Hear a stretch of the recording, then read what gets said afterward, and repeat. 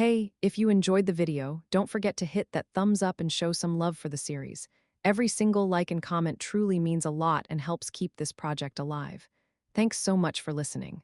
Chapter 401. Let us love, 170 times. The exact number he had forgotten came out of her mouth. That's the number of times you attacked my mother and the leaders of our race in front of my eyes. To be exact, it was a number he didn't even remember. From one point, death became nothing but an act of repetition which he didn't bother remembering. 169 times, that's the number of times you died.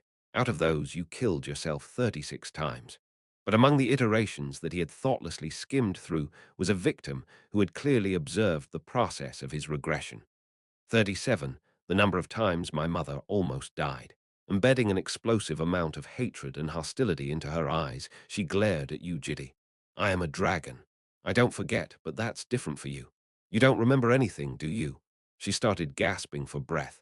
Sealing her mouth shut, she clenched her small hands into fists and closed her eyes to withstand the dense fog of hatred. Huck, huck, kook. After somehow collecting her breath, she opened her eyes again. That's always how it is for the assailant. Would this be how it feels for his brain to melt away? Yu Jitae was feeling that something had already gone irreversibly wrong. He still didn't think his actions were wrong even at this point. He had done it out of necessity, but that did not change the fact that the child of the dragon he had killed was cursing in front of him. While he was clenching his teeth and stopping his breath at the face of the unbelievable reality, she continued speaking. It was very strange. Back then, we were already in a very vulnerable state because of the strife with other sovereigns, and there were fights happening between us. My mother moved the entire world into a visible place with conceptualization and shaped it into a human palace. It was to avoid their eyes. The girl still remembered that day. After several short gasps, her eyes turned blurry as they gazed into the distant past. That day was the same as every other day after a strict education and training. I was complaining to my mum. It's too stressful. It's too painful because my ribs were all shattered and dangling. I cursed at her. Why did you give birth to me if you were going to do this? But she suddenly got up in a hurry. I became more mad because I thought she was trying to hit me. But no. My mum led me and my sister somewhere hand in hand, and I was surprised. It was my first time seeing her look so frightened. That was when something exploded outside the palace. Back then, we were preparing for a war against other sovereigns, and there were about 20 black dragons protecting the palace. Her gaze turned blurry. All those unforgettable moments came back to her as complete memories. I heard screams outside. The palace was shaking from loud explosions. My mum shouted and sent someone off. My sister started to cry, so I hugged her. Someone died outside, to something extremely dangerous. Yu Jitae knew who that something was without even needing to hear it from her. Even though memories of those moments were hazy, he could still remember what he himself had done. My mum pushed me and my sister to the non-providential world, behind the throne. There was an alternate dimension opened beforehand. Because my sister belonged to the providential world, she was tied to the timeline, but I wasn't. Mum said to me, memory transferation unique to the black race flooded unedited memories into his head. Stay here. Do not ever come out. Lugiathan's expression tainted with fear. Mum will be all right, so never come out. Okay. And her endlessly quivering voice was vividly conveyed to him. My mum then covered the dimension with a veil. She didn't know how great her daughter was. She didn't expect me to rip that veil. She continued while gazing into Yu Jitae's eyes. A man carrying a sword came into the palace. Seemingly with a lump in her throat, she started off slow. Through the tear in the veil, the light purple eyes of the small girl saw something she shouldn't have. Mum was attacked by that man. All my uncles and aunties were being killed by the man, but my mum retaliated fiercely. She was still the head of a dragon race. So, in the end, the conceptualized palace crumbled and the man was bisected. It was quite shocking to me, because all of my precious uncles and aunties had been killed. But that wasn't the end. The moment the man died, the world regressed to its original point in time. Soon, the world flipped upside down. My aunties and uncles came back to life. The shattered building rebuilt itself, and the man came back carrying a sword. Unfortunately, the time she entered the non-providential world was too close to the man's assault. That specific point in time, when the girl entered the non-providential world primal time, became the starting point of her perception of the regression. and she was forced to watch the man constantly break through the palace. Next, Mum lost her legs. After that, she struggled in pain from a stab to her stomach. And later, the fight ended with her arms amputated. Time flew back, and my mum repeatedly returned to the mum I knew. But without even skipping a single time, she bit her lips. That man came to kill my mum. One time, she had to crawl with her legs cut off. One time, she bled from her dugout eyes as she cried in pain. And one time, her heart was gouged out as she was stuck in a corner, being stabbed on repeat for a few hours. As time repeated 170 times, there was one baby dragon who had to watch all that happened without ever turning away from it. Mum didn't die when she was decapitated, and didn't die even when her heart was stabbed. It was because the source of her life was in fact embedded in a different part of her body. Can you guess where that was? She gave a wide smile despite the melancholic look on her face. When the crushed fang was revealed by the smile, Yu Jitae was frozen stiff. Mum died, and the man left, but I stayed there crying after a few years.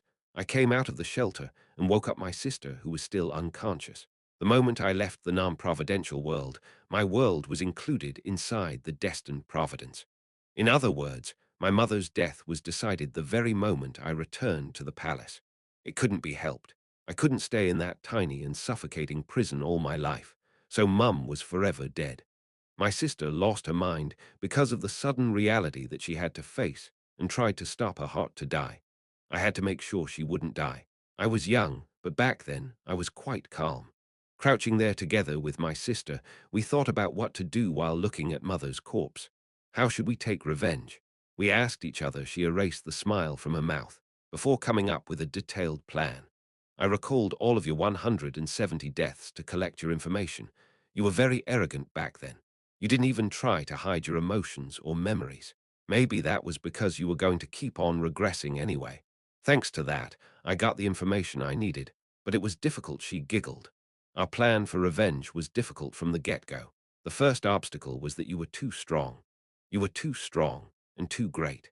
I saw from your memory fragments that you had killed sovereigns several times. Even though I learned a lot of amazing spells, I had no idea how I was supposed to kill you. I realized I would not be able to create any risk to your life in the first place, because no matter how strong I became, it would be impossible for me to overwhelm you to death. That wasn't the only problem. The second obstacle was that, funnily enough, you were wishing for death. Later, I realized that too was because of dragons, but so what? That didn't matter in the slightest. What was important was that you, who I wanted to kill, wanted to die. Even if I do fully kill you, that is nothing but achieving your objective in your stead. Is listening to the opponent's request a revenge? I didn't think so, at least. So killing you was meaningless. Lifting her hands, she showed off her palms. Then what should I do to take revenge against you? It's hard even when you think about it right. But when I calmly pondered about it, I did find a method. With a gaze surging with sin and a set of movements filled with hatred, she continued with an assured voice. Because you wanted to die, I had to make you want to live. And because I couldn't kill you even when you wanted to live, I simply had to take what you considered precious. Fortunately, I was like my mother and could drag out a strong emotion from others. That is, including love. She used one of her hands to caress her own cheeks, while using her other hand to grab and knead her breasts. For that, I had to give my body to my nemesis who killed my mother, biting her lips. She continued. Although that was distressing, I was still willing to do it. My mum was everything to me. She was the world. Using my body to take revenge on the one who destroyed my world was nothing. But that wasn't the end either. Somehow, you could look at the depths of someone's feelings, and I realized that was because of those fickle eyes of yours.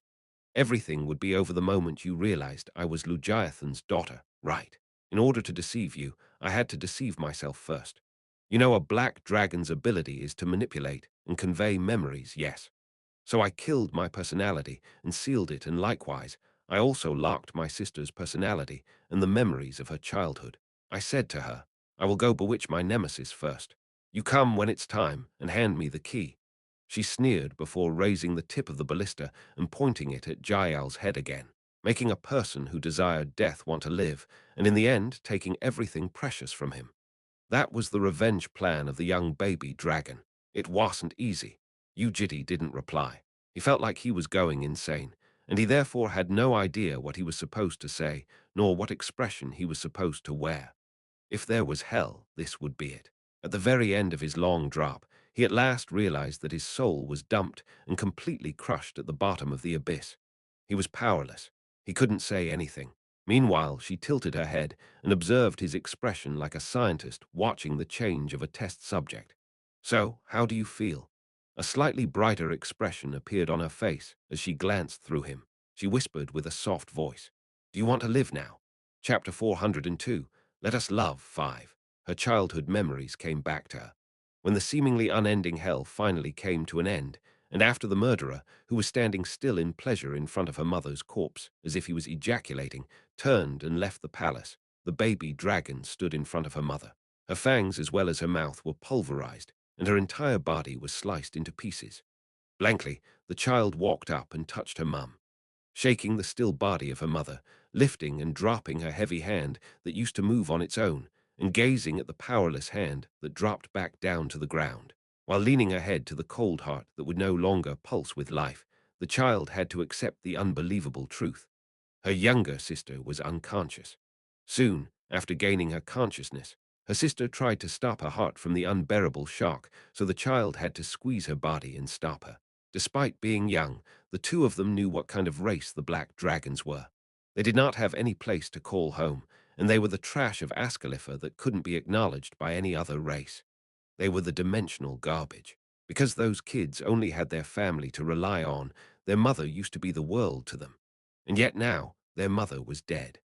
After a long and violent fight, the older sister suppressed her younger sister from above and shouted at her, "Why would you kill yourself? Is everything over if we die? Even if we do die, we have to take our revenge before that." Because she was still crude with words and sloppy with expressions, she couldn't properly convey her deathly despair, but there was another method. Their minds became one as thoughts were connected. The young dragon conveyed her thoughts to her younger sister. "If you can't do it with your own hands, then help me achieve our revenge. Make a vow, on Mum's corpse, that we will definitely avenge her death." Hearing the shout of her older sister, who always used to speak softly, the younger dragon widened her eyes and held back her tears. "Do it." Like that, the hatchlings made a pledge. The dimension where their residential palace was located was very close to primal time.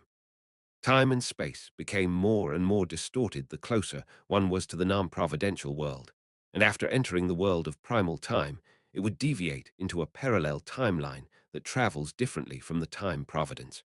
The older sister calculated in her head. It would create a difference of roughly 500 years for her to leave this place and arrive at Earth. Even though the murderer had jumped through the restrictions of time using the power of a certain transcendent authority, the baby dragons did not have such a power.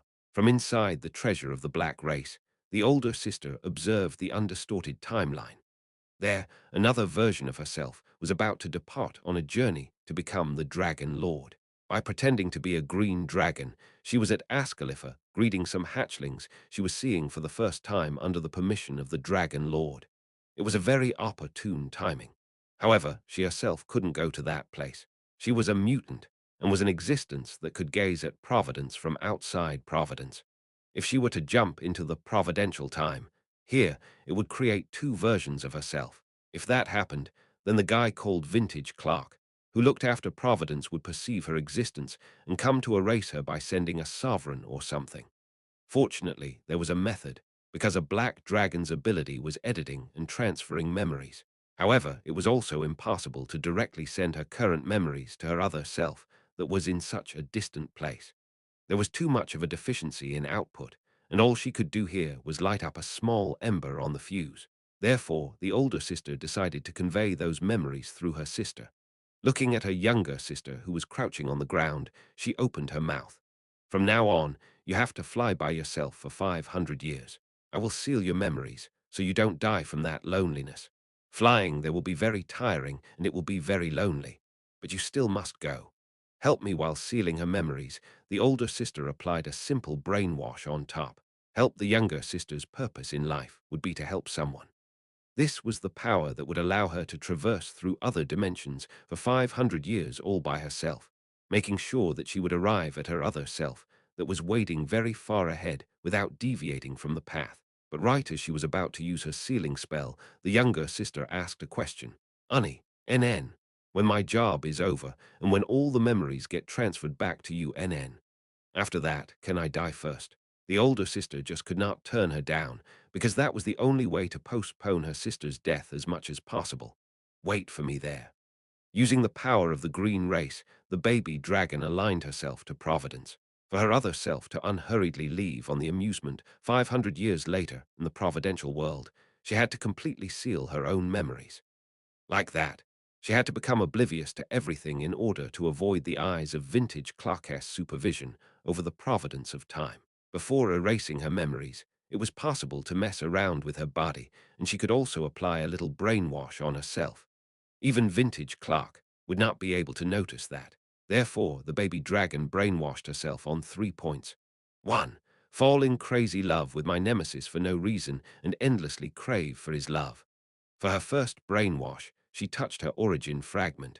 After 500 years, she would probably leave on an amusement while pretending to be a hatchling all over again, and she was going to make preparations for that beforehand. Fortunately, there was a tool among the treasures of the black race that allowed her to manipulate the origin fragment. 2. Intrude deeply into my nemesis, shake his heart, and make him hold romantic feelings for myself. She set up a few devices for her second brainwash. The opponent was fundamentally a human and a male. The young dragon prepared various things that could allow her to shake a male's heart. Firstly, she edited the basic settings of her polymorph. Her face, that was already pretty among dragons, thanks to her taking after her mother, became even more attractive. The lines going down her white neck to her collarbones, the beautiful form of breasts, and the slender waist, as well as the appealing hip line, were all modified to be even prettier. Her white and tiny hands and feet were carved into more beautiful shapes. She then formed ample muscles, glossy hair, and soft skin. After that, she learned how to speak with a wonderful and refreshing voice, and made her body emanate a fragrance that could shake an existence's heart. Since she could use the abilities of both races at her free will, she disguised that fragrance under the scent of nature and made it natural. Also, she tried to hold a warm heart that could soothe others.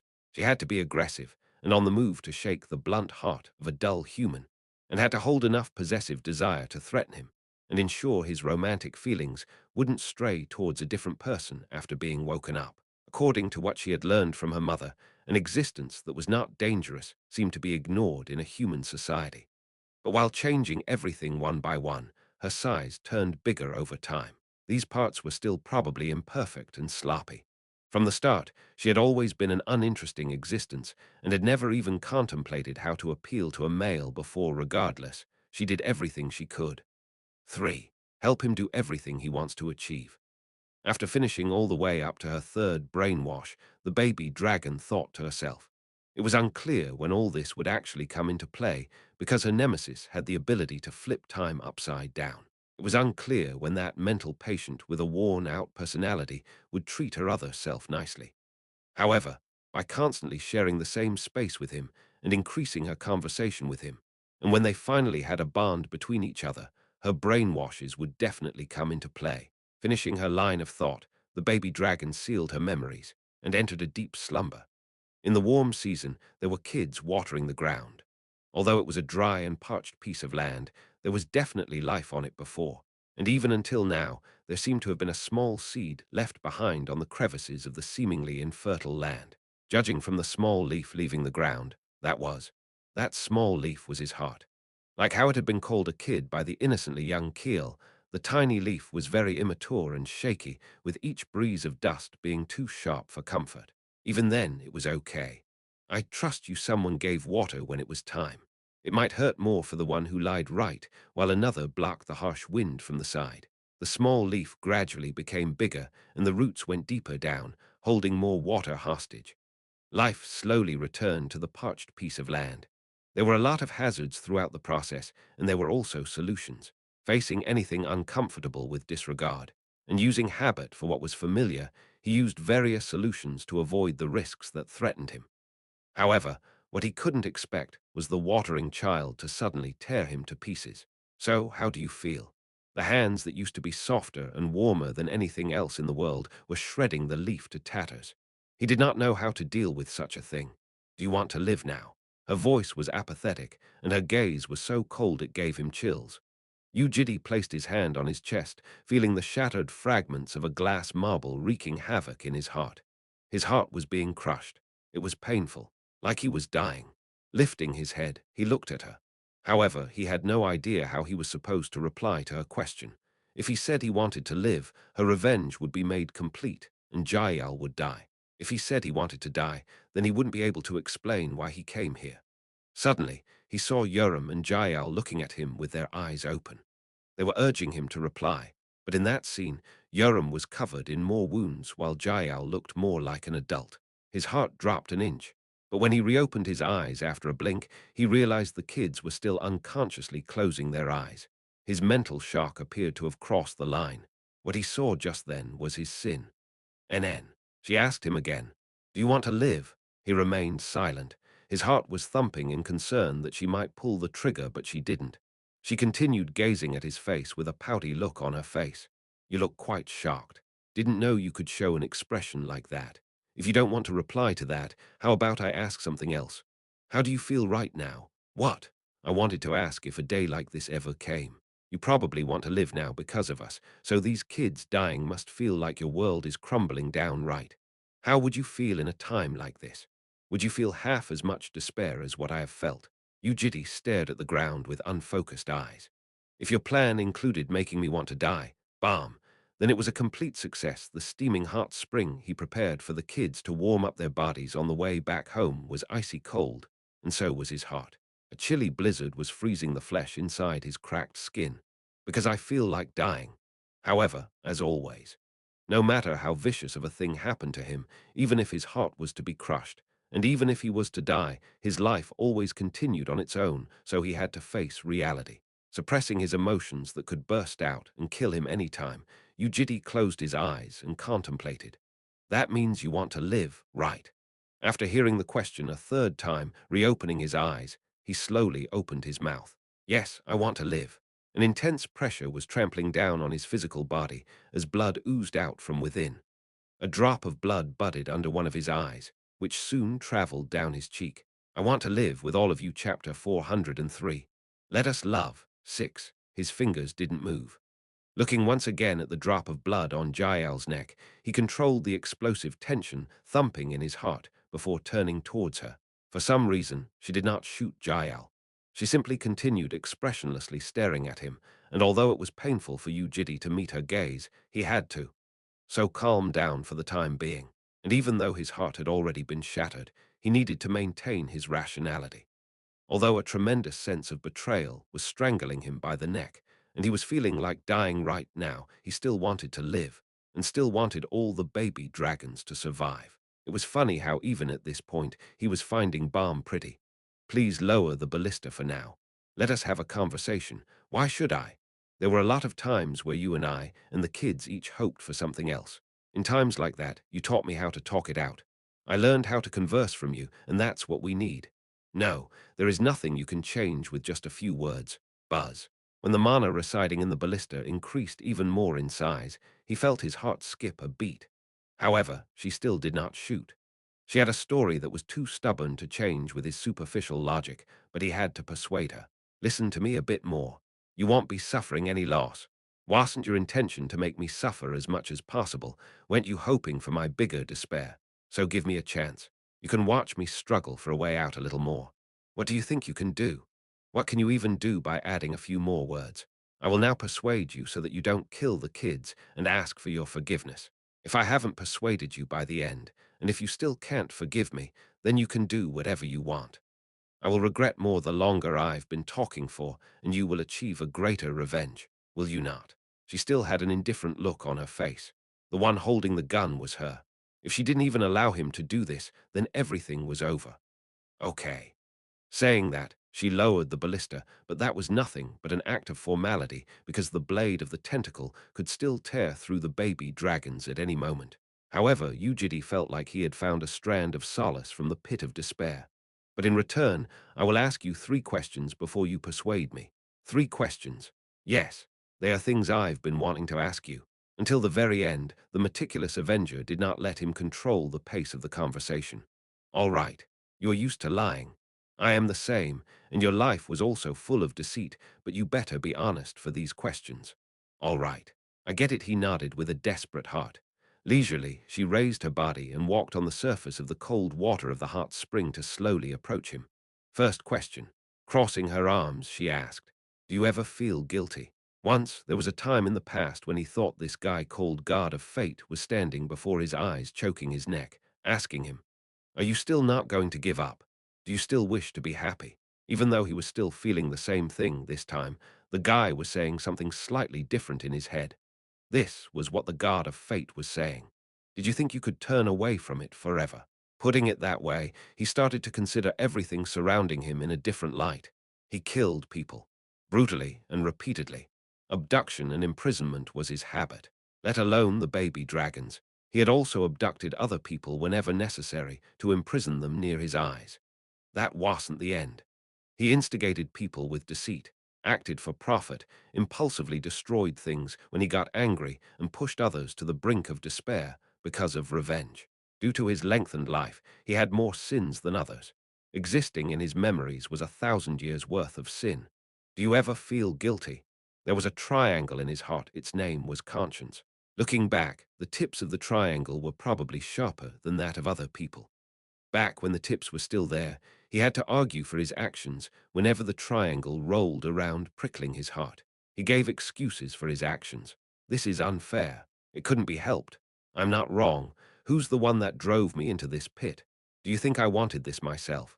By constantly reminding himself of his position, he escaped from responsibility. It was a fairly decent method. Blaming other people allowed him to stay reasonable. However, when the tips weathered away, he gave up on coming up with excuses. If he was a wiser and a more virtuous person, things might have been different. He would have gained a lot of things without stealing from others, and would have become stronger without killing people. In the end, it was because he, the subject of the regression, was such a miserable and lacking person that he had to rely on such a method. After admitting that fact, there was no longer a need to be conscious of it. Sin later became a convenient tool for him.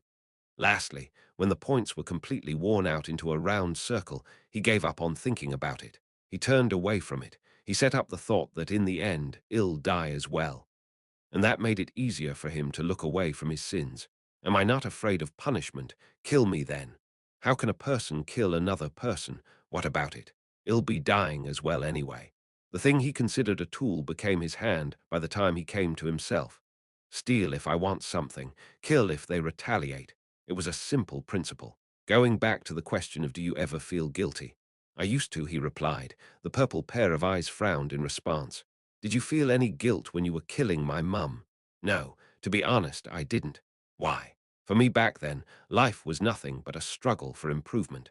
I was buried in the real world to accomplish my dream. I became insensitive to the repeated misdeeds, and I had no leisure to feel any sense of guilt."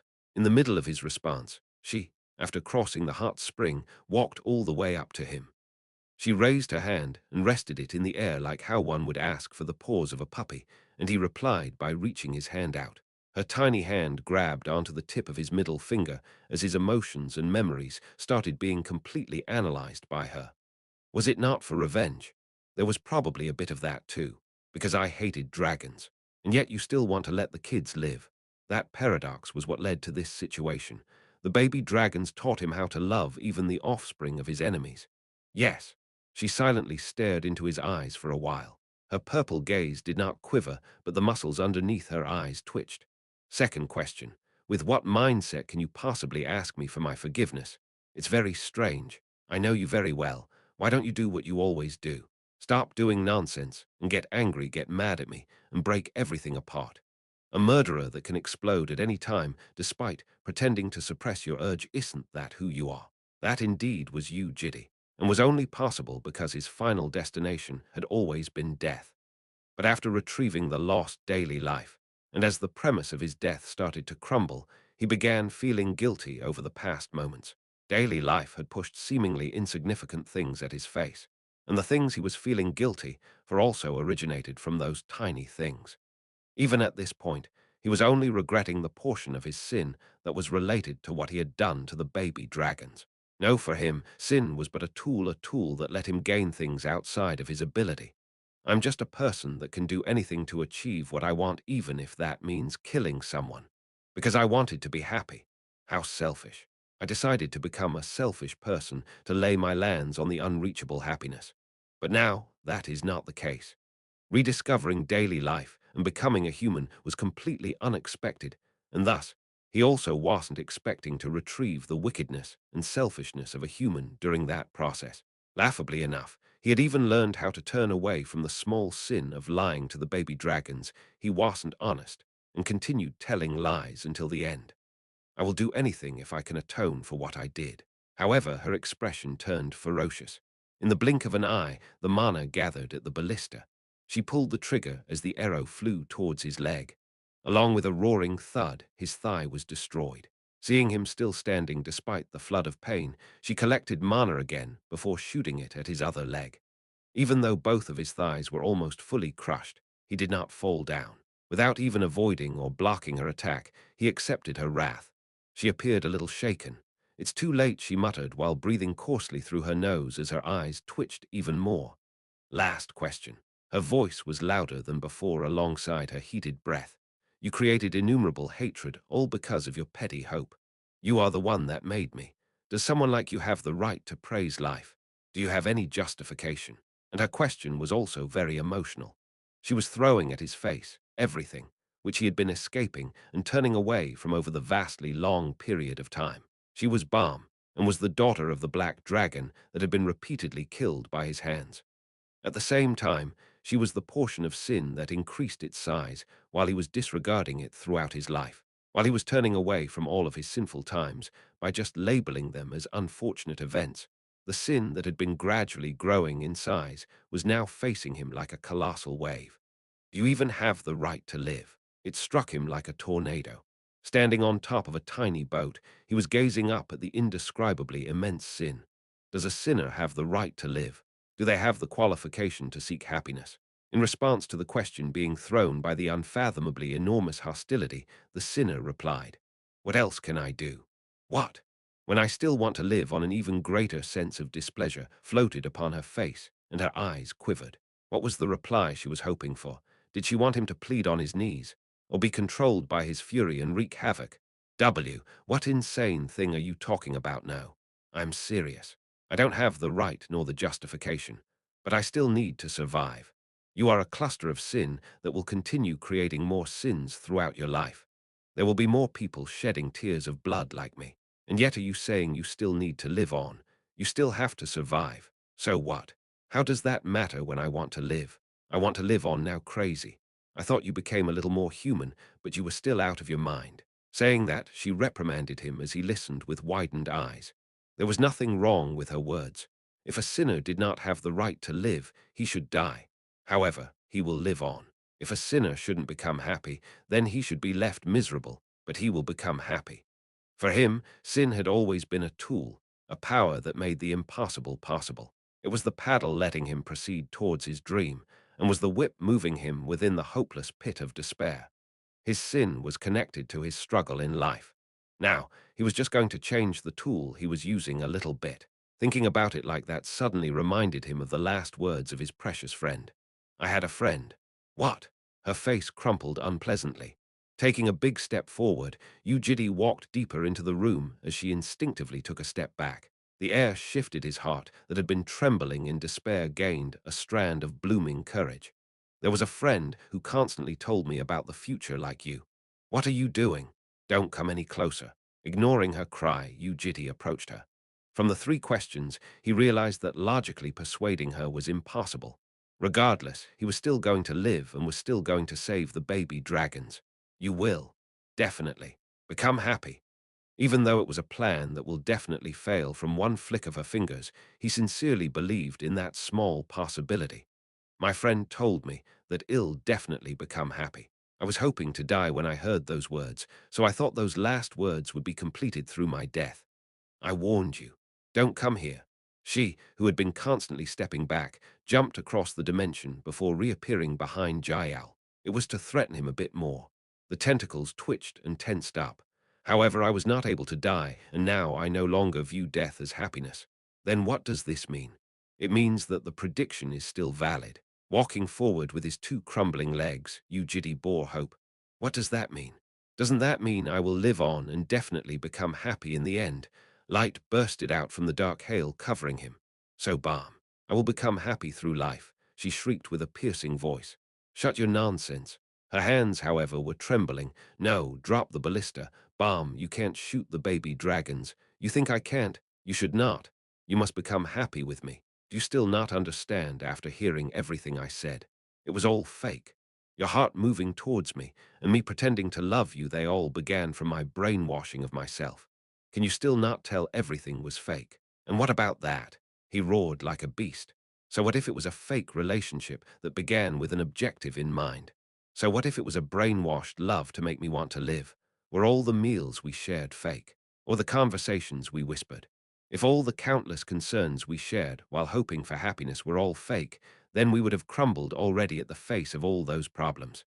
Tell me, which of those was fake? That changed who I am and made me want to live and breathe. Your deceit led me to truth. You are the one that made me want to live. I was like that, so would you be any different? That was what he wanted to believe in, at the very least. Her eyes widened into circles as Yu Jitae shouted at her. I will keep my word. I will now give you anything you wish for to atone for what I did. If you need to become the Dragon Lord of Ascalipha for the betterment of your race, then I will help you. If you can't trust me, I will live forever in doubt. That is fine. He shouted to become happy. It was fine no matter what method he used. He had to persuade her, using the same method that persuaded him and turned him away from death. After you complete all those desires, and if I've managed to atone for my sins, if there is even a sliver of a possibility that you forgive me, then balm, let us live together. When that time comes, there was a word at the tip of his tongue.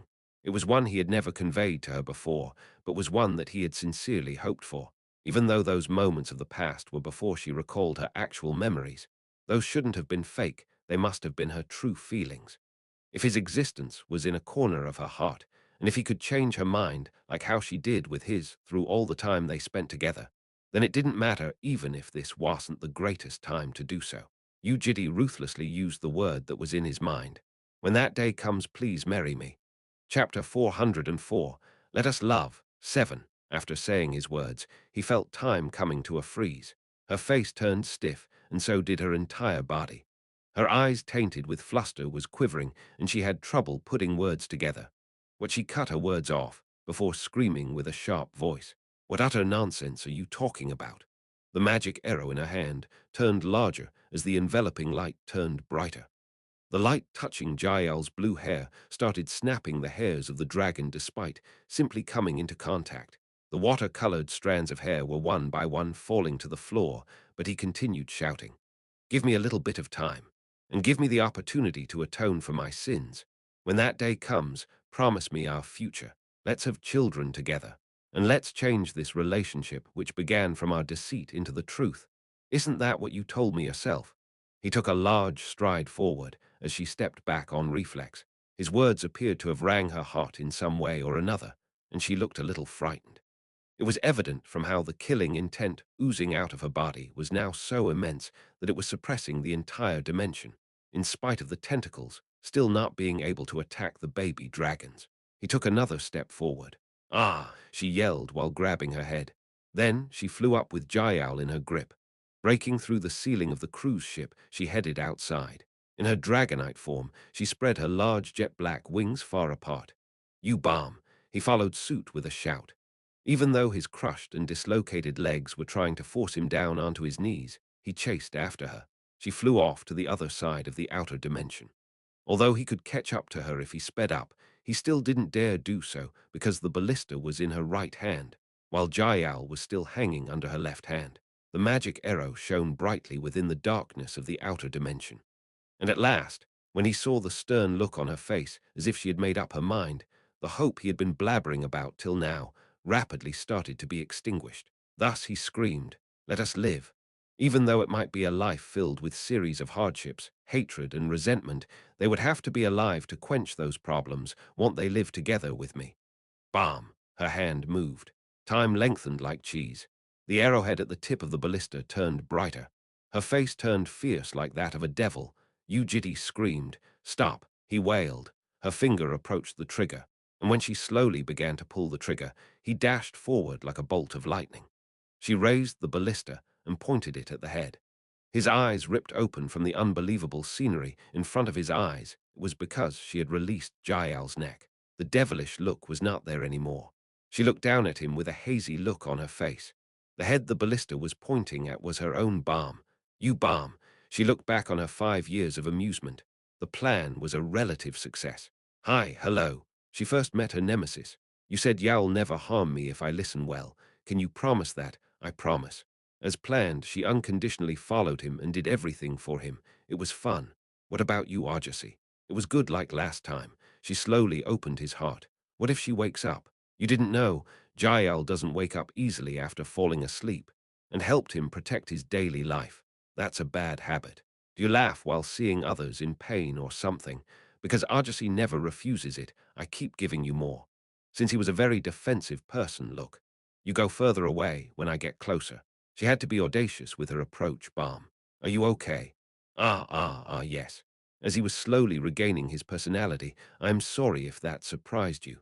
I was trying to make it feel like something big was about to happen, but it must have been over the top. And no, I am really fine. She endlessly threw him new situations and new emotions. Do you find me burdensome, Argosy? No.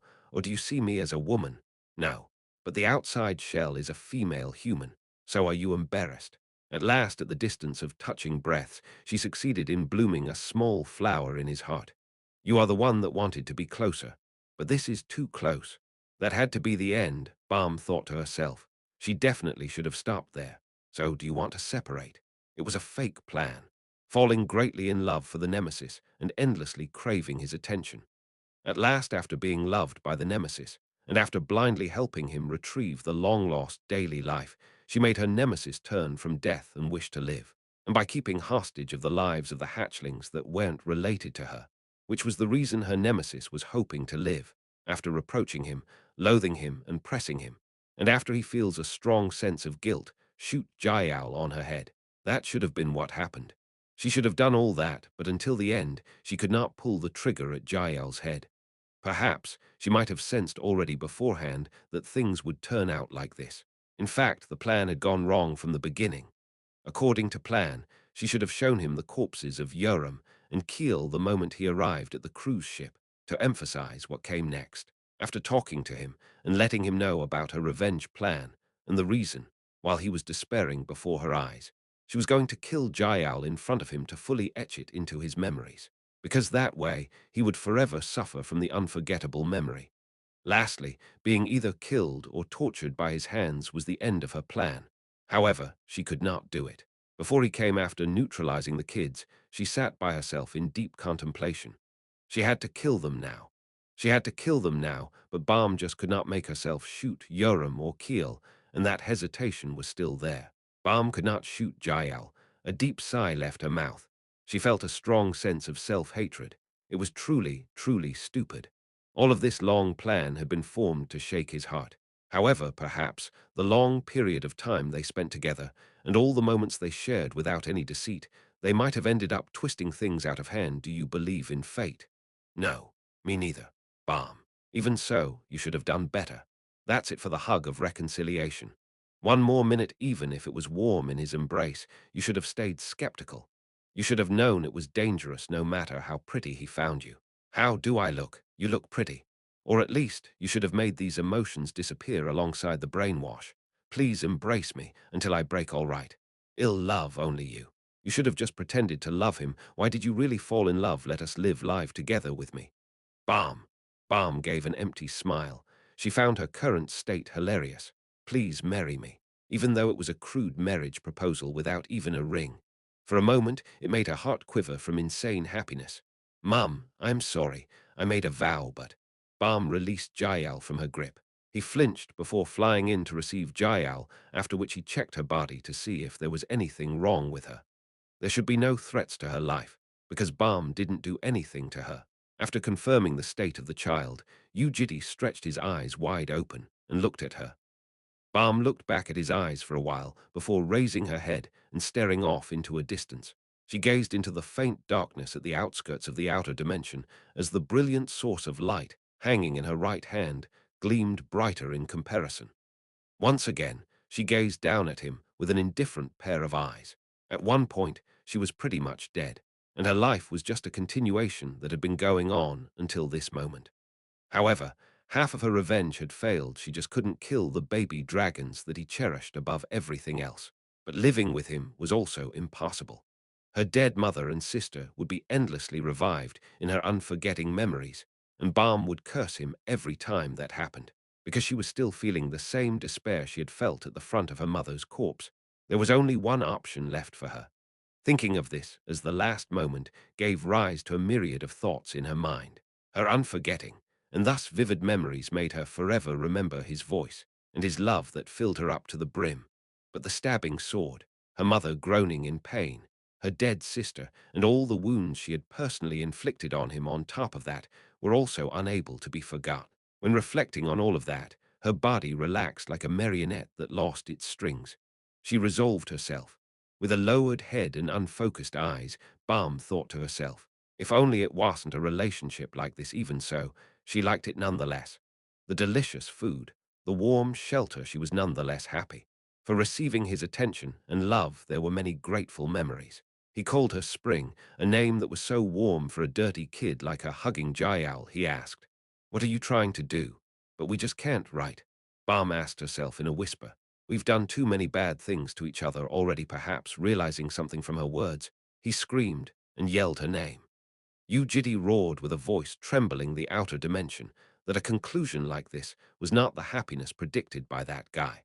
However, Balm collected her heart while staring into the distance, because she felt like looking into his eyes would sway her determination, because it could crush the vow she made in front of her mother's corpse, and because it might make her want to live. She wasn't confident in being as mature as him, no matter how many thousands of years she was to live. Unlike him, she wasn't sure she could live while accepting all those sins and hatred. Even so, he was trying to stop her, was accepting her mistakes, and even asked for a marriage.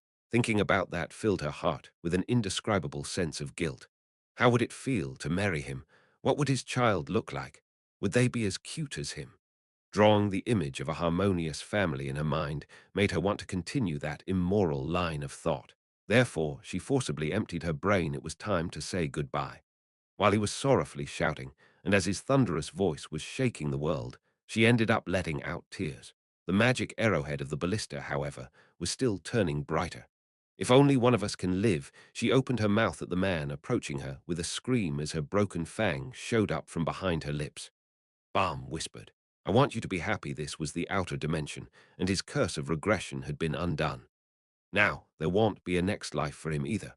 But if we do meet again in our next life, then, in a world without scars, then, just one more time, let us love. And the authority, key X, has confirmed the met requirements of an emotion. Filled emotion. Sorrow. The authority, key X, states that the obelisk of sorrow, located at the basement of Vintage Clark, has been cast with light. With this, all the 11 obelisks have been cast with light. A strange light permeating out of the basement of Vintage Clark fills the Vintage Clark's workshop. You have been granted a restrictive transcendent authority. Chapter 407. Epilogue. Yu Jitae. Constellation 3. He followed the protector out of the banquet hall. Walking down a narrow and dark corridor, they soon came across a room with a faint light. Even though the palace was small, wasn't this still too close? While thinking that, he stopped in his tracks for a bit. He tidied up his clothes and organized his hair again. "You seem quite concerned about your appearance for a mage. Stay here. I will come back after asking young Miss her opinion."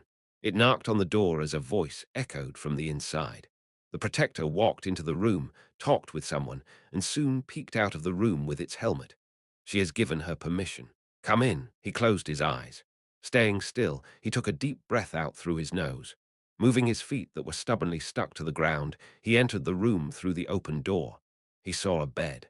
On the bed, he also saw a girl, and he also saw innumerable chains going out of the girl's body. One end of the chains was connected into other dimensions, while the other ends were locking her body.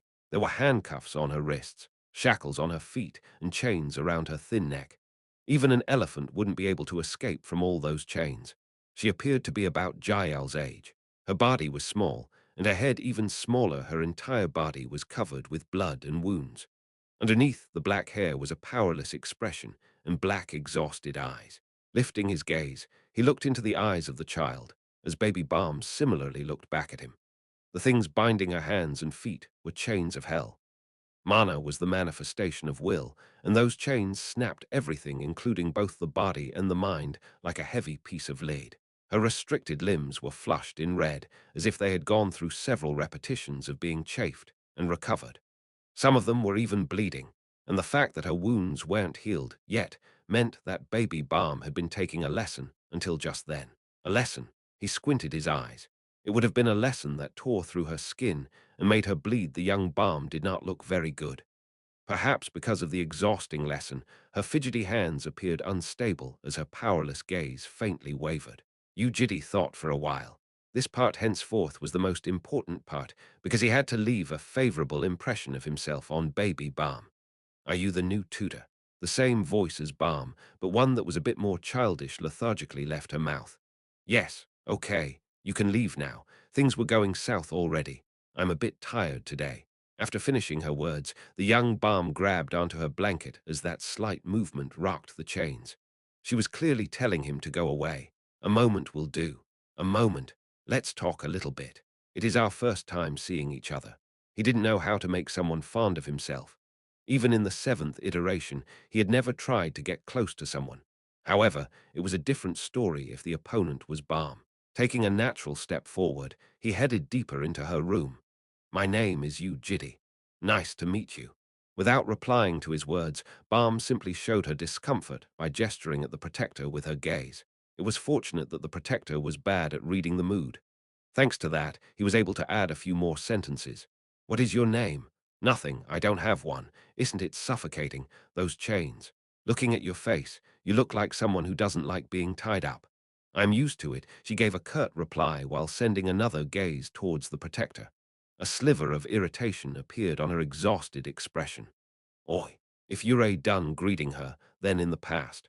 When the protector tried to pull him out, he stopped it with his hands and continued his words. I had a friend that looked exactly the same as you. She traveled anywhere she wanted to go, met new people, and had delicious food. What? She said it was more boring and meaningless than what she expected. However, the reason traveling is fun is because you come across events that are totally out of your expectation. That was the same for her. She coincidentally met someone. Oi, mage, don't you hear me telling you to come out? The protector strengthened its grip, and this time it was fairly threatening. Since it would seem strange to hold his ground here, he obediently let it pull him. It was then. And then. Good. She took the bait. What Balm wanted the most was freedom. She wanted freedom so much, so that she had gone across the globe by herself, despite the strong brainwash of loving Yu Jitae. It was the same for baby Balm in front of his eyes. Flicking off the protector's hand, he said to her, It's quite a long story. Baby Balm wasn't fully into it yet. She touched the blanket above her knees with the same lethargic look on her face. I'll chase you out if it's boring, she said while sending a gaze at the protector. KRRK. Being someone that was bad at reading the mood, the protector did not understand what she meant, so the young Balm voiced out her command. You can stay outside. He didn't have much time. There was around 5 to 6 hours left, until Yu Jitae of the sixth iteration would show himself. He had to fully gain her favor by then. Something that he definitely had to admit was that he was slightly weaker than Yu Jitae of the sixth iteration. If his strength was 100, and if that was the limit of an existence, then he would currently be at around 99. It was because through the events like the fight against Mayu and his massacre of the judges, he had permanently used up a portion of the killing intent he had gathered. The difference of one was definitely nothing to scoff at because there were no variables in a fight among transcendent powers. However, he did have an upper hand in one aspect, and that was the difference in information. He knew exactly who Yu Jitae of the sixth iteration was, as well as how he went into a fight. So to keep that advantage, he had to make sure Yu Jitae of the sixth iteration wouldn't be able to identify him perfectly at one glance. In order to do so, he needed a great artifact that could deceive Yu Jitae, by allowing him to hide the attributes of his mana and change his external appearance. Fortunately, there was a treasure among the black dragon race that perfectly fit the description. Nigh Perfect Truth, it was a laughable name. A nigh perfect truth, in the end, still meant it was false. In any case, he had to befriend Baby Balm and obtain the nigh perfect truth, which would probably be at the treasury of the Black Dragons. That was why he was talking to her about this, and that for almost 20 minutes. A novel almost became a movie. What's a movie? It's something similar to a memory crystal. It shows dreamy images that are exactly the same as reality to a lot of people. Do they watch it a lot? They do. Tens of millions of people around the whole world watch them. Millions. Baby Balm tried to envision it in her head, but ended up shaking her head. I don't know. That's too big of a number. He then talked about the events that had happened to Balm, which had shaken Balm's heart the most. To the young Balm, who was locked in the palace and constantly educated ever since her birth, freedom was like sugar. Her eyes were glistening throughout the story. It's probably not the same here, but usually there are seasons in a dimension. Spring Balm is a season of warm breezes and blooming flowers. I know what a flower is. Saying that, Baby Balm took out a black flower from somewhere and showed it to him. He recognized the flower. It was a wyvernip. What flower is that? He asked. It's the sleeping assistant of our race. A sleeping assistant. When it hurts a lot, you can take a deep breath of this and go to sleep at once. Wyvernip had been especially more effective against Balm compared to Keel and Yoram. That was why, unlike the two kids that constantly tried to smell the flower, Balm refused to smell it after doing it once because of how potent it was.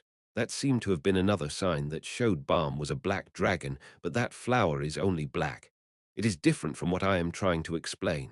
What do you mean? Flowers are black. I don't think so. This was an opportunity. Thinking that, Yu Jitae stretched his hand out to the young Balm. Her tiny eyes deeply stared at his hand, as if she was still somewhat disinclined. Hold it. I'll show you the types of flowers I saw. After a short hesitation, the young Balm carefully took her index finger and placed it gently above his middle finger. Yu Jitae recalled the garden of flowers that he saw on a certain trip with the baby, Dragons the place, where he considered himself as a horrendous sculpture that did not suit the scenery. Flowers of all sorts of colors seeped into the head of Baby Balm. This time the sugar was a little sweeter. It should be as fragrant as a candy. You're right. That's interesting. However, the young Balm's reaction was different from what he expected. Even though it didn't seem like she was being sarcastic, she didn't seem too interested either. He wondered if this was the wrong choice. Thank you.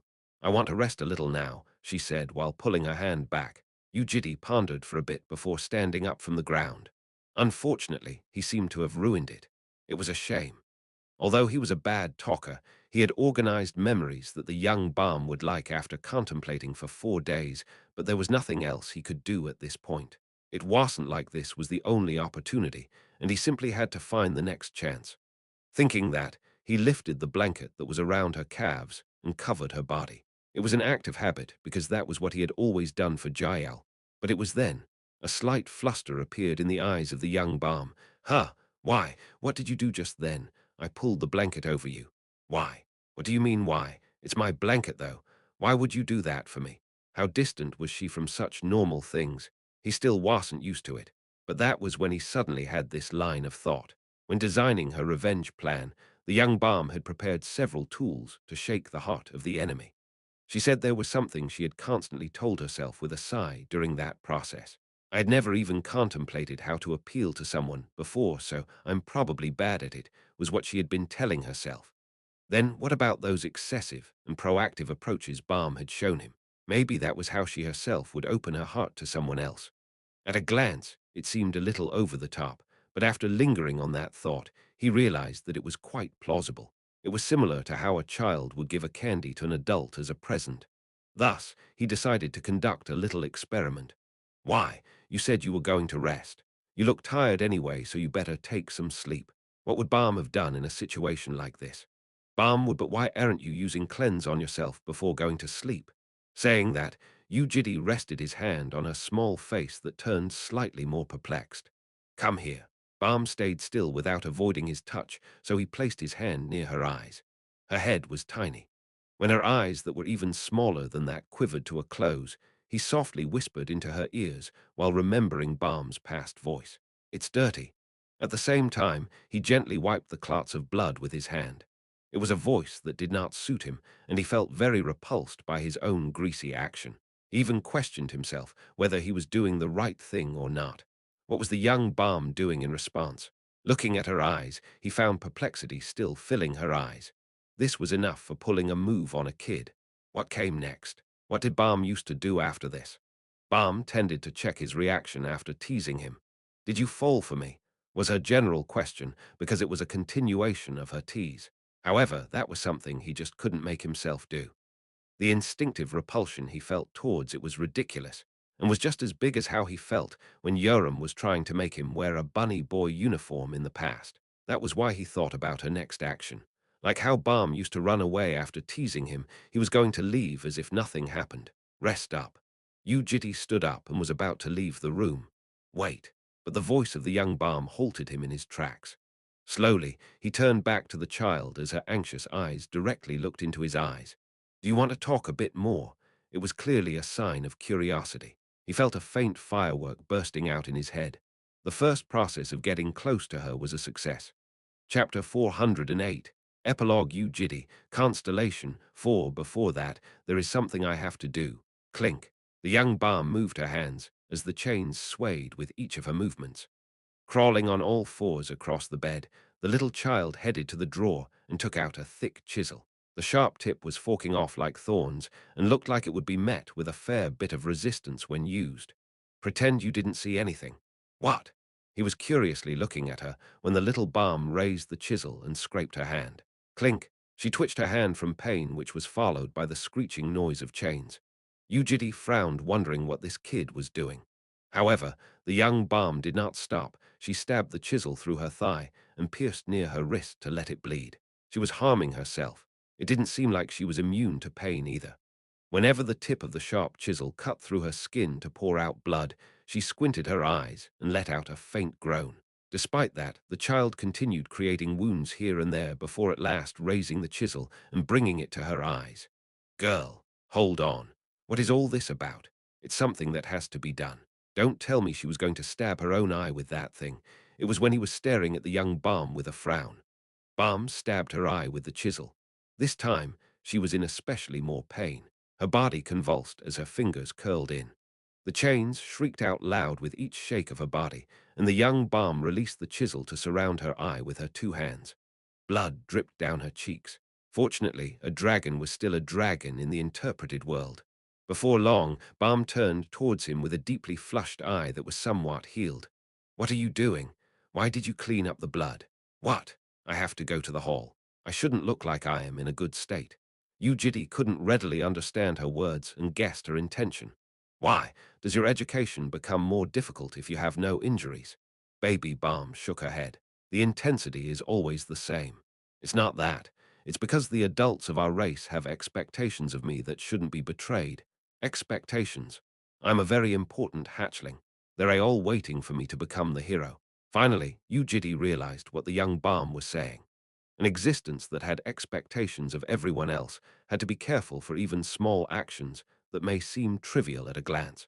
A little bit of a difference, and the one seeing her would either see hope or despair on their own accord. I need to train hard to become a hero. There has to be evidence of my injury if I train hard, so it's better for me if I have bloodstains.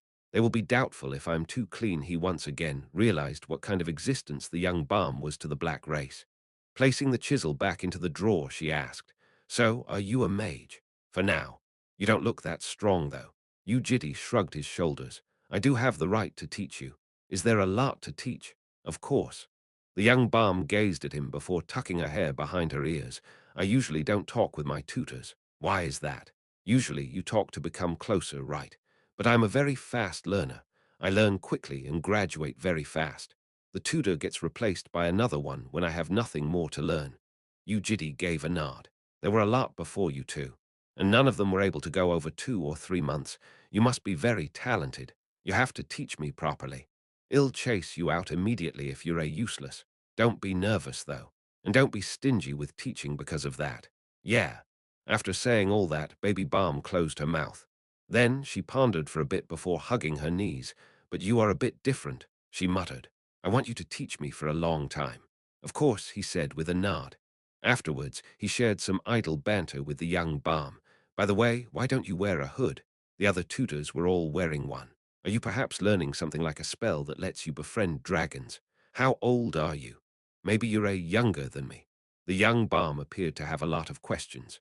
After starting to talk once, she continued throwing him questions, so the conversation was very one-sided.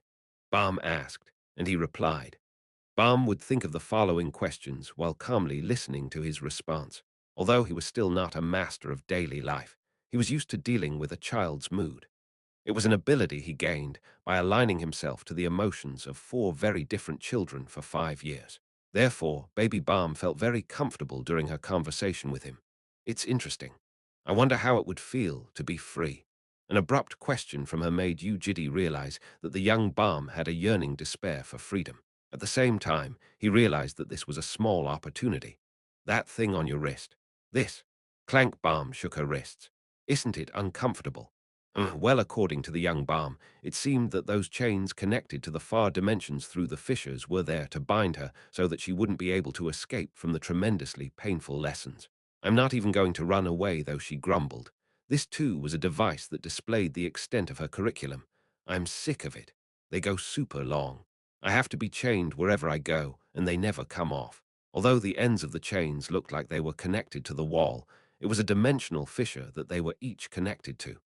Because of that, Baby Balm always had to be accompanied by those chains and those fissures wherever she went, in addition to being restricted from going too far. Can I have a look? Why? He laid his hand on the chains of hell that were connected to the handcuff locking her hands. Since he had been using chains of hell for dozens of years, he was able to untangle and reattach them without leaving any trace behind. No one got rid of these for you before, have they? NN. My mum's the one who arranged it, so who would dare do that? Chains that had never been untied ever since her birth, that would stay that way for a long time. When Yu Jitae touched it, a miracle started to happen.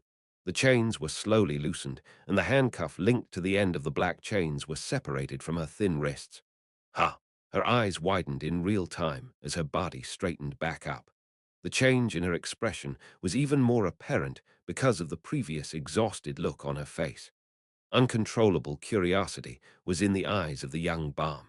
How did you do that? It's a secret.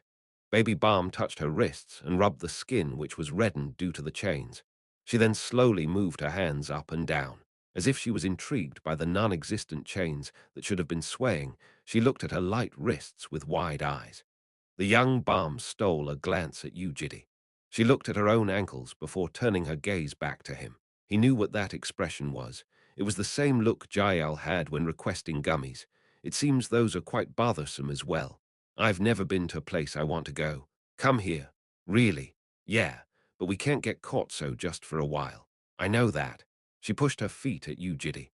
As expected, because of the shackles that were constantly holding onto her ankles, her skin was always chafed red and was unable to be fully recovered. His hand slowly headed to the ankles of the child as her eyes slowly widened in hope. In her life ever since her birth, she had never been to a place she wanted to go. The restrictions that had been confining her were about to be released by Yu Jitae's fingers, but it was then. Young miss, it is time to go to the banquet hall. Ah, N. A voice echoed from outside. With a flinch, Balm shouted while glancing at the door. Then she pushed her wrists forward at him as the voice echoed again from outside, young miss. Balm hurriedly replied, I know, I'm going soon, before whispering to him, hurry up and tie me again. Please, it was a short escape from reality, but that short amount of time was enough to frighten the young Balm. Even though he found her pitiful, he still applied the chains back on her wrists. Now it was time for that incident to occur. Beneath the dark sky, the land was achromatic despite the shed of light. A man stepped foot on the distorted desert path with deviated time and no sign of life. He had been wandering for a while and at last came across a meaningful building at the end of the desert. Standing quietly, the man indifferently gazed at the building, the palace. It was definitely this smell.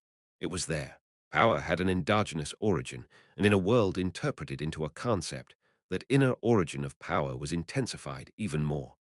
So although he could sense that someone was nearing the palace, Yu Jitae could not find any evidence to support his claim, but occasionally looking outside the banquet hall, he felt a peculiar sense of déjà vu. There were relatively large stars embroidered on the jet-black night sky. Even before the interpretation, the background was probably as dark as this when he was destroying this palace. Say hello, this is my new tutor.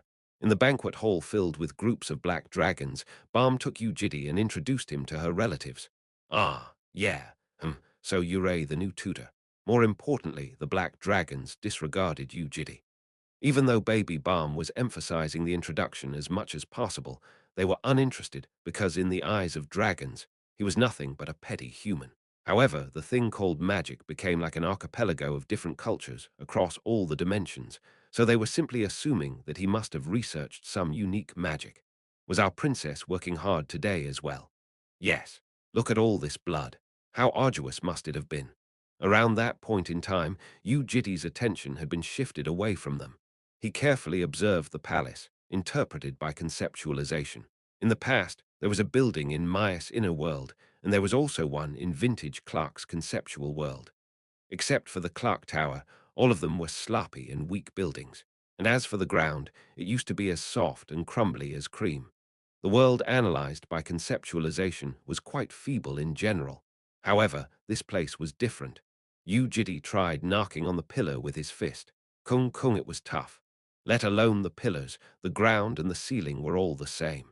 As if the entire building was made of actual cement, it was very tough. Why is this the case? You don't remember anything, do you? That's always how it is for the assailant. Balm was right. Since he didn't assign much importance to his crimes, he had easily forgotten about those trivial matters. In truth, he couldn't remember anything on whether this palace had a unique power or not. Kung Kung, in any case, this building was very tough. It was to the point that if a black dragon was to ram its head into the pillar, it would be the head of the dragon that breaks instead of this building, even though it was obvious in the real world that the head would be the one breaking when driven into a rocky wall. It was not obvious in the slightest in a world interpreted by conceptualization. Raising his head, he looked at the vast interior of the palace and came to a conclusion. This palace was one huge weapon. Say hi. He's my new tutor. That was when Balm introduced Yu Jitae to a group of kids. Unlike the adult dragons, the baby dragons waved their hands at him with a smile. Is he a human? One of them asked. Yeah, he's a human. Interesting, he looks super weak. But it's okay. Yao'll be safe with us. Right, my mum is super strong, you know. Hee hee. They chuckled out loud, but on the other hand, there was someone who frowned from the introduction. Say hi. She's my little sister and he's my tutor. What happened? You're introducing someone that's going to disappear soon, Mayu jeered. He's probably going to last longer. How funny. Weren't you always hiding the other tutors from me because you didn't want to show them to me? Well, that's because you keep on whatever. So noisy. Mayu showed her tongue before turning around with a flick. Balm pouted a little. You know what? Ignore her when she talks to you. Why? She keeps on going up to my tutors and acts cute with them, telling them to play with her instead back when he didn't know Balm was a black dragon. She told him that she had a doll stolen by her younger sister. The young Balm glared at Mayu. However, it didn't seem too serious or anything and looked like a small strife between kids. Their eyes met when Mayu turned around, but Mayu flicked her head away with a HMPH. In response, Balm also scoffed and grumbled in a voice loud enough to reach her. I don't like her. Why? You should be nice to your sister. She's very weird. I don't like her. So don't be too close to her, okay? Yu Jitae nodded back. Sure. Until then, the banquet hall looked very peaceful.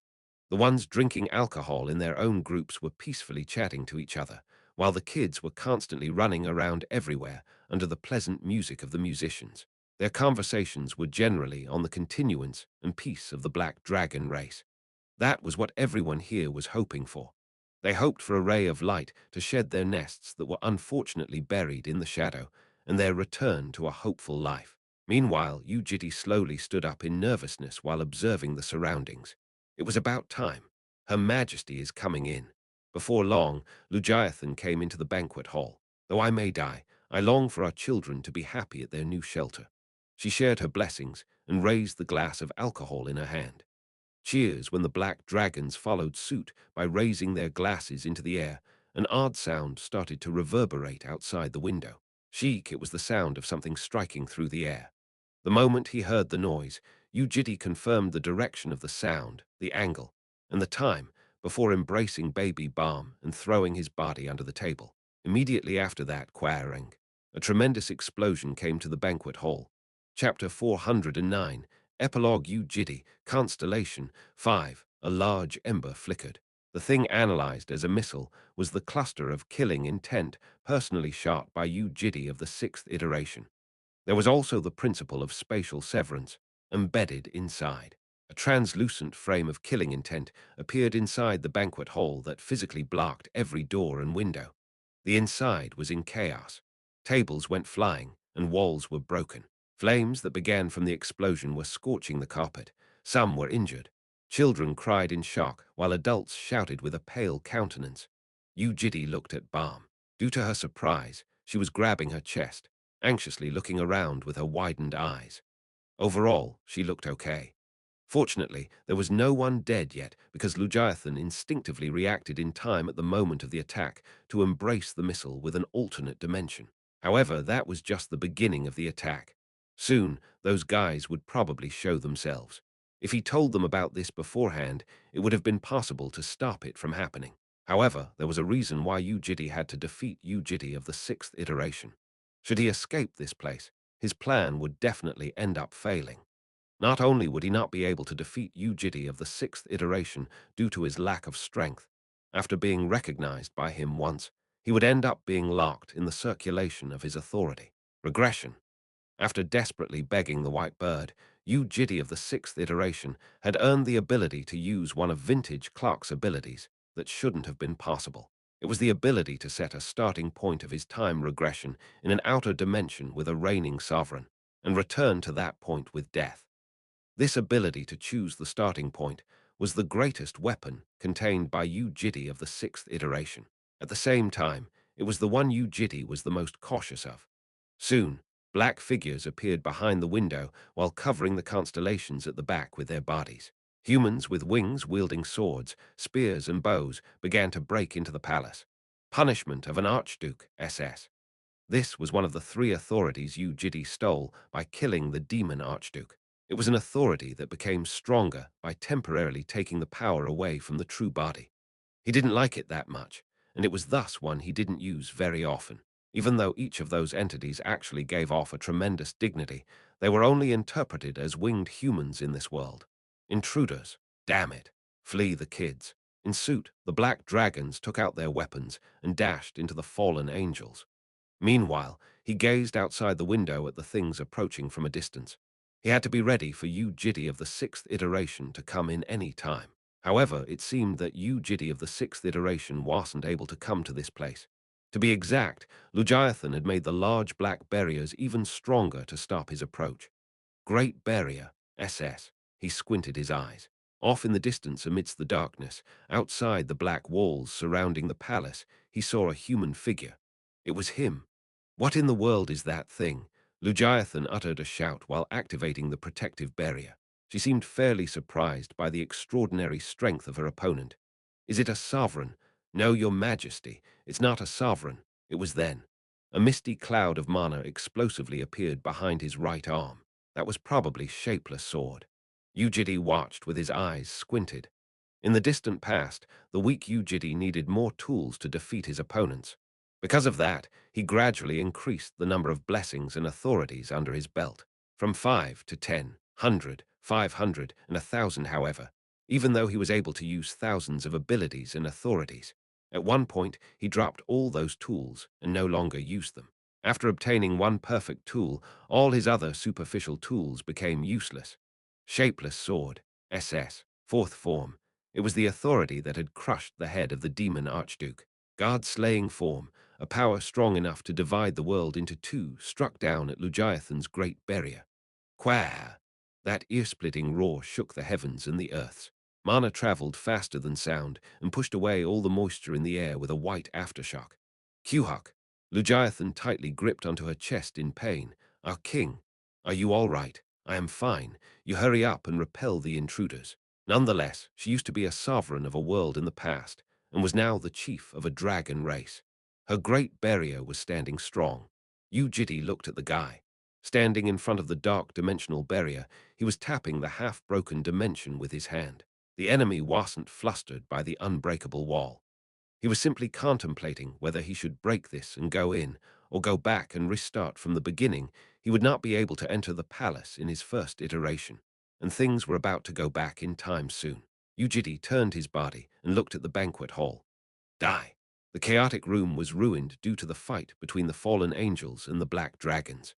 In the conceptual world, he could see black flames trying to devour the fallen angels, while a spearhead followed the sharp wind to stab one of the arms of a black dragon. Screams, furious shouts, commands, tears.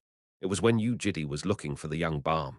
What are you doing there? Hurry up and come here. Instead of him, it was she who managed to find him. She had placed a large table sideways and was hiding behind it.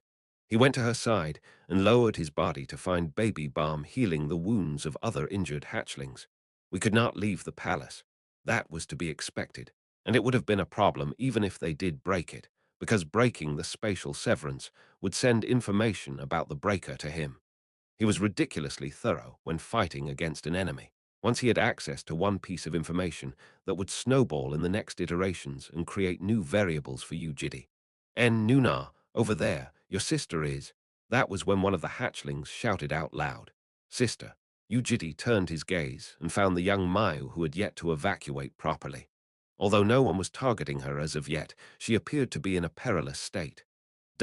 What should we do? I'll bring her here. Balm was about to dash out on reflex, but one of the injured hatchlings held onto its stomach while groaning in pain. HKK, there was a broken piece of metal stuck on the child's stomach.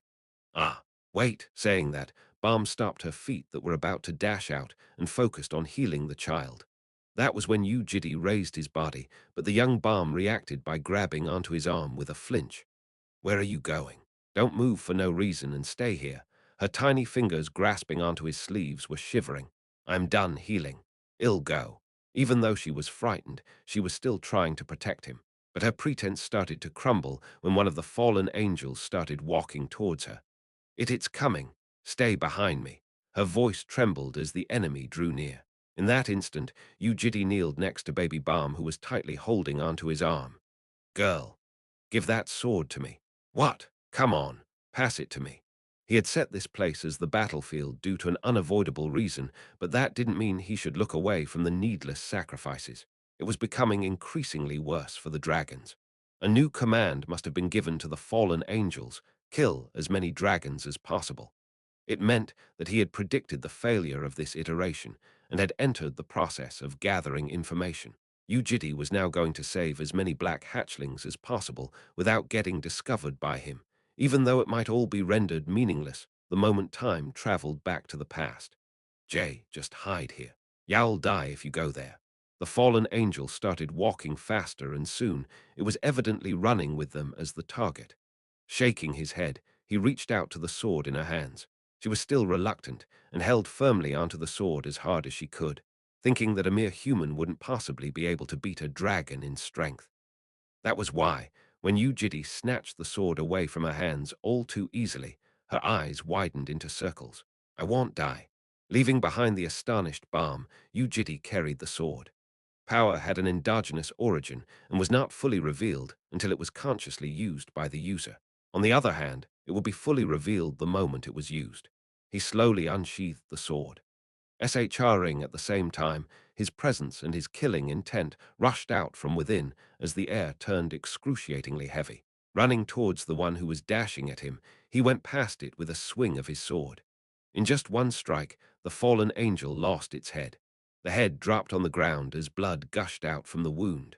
After killing 4 fallen angels, he saved baby Mayu and brought her to the safe area behind the table, and also sneakily saved a few of the black dragons that were close to dying. That was when Lugiathan suddenly dashed up and took the young Balm away. It was to be expected, considering how her eyes had constantly been monitoring Balm the whole time. Lugiathan hid her behind the throne and covered her with the veil. That was the non-providential world of primal time that Balm had been staying in. Baby Balm did not try to go in. Only after getting slapped by her mother did she enter it alongside Mayu. It was when the fight was reaching the end, when the black dragons had killed almost all of the fallen angels. Suddenly, the world started to slow down. Yu Jitae opened his eyes with a glare and identified the exact point in time. After slowing down, the world came to a complete stop before starting to rewind back. The sword was plucked out of the fallen angel that was dead, and its body rose back up on its own. Time went backwards through all the chaos and fight, as fragments left each and every part of the banquet hall to gather into a dot. Then it shattered the window and flew outward. This phenomenon could be explained with one line. Just then, he had killed himself. Turning point regression. He had rewound time through suicide after gathering information about this failed iteration. After being completely wound back, time finally started flowing properly again. He checked the time. The time fixed as the turning point was when Yu Jitae met the Protector.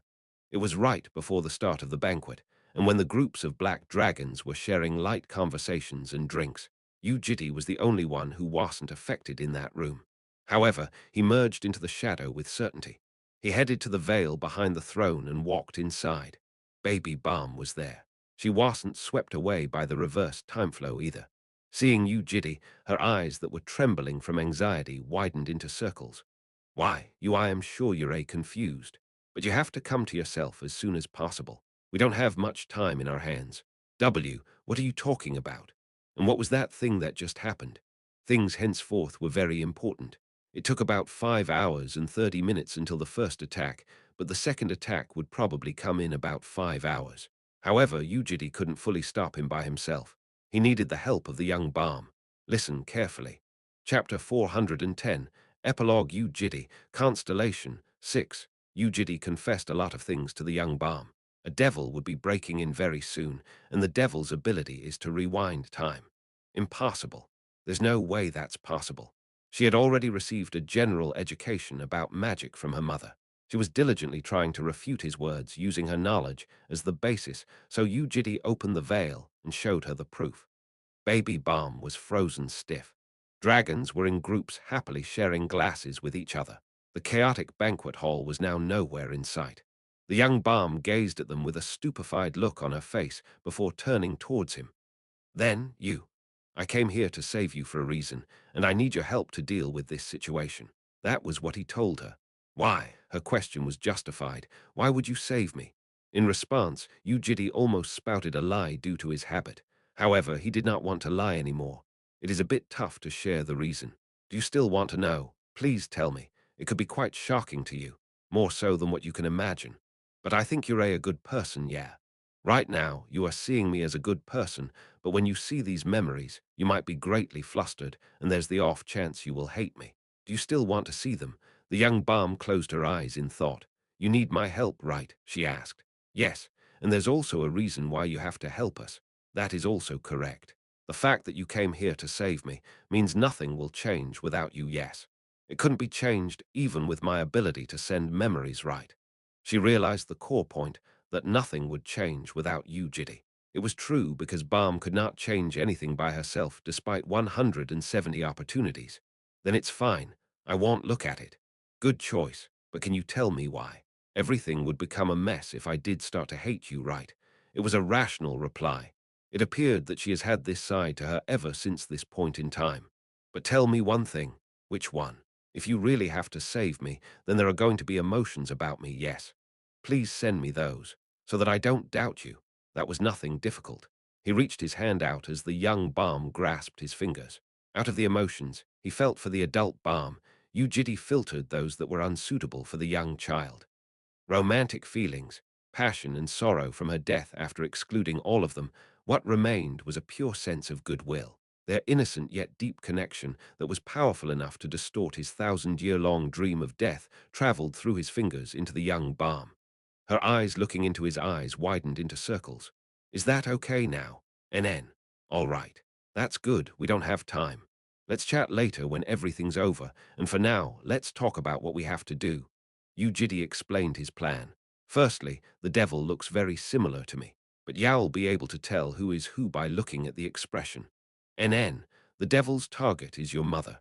It is to break the core in her fang and obtain her authority. He has the power to reverse time. It is by suicide and is possible because of a transcendent authority. So there's no way for us to stop the regression itself. Got it. There is both an advantage and disadvantage for us.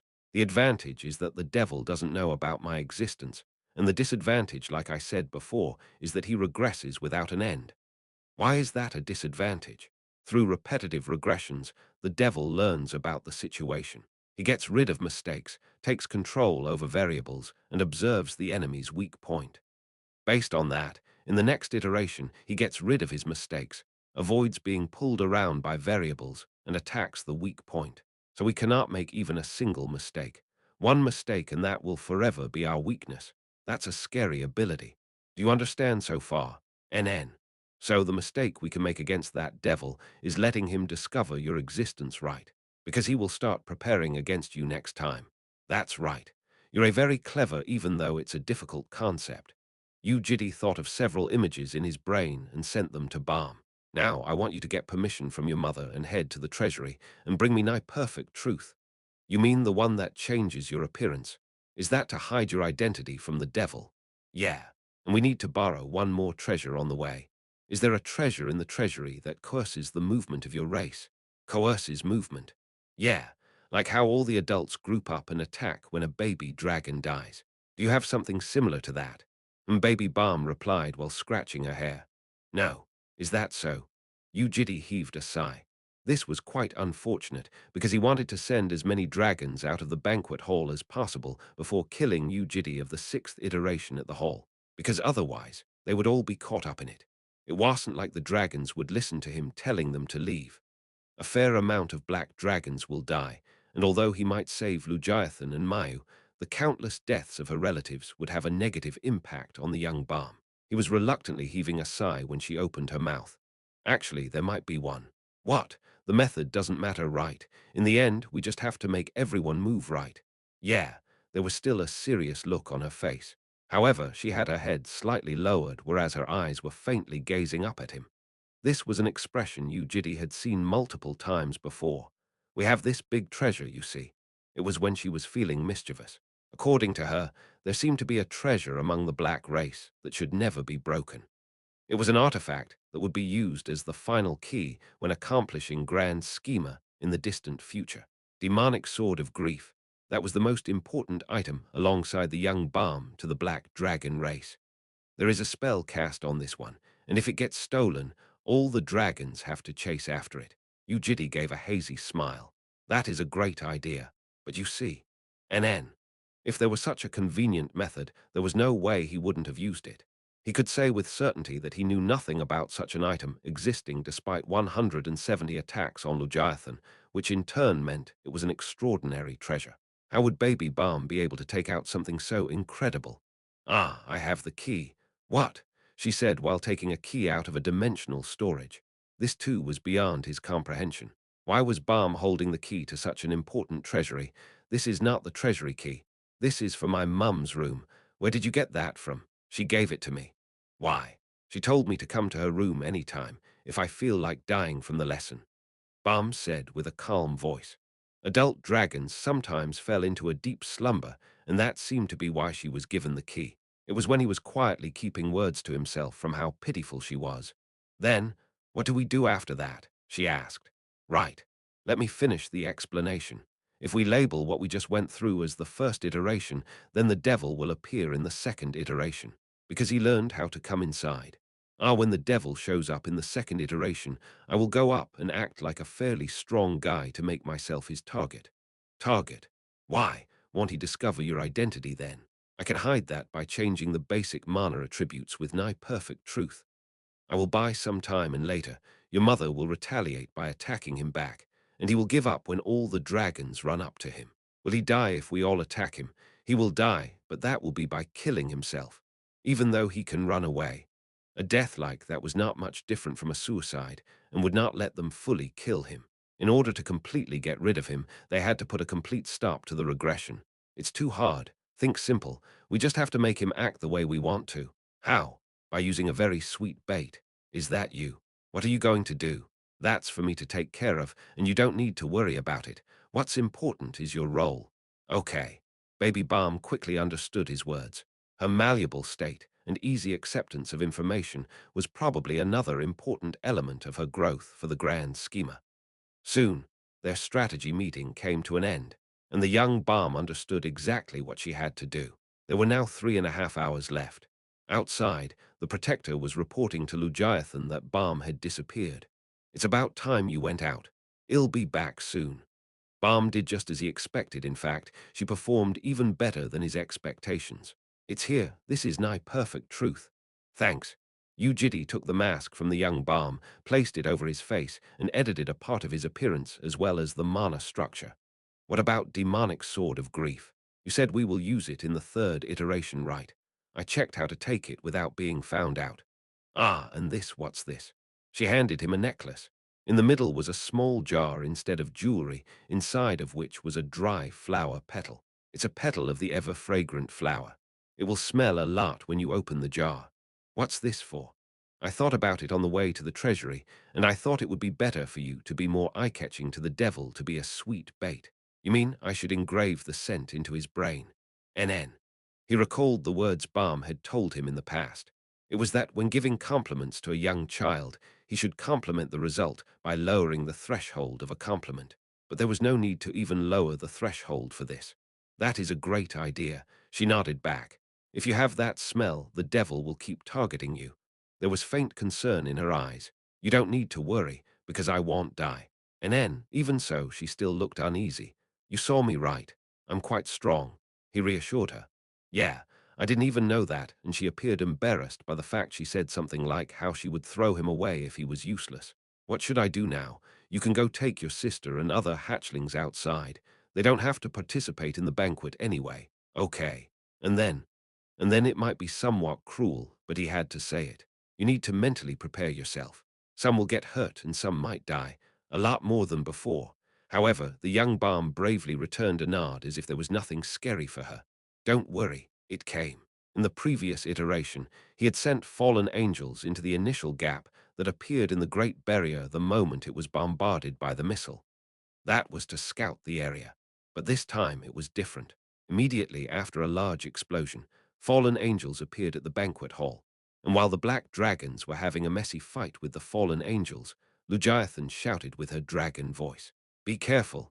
Her shout shook the entirety of the banquet hall. In that instant, the fallen angels stopped fighting and distanced themselves, as the black dragons also turned their gazes to one place. Like an infection, it made everyone look outside the window. Something was coming. The air was pressing down on them like heavy lead. Those sensing that presence were appalled as the unending flow of killing intent suffocated their lungs and suppressed their pulses. Soon, the figure of a man appeared behind the window that was broken from the missile. Slowly, he showed himself. A tall height, wide shoulders, an indifferent expression, and an even more apathetic gaze. Wearing a large coat over his shoulders, Yu Jitae at last showed himself. In that split moment, his pupils moved. The gaze, like that of a beast or a monster, scrutinized the banquet hall. Was this how it felt for others to meet his gaze till now? Thinking that, Yu Jitae squinted his eyes. Even though it was his first time seeing his other self of a parallel timeline, his sharp instincts were violently ringing alarms in his head, telling him that he was dangerous. Chapter 411, Epilogue. Yu Jitae, Constellation 7. The banquet hall turned mysteriously silent. Mere existences could not raise their voices, just like how a mouse would not growl in front of a lion. Although the fallen angels started running towards them again carrying spears and swords, the dragons could not focus on their enemies. Their minds were on the beast. In the battlefield, the beast moved its gaze. The man saw through the room in one glance, identified the location of his enemy and the distance, as well as how to get there. Before long, he started to move. Heading towards Lugiathan in a straight line, the beast lunged forward. Stop him, block him.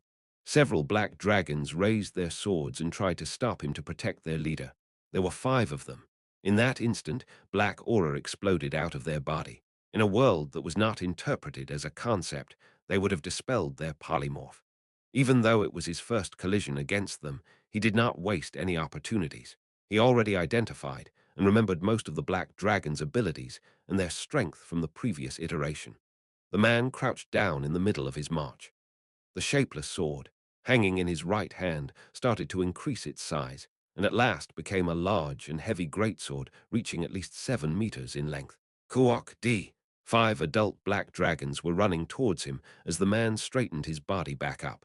Then he opened his eyes. His body rotated heavily from his tough waist. The trajectory of the enormous shapeless sword swallowed its surroundings like a storm as it reached further out. Quagwa. The storm of killing intent shredded the bodies of the incoming black dragons. The dragons collapsed in pieces as blood surged out like fountains.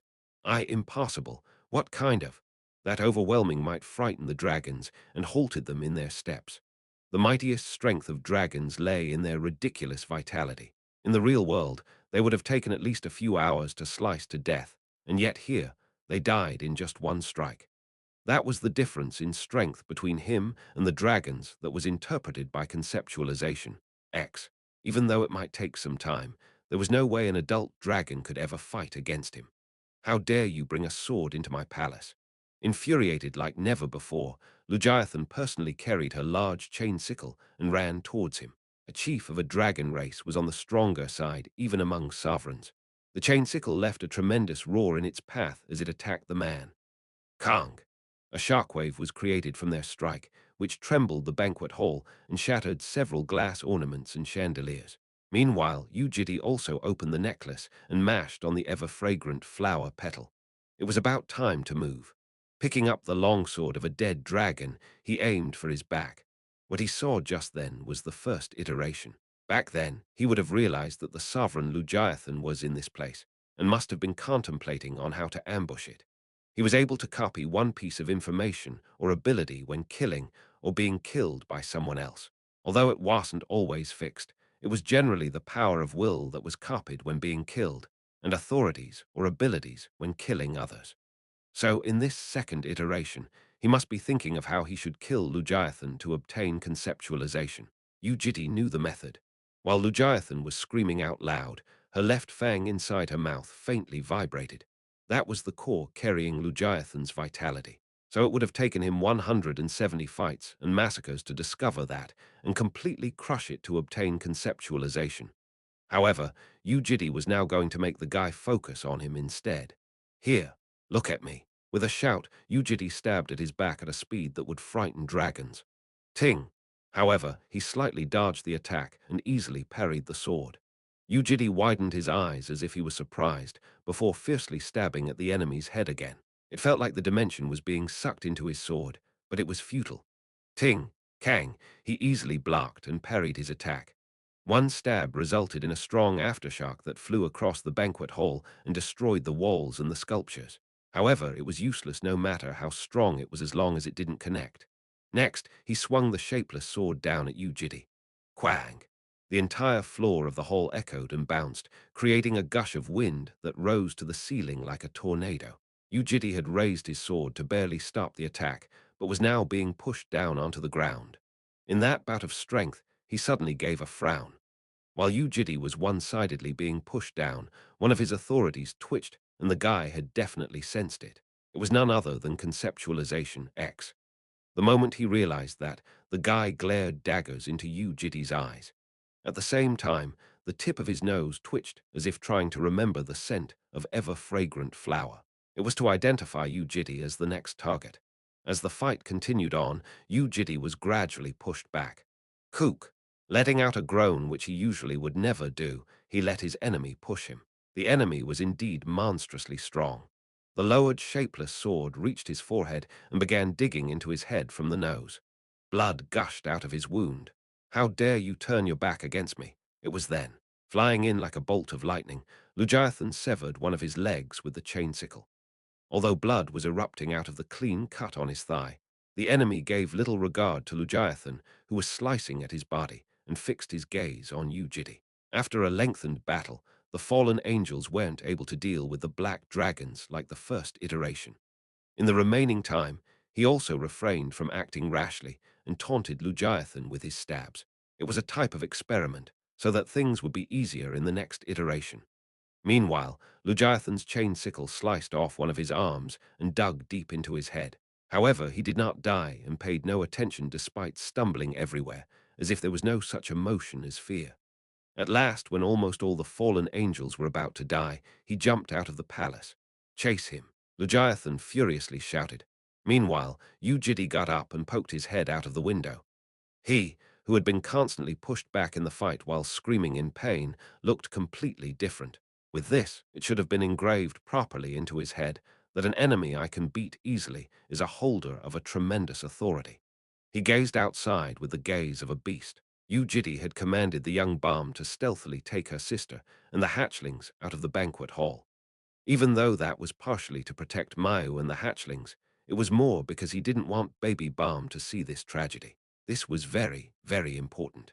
Just like how the memories of the young Balm crossed through the parallel timeline to reach the adult Balm, all the things she experienced in this parallel timeline created by the transcendent authority would all have an effect on the future Balm. If she had a horrendous experience here that was similar to before, Balm might not be able to survive in the original timeline. After the war, when spatial severance was crushed, he heard the clanking noise of chains in the corridor. Baby Balm was hurriedly running back to the banquet hall. The banquet hall was in a mess.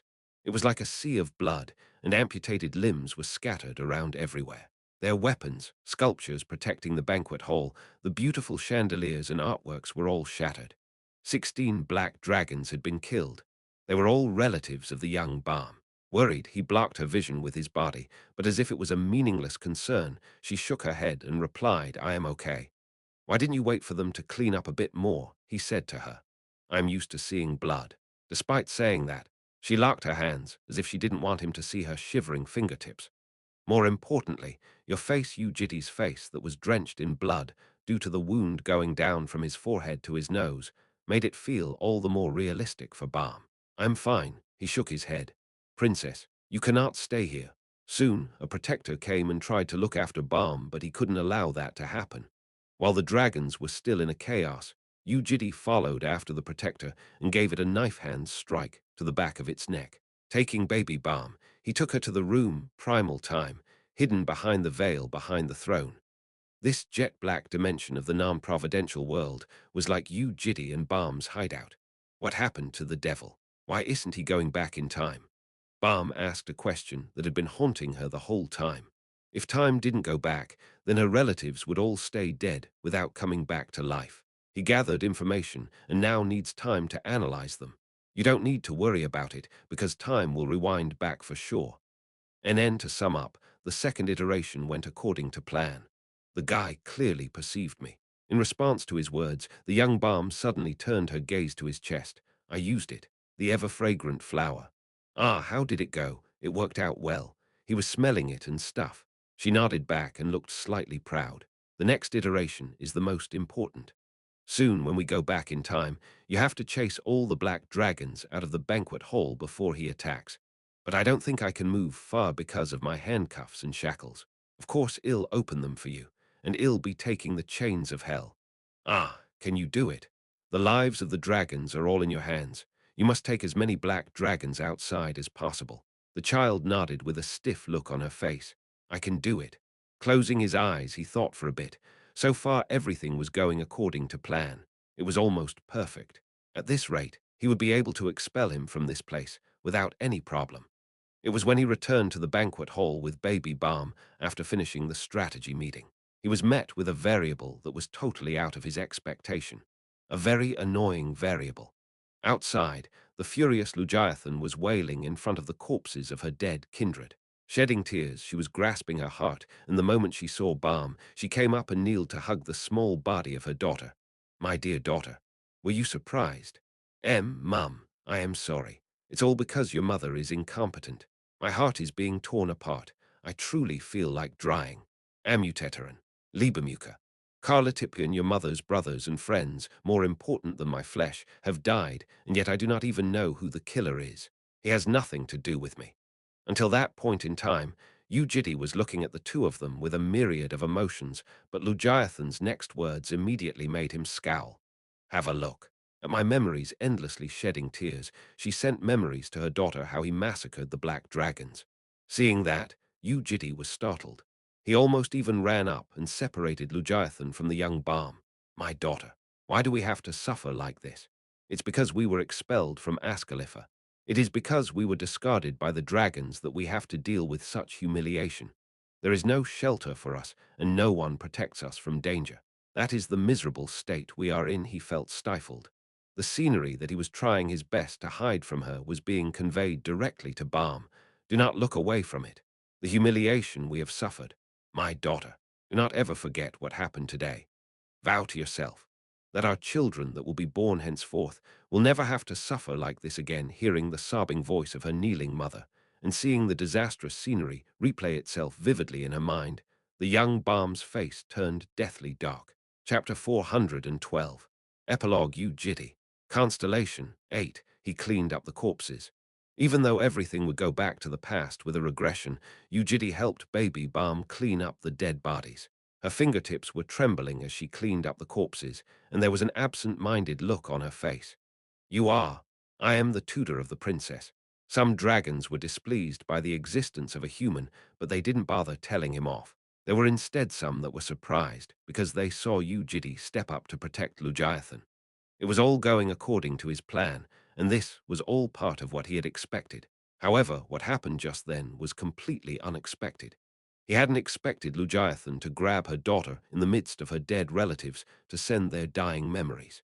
Her obsession with the grand schemer was a lot greater than what he had anticipated. But anyway, that wasn't the biggest problem. Stop. You stupid fool. That will kill you for sure. Why can you not make a compromise? Why are you standing up for that sinful child who tried to deceive you? The last shout of sin that told him he would definitely die echoed in his ears. All the atrocities committed by Yu Jitae of the sixth iteration here were no different from his own past. He felt like someone was pulling out his past, which he wanted to hide as much as possible to flaunt it in front of him. It was painful to watch and was even frightening. You will definitely die. Besides, Sin was perhaps correct. He might really die. He knew that ever since he came up with the plan, and in truth, Yu Jitae long knew how he was doing something very paradoxical and hypocritical. But as a sinner, he was simply hoping for atonement. Won't everything be fine anyway? Won't I definitely become happy after cleaning up the corpses? He realized the regression would begin very soon. He hurriedly took the young Balm away like a kidnapper and headed back to the room behind the throne. Primal time. Girl, are you all right? At last, when there was nobody near them, baby Balm crumbled with her two arms wrapped around herself. Girl. NN. Her voice came out normally, but her head was lowered, and he thus couldn't see the look on her face. Have you calmed down a little? Are you okay? I'm fine. I was just a bit surprised because it was my first time seeing something like that. She was still lowering her head as she dusted off her trembling arms. Was she really okay? Yu Jitae reiterated the plan while she was sitting there in silence. We don't have much time. The regression will begin very soon. NN. Let's talk about the next iteration. The next time he rewinds everything, I can take responsibility and end his regression and his attacks. NN. You remember what you have to do, right? NN. Yes. So before the attack, you have to make it as if the demonic sword of grief had been stolen to get as many dragons away from the banquet hall as possible. NN. Or how about we run away together, without caring about what happens here? NN. Girl. Yu Jitae called the child. Perhaps she had been living with so much burden on her shoulders ever since she was tiny that she was used to saying, I'm fine. Pull yourself together first. You don't need to worry too much. They'll all come back to life very soon. Drip. Something started to drop. They were her tears. NN. I'm fine. Only then did baby Balm lift her head to look at him. As her head moved, the tears filling her eyes began traveling down her cheeks. She clenched her lips, as those lips were soon tainted in red from the oozing blood. Balm had a tendency to bite her lips out of habit whenever her heart was shaken. HKK, this time it was him that had to feel miserable. Baby Balm was having trouble breathing. It was the symptom of hyperventilation that she showed whenever her emotions were out of control. Girl, you have to calm down. HKK. Hulk, calm down. If you crumble here, the same thing will happen in the third iteration. NNN Yuhuk it was then. Time started to rewind itself. He must have committed suicide after finishing his calculations. Look, HNN. It's all going back. However, it seemed that his words had failed to reach the young Balm. She tightened her heart and continued sobbing. After a while, she raised her head back up with her face no longer being able to hide the signs of tears. I'm scared. Her soft voice spread like ripples. The child who had been acting mature ever since their first encounter was starting to crumble. It's too scary, W. What if I do something wrong? She covered her eyes with her palms and started sobbing out loud. There were only approximately 5 hours left now.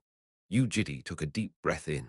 He was in a very big hurry and had a lot of things to do, but the situation didn't allow him to rush the child. It was natural for her to be scared. Even though she had been taking lessons that were close to tortures, Balm in front of his eyes was still just a very feeble and young existence. Baby Balm stopped her tears. Now wasn't the time to do this, and she knew it. Sorry. I know we don't have much time, but I think I have to calm down a bit. Can you give me some time? After somehow stopping her tears, she asked her tutor. He nodded back as the young Balm pulled the veil slightly to the side and gazed outside. Balm stayed like that for a few minutes with her eyes fixated on the stars outside the opened window. Her tutor curiously asked her, "What are you looking at?" "Stars, stars." "Why?" The place I get trained directly by my mum also has a window. There are always stars in the sky." Baby Balm collected her breath and continued. "Mum told me to look at stars if it was too tiring. She said that's where our homeland is." However, her breath wasn't returning to her. Those astonishing memories surged back up in her mind. The death of the old lady that used to take good care of her, and the young man who always gave her deep bows, as well as many others. Her heart started to ache. The pain continued to her fingertips and made them shiver out of control. Tears budded in her eyes again. Even though she wasn't a kid like her sister, she still couldn't hold her tears in. But I don't think that's very helpful, since it felt like she would crumble to her knees and weep out loud if she continued breathing. The young Balm held her breath. However, the tears instead formed a lump in her throat without going away. It was then. A hand large enough to cover her face landed above her head. "Girl." She slightly turned around and found the tutor right next to her pointing at the window of the banquet hall. "Look closely." His finger was pointing at the stars which she had already been looking at. "What about that place?" It's not that helpful. Despite thinking that, she followed his words and looked at the sky again. There were countless dots of stars in the black space. To Baby Balm, who wasn't very interested in emotional sceneries, it just looked like sparkling things. It was then. You see the big star in the middle. NN.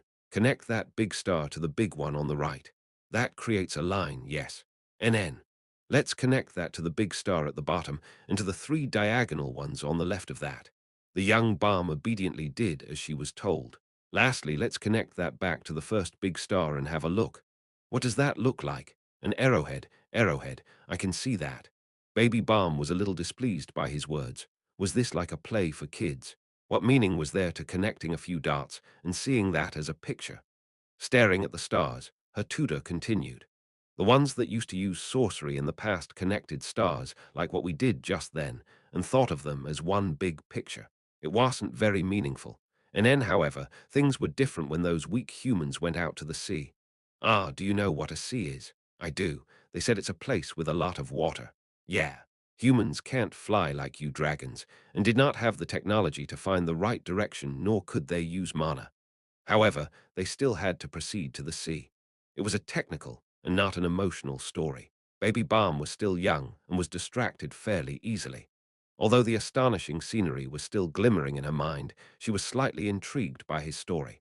And, back then, it was impossible to even think about going off into the distance. It was at least better off when they were close enough to see the land, but what would it be like during the night? Saying that, her tutor used those large hands to cover her eyes. Even though she was a little surprised, she stayed still. "How is it? Can you see?" No, it was probably the same for them. When the sun sets, it becomes very dark, and humans have trouble seeing what's ahead of them. They must have been afraid and concerned about whether they were heading down the correct path. NN. The only source of light was in the sky, so they would have looked above. And this must have been what those humans saw back then. Her tutor created a small gap between his fingers. "What do you see?" A part of her vision that had been blocked returned to her. What her eyes spotted was the black sky, stars, and the few stars that shone brighter than others. It had a shape that now seemed obvious after perceiving it once. An arrowhead. Yes, they saw the things that always stayed there to find the direction. Humans call them constellations. Baby Balm widened her eyes. The shape is not important, and it's up to you how you label them. There is no system. You just connect them the way you want and accept it. When those trivial dots get grouped into one, they lead a ship to their destination from the darkness, and guide the lost crew back home. She imagined his words in her head as something magical began to happen.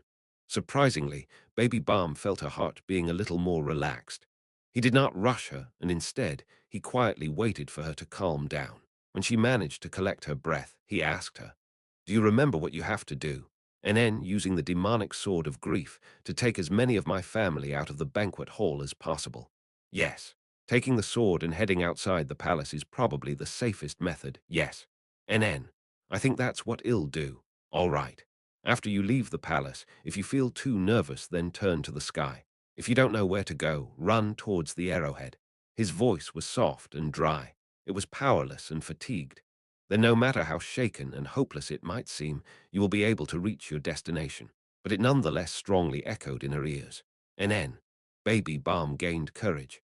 After going outside for a bit, Balm took the two treasures, ever-fragrant flower and nigh-perfect truth, and gave it to him. Those were the ones that had disappeared from his body due to the regression. In response, Yu Jitae got rid of all the chains of hell that were entangling her wrists, ankles, and her neck. Off you go. NN. Baby Balm was about to raise her body and go outside, but suddenly stopped and turned around. "You are going to be okay, right?" There was a scar on his nose that had yet to heal properly. He returned a nod. "You're not going to die or anything, right?" "Yeah, I won't die." "Okay. Don't die leaving those words behind." The young Balm teleported away. The fact that she was able to use a dimensional movement spell, even in a world interpreted by conceptualization, proved her proficiency at it. It was probably at her mother's level. However, the trace left behind after her movement was very coarse, and it was hardly a skill that could be used with ease. Yu Jitae stared at the chains of hell that were left on his hands before pulling them from the dimensional fissures that used to move around with Balm. They were longer than he expected, so he had to pull them for a long time. They were long enough to reach her no matter where she was in the palace. After taking those chains, he also lifted his body. There wasn't much time left. He checked the interior design again. This banquet hall, which was located at the very center of the large palace, had 4 pillars supporting most of the weight above. He would come in from the second window from southwest, at the bearing of 225. The first missile would be coming in from the same place. The Great Barrier flowed like an ocean wave, and there were constant changes to the hard and soft areas of the barrier. The missile had been fired at the opportune timing after calculating that gap, so the attack would always be coming from the same direction at the same time. Since he would be moving based on the memories of the previous iterations, the man would come in without even bothering to check the inside. Because to an existence that forever regressed to the same point in time, there could be 0 variables. In turn, the moment he discovers a variable in the iterations, he will begin to doubt everything and be more meticulous with learning the situation. Yu Jitae took a deep breath out. That was why he had only one opportunity in his hands. Chapter 413. Epilogue. Yu Jitae. Constellation 9. It was becoming harder for him to breathe. Since he had always been living a life that had a next time, he was never nervous about anything, but this time around, he couldn't settle his heart.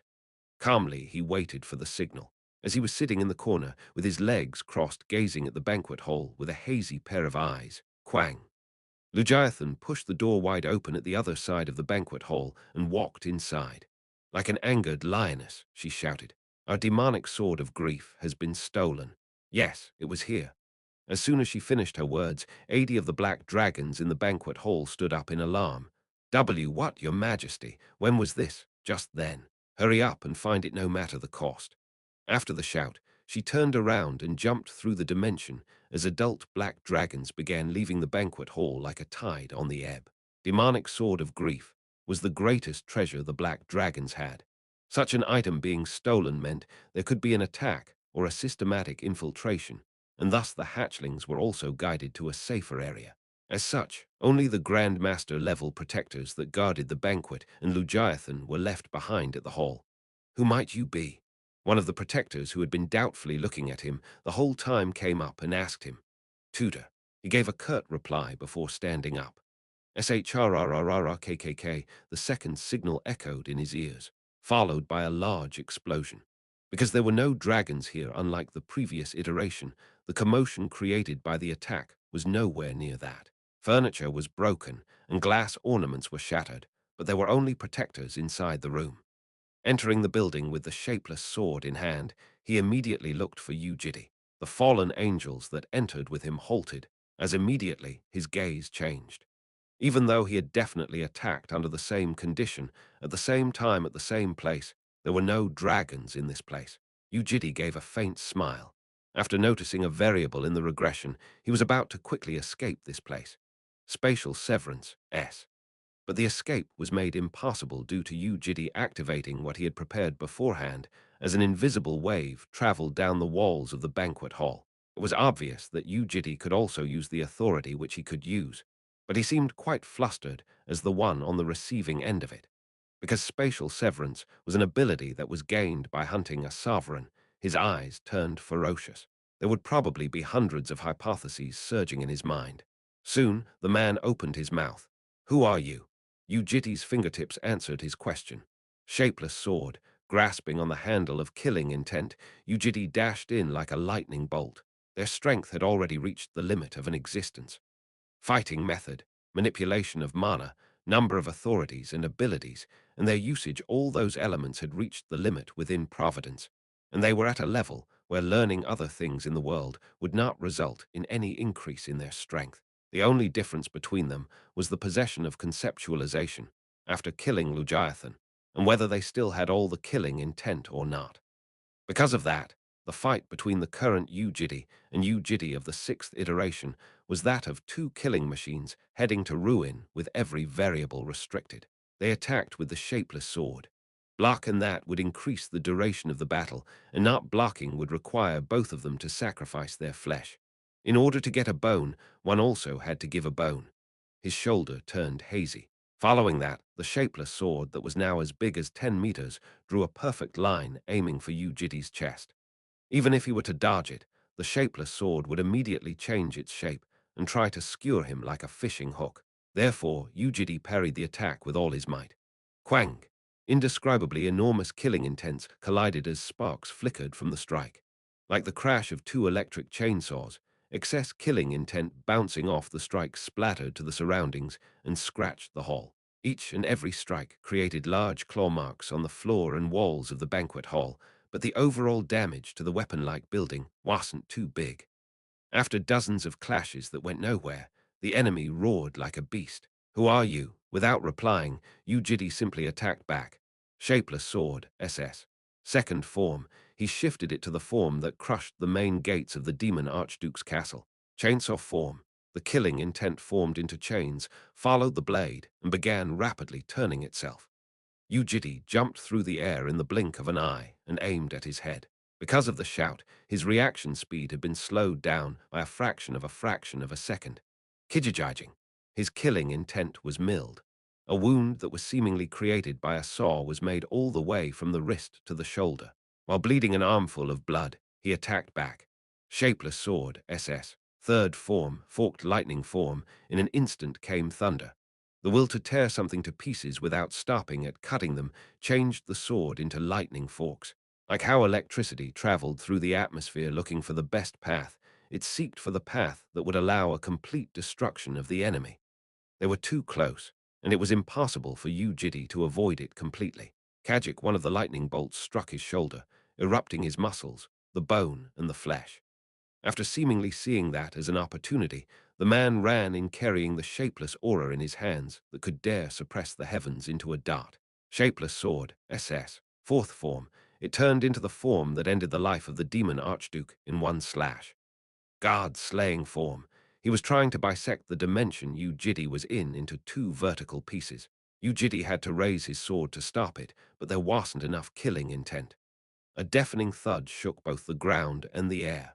The leftover killing intent that he couldn't completely block created a cut going down one of his eyes to his cheeks, and also created wounds on his neck, collarbones, and his chest. However, his arms were still there, and that was more than enough.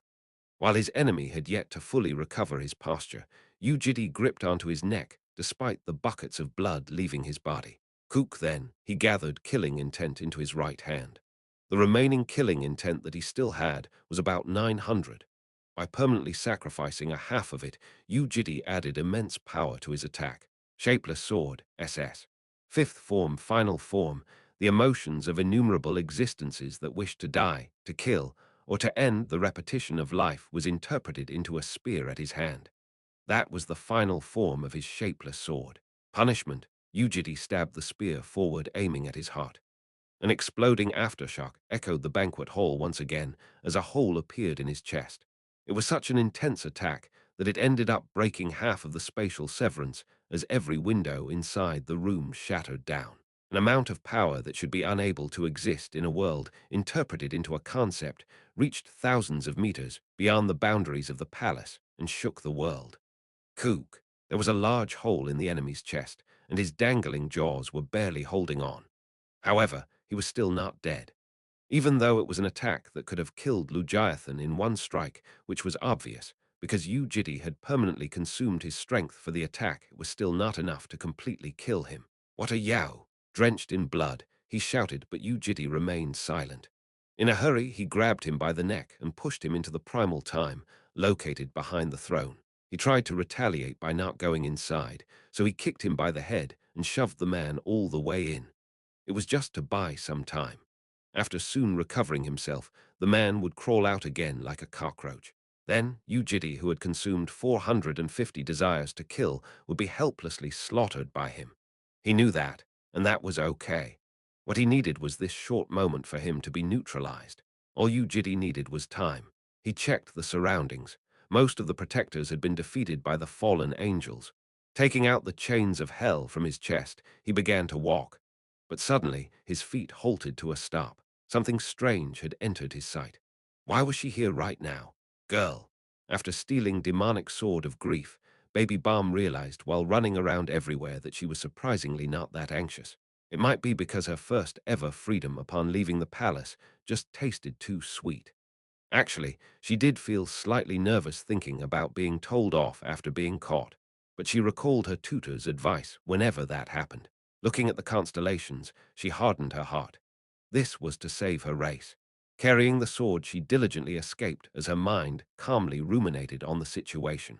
The young Balm tilted her head from a strange line of thought that suddenly struck her mind. Her tutor had definitely said that he was weaker than the devil. But didn't he say the loop of regression had to be cut off to completely kill him? Cutting the loop of regression would be done by shoving the enemy into the non-providential world. It would be physically pushing the devil into primal time. But how was he supposed to stop him from coming out considering his lack of strength? She thought of multiple hypotheses, but could not come up with anything decent. The best of the best would still be dying together. Thinking of it like that made her heart drop an inch. Even though she had just met him today, she was greatly fond of him and desperately wished he would stay alive. That was when suddenly the young Balm remembered how her tutor had taken the chains of hell, and also remembered how he had constantly been staring at the pillars of the banquet hall, calculating something. Ah, she felt goosebumps crawling up her skin. Baby Balm realized what her tutor was trying to do. Why in the world are you here? Where is the devil? He's stuck inside the primal time. Hurry up. Leave. You have too many wounds. Leave, he ferociously roared at her as blood dripped out of all of his wounds. Feeling like she would faint, the young Balm looked into his eyes. I can help you. I learned a lot of magic. I don't need it. Can't you tell? You are helping me by getting away from this place as much as possible. He shouted like there was now a problem in his plan. Baby Balm knew that she would be a hindrance to his plan if his plan was the same as what she had thought of. Everything was a part of his plan, so she shouldn't obstruct him, but she just could not leave. You are trying to die. It was because she realized her tutor's goal. Why would I die, huh? Why? He yelled back as the child began to cry. Think about it again. If you do that to cut off the devil's timeline, you won't be able to live. How is that related to you? You're also doing this to save me, who has nothing to do with you. Balm. Grabbing her shoulders with his hands soaked in blood, he shouted. Only then did the young Balm realize that the name of herself, whom he had met at a different place, was Balm. Stay outside. We don't have time. You have to survive and achieve the grand schema of your race, right? But he grabbed her with the might of a giant. The young Balm just could not retaliate against him as he sat her down on the windowsill that hadn't crumbled down yet. You will die at this rate. For sure. After resolutely shaking his head, her tutor said, no, before whispering to her, I will not die. It was the voice of a man who had given up on something, but Baby Balm couldn't persuade him anymore. He pushed her out of the windowsill and blocked the window with spatial severance. While shouting, the child struck the dimensional wall with her fists. Yu Jitae turned around after pulling the curtains over the window. However, because his mind was at a different place, he appeared to have missed the hole in the curtain. Baby Balm covered her mouth. The moment he turned around, she saw more than 10 arrows and blades stuck in his back. Those were the weapons of the fallen angels. Soon, Yu Jitae moved as she had predicted, taking out the chains of hell. He started tying them around the large pillars supporting the banquet hall. Please don't do that. As if he couldn't hear her shout, he ignored her and silently surrounded the 4 pillars with the chains. He then stood at the middle of them all as his chest caved up from his deep breath. Standing still, he closed his eyes and took a deep breath out. The young Balm felt goosebumps. His hands started to tremble as if his determination had been shaken. Please stop. Yu Jitae did not want to die anymore.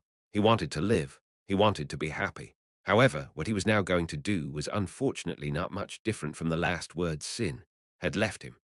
The moment the 4 pillars supporting all the weight crumbled down, it would destroy the ceiling above the banquet hall. This weapon of a building that could crush a dragon's head, according to the interpretation of conceptualization, would magnificently cover the primal time and remain firm until the debris gets removed. Yu Jitae of the 6th iteration will in fact not die even though he was locked in the non-providential world. Since there was no way Vintage Clock would discard its keeper, he would somehow be returned to the Earth's timeline.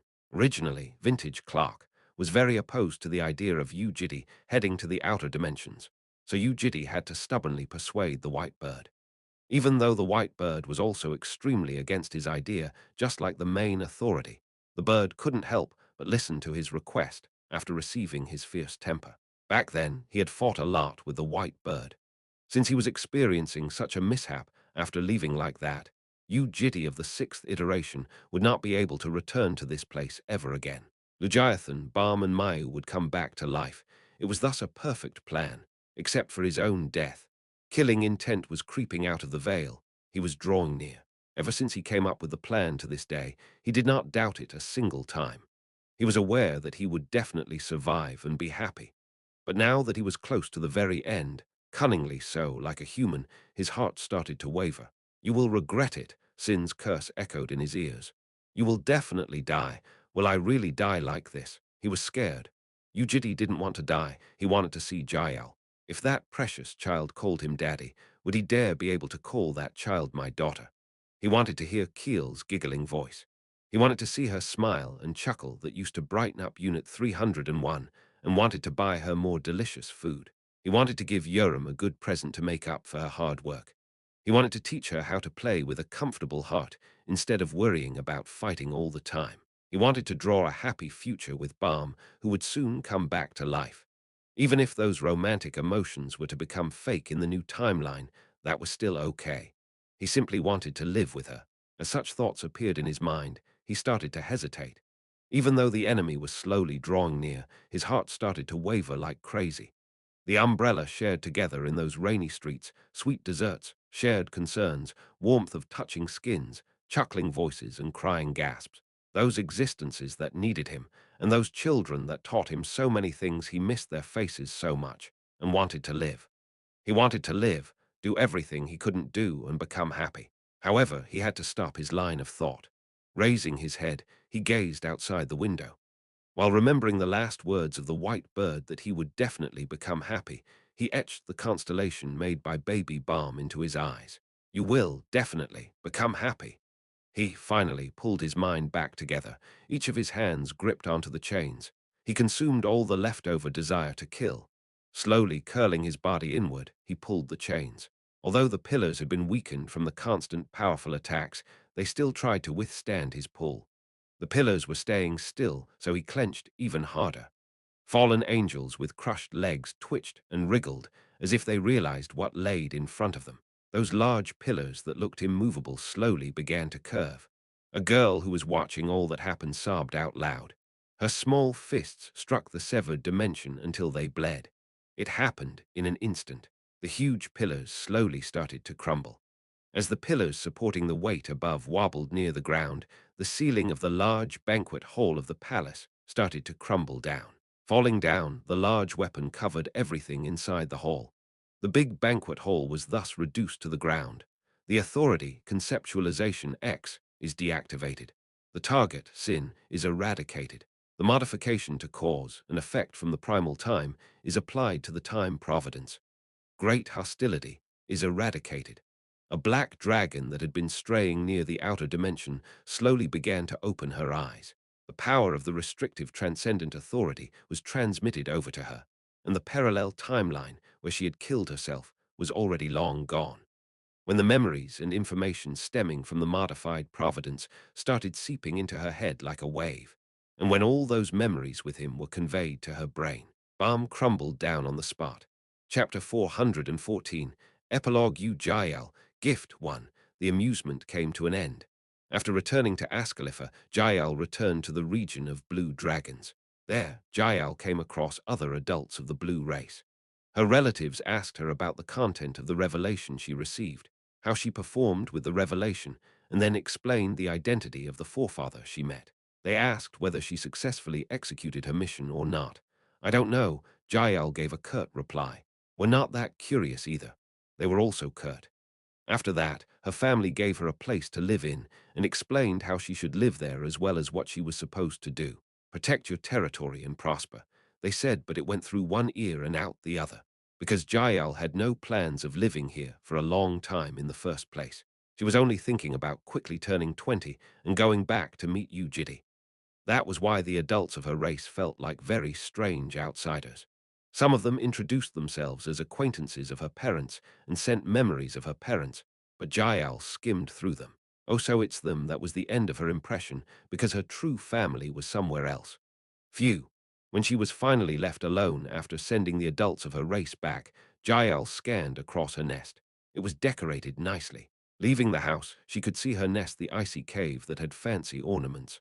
Staying here relaxed her heart, and it was a relatively good place to stay in, until going back, that was 5 years old. Jael was nearing the end of her 5th year in life. Hello. She called the protectors that were closing their eyes in wait at the corner of the nest. Among them was also a wise goblin wearing a monocle. Jael asked them to find a way to return to the alternate dimension of Earth, and told them to have a look at the dimensional cruise because there should be traces left behind on it. I understand, my lord. After sending them off, Jael thought to herself. She was 5 years old. There were still 15 years left until she turned 15 years. 15 years for Jael, 15 years was a very long time. The amount of time she had lived for was already fairly long, so how was she supposed to wait for another 15 years? Ewing, wait. What if I find a way to go back to Earth before that? Like if I find that when I am 7, do I have to intentionally wait for 13 years? Jael was confused. She was obediently staying still because there was no way to return yet, but would she be able to make herself stay even after finding the way back? Her eyes became wide open. That's no good. Jael used her brain. Fortunately, hatchlings generally shed their skin again when they were around 10 to 20 years old. That was when they entered puberty as a hatchling. After shedding her skin, Jael would look similar to how Yoram and Keel looked when they first met Yu Jitae. She should look a bit more mature. It should be fine to simply say she was 20. Qhihi. While giggling, Jael leaned on the soft bed. Whatever the case, she wanted to quickly find a way to go back. Thinking that, she decided to wait. She waited for one day. That day, Jael stayed on the bed the whole day and went through her past memories. Thinking of Unit 300 and one where Yu Jitae would be at, she recalled the piggy bank and the large fish tank in her room. It should be fine, right? That fish tank was amazing at night. Jael got up for dinner, and upon realizing that there was no kitchen, she laid back down on the bed. Same thing happened the next morning. She got up to head to the kitchen as a habit and halted her feet. There must be something wrong with the nest. How could there be no kitchen? Thus, she ordered the protectors to make a kitchen. A kitchen fitting that of an Ascaliphan aristocrat was soon created, but it looked very strange in Jael's eyes. Where's the microwave? A microwave, is it? Ah, after some thought, Jael decided to create the best kitchen she could make. She ordered them to make every single thing that was in her head. That night, They managed to make something that, although sloppy, resembled the kitchen in Unit 301. But she was so engrossed in making one that she belatedly realized the obvious. What she needed wasn't a kitchen. Jael spent the night sitting by herself on a chair. She waited for a week. From time to time, blue dragons came looking for her, but she didn't really like that either. Even though she could feel them treasuring her, Jael couldn't help but think of them as strangers. This is no good. Muttering that to herself, Jael stood up from the bed. Although lying down on the bed and going through her memories was good, it was time to go outside and do something. Jael was a hatchling, and as a hatchling of the blue race, she was able to cross the boundaries of other dragon races by using revelation as the excuse. If someone said something to her, she could say, "I am here for my revelation." There was no Unit 301 now. But if she talked with her unnies, wouldn't that fill her empty heart a little? Thinking that, Jael left her nest with a backpack to see her other sisters. "I am sorry, but my child is busy right now." However, she was forced to stop in front of Keel's mother. "Why?" A dragon as tall as the sky said while looking down at her. "Her lesson as a guardian deity has begun. It is the most important part of education to us, and she will be ruling over a small village of gnomes now. Can I talk to her a little? Sorry. I'll contact you when the lesson is over." Okay. In the end, Jael couldn't meet Keel. The next week, she wanted to meet Yoram, but this time, she was restricted by the adult blue dragons that were protecting the boundary connecting to the red race. "Child, you cannot go any further than this. I have a friend there." "Ah, so you're a Cunna's daughter that recently went on an amusement with a red dragon, right? Even so, you can't. Cross the border and those barbaric red dragons will attack you. Can I see her for a bit? She's precious to me." That was when another adult dragon bellowed at her. "Girl, stop saying nonsense and go back. How can anyone of the red race be precious? They are nothing but disgusting and nauseating pieces of trash." Calm down." Jael replied with a pout. "You don't even know anything. This brat, go back right now, unless you want a big scolding." After being told off, Jael empty-handedly returned to her nest. She wasn't even able to go near Balm, going around everywhere. Jael asked how to head to the territory of green dragons, but none of the adults replied to her. She met all sorts of dragons during her search, and even met a male adult blue dragon who had married a green dragon in the past. However, even he didn't tell her how to get to the green dragon's territory. "Oh yeah, by the way, things are not looking too good on that end, right?" Dejectedly, she was walking back when someone opened their mouth. "Did you hear that too? Seriously, I guess it was unavoidable. Those lunatics. Staying quiet for 20 years was, I guess, fairly patient for them." Blankly standing there, Jael widened her eyes. "Lunatics, 20 years. Did something happen?" Jael was lending a close ear when an adult who had just woken up from a long hibernation asked a question. "What is this about?" "You know, the Quans." That name was something Jael knew about. Quan was the martial race that dragons detested. They were the monsters of Ascalifa who used weapons and spells with 6 arms. They were a race that could live for thousands of years, and there was a long history of strife between Quans and dragons. Their hatred was mutual. Shush! They're doing this because the old lord is about to die soon. That's why we should have wiped them out with Carl Galacquas when we were cleaning up the ancient forest, so that those insects stop acting up. It's all because of that. I heard a few of the green dragons were killed, right?" Jael felt her heart sink. There was war happening in Balm's territory. "NN, why are you still here?" One of the dragons asked Jael, who couldn't help but ask with concern. "Is it dangerous?" "For the green dragons, very dangerous. It's probably going to be the biggest war in the history of green dragons. But the Dragon Lord is probably going to do something about it." On the way back, Jael panted out of worry for Balm. In the end, without being able to meet any of them, she had no choice but to wait by herself. She waited for a month. The protectors were unable to find the way back to Earth. Jael waited for 3 months.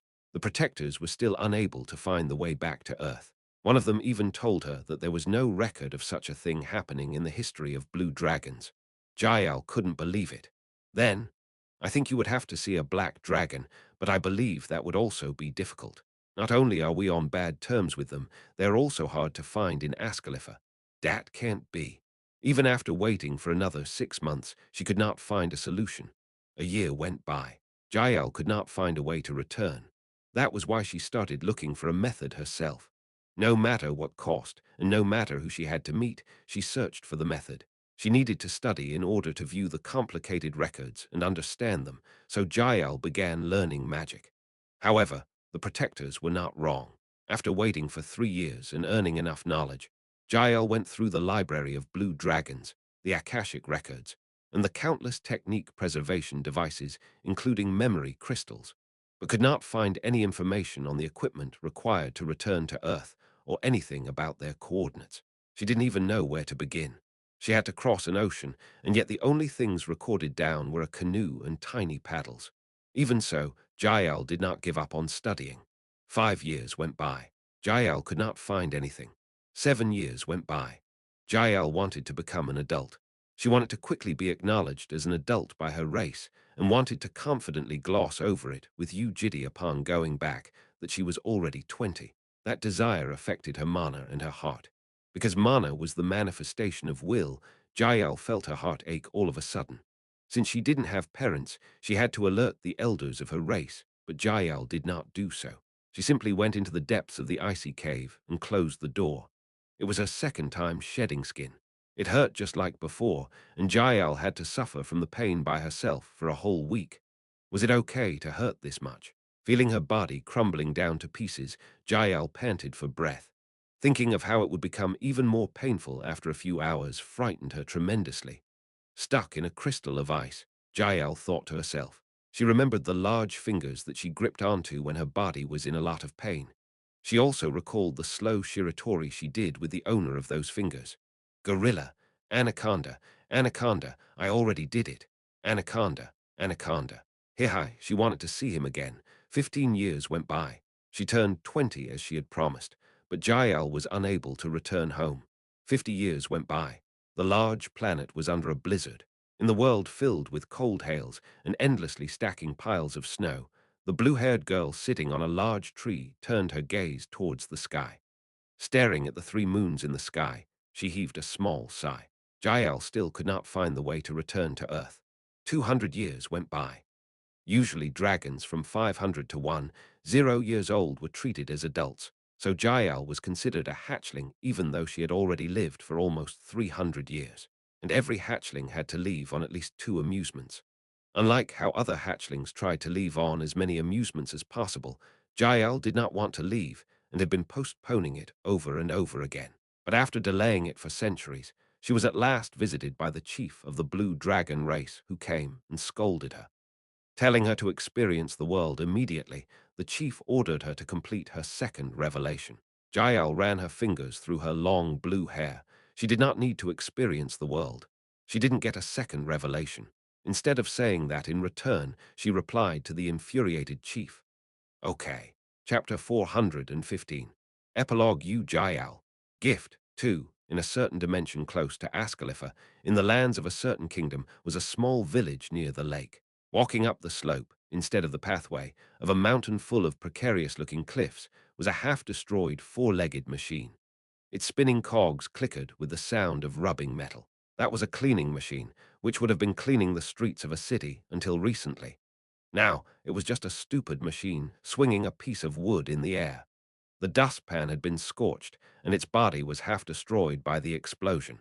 The device that changed sunlight to electricity was still working, and that was how the machine was able to crawl into the mountain away from the city. That should be the case. Staring at the machine from a distance, a young boy thought to himself. A few months ago, there had been a war against a nearby village. Cannonballs were flying everywhere, and the burnt smell of gunpowder was persistent. He had to watch his house burn down to the ground with his own eyes, and walking outside he had found the clock tower, the pride of their village, broken down to the ground. Guns were noisy, and bullets took the lives of his family. A lot of his friends had disappeared and were unable to be spotted again. At the end of the war, the 12-year-old young boy had to become an adult. It was because he had a younger brother who was 3 years younger than himself. Jijik, Jijijik, that was why finding that piece of scrap metal was a very big fortune for him. If he took off the power system on the head of that scrap metal and handed it over to the junk shop, he would be able to get about 50 roots. With 50 roots, he would be able to get medicine for his brother, who was suffering from a stomachache, and fill their bellies for the next 2 weeks. Buzz it was then. The boy widened his eyes. He didn't know when he was looking at it from a distance, but now that he was close enough to see it properly, he could see it sparking near the power system. No wonder. There was no way he would be this lucky.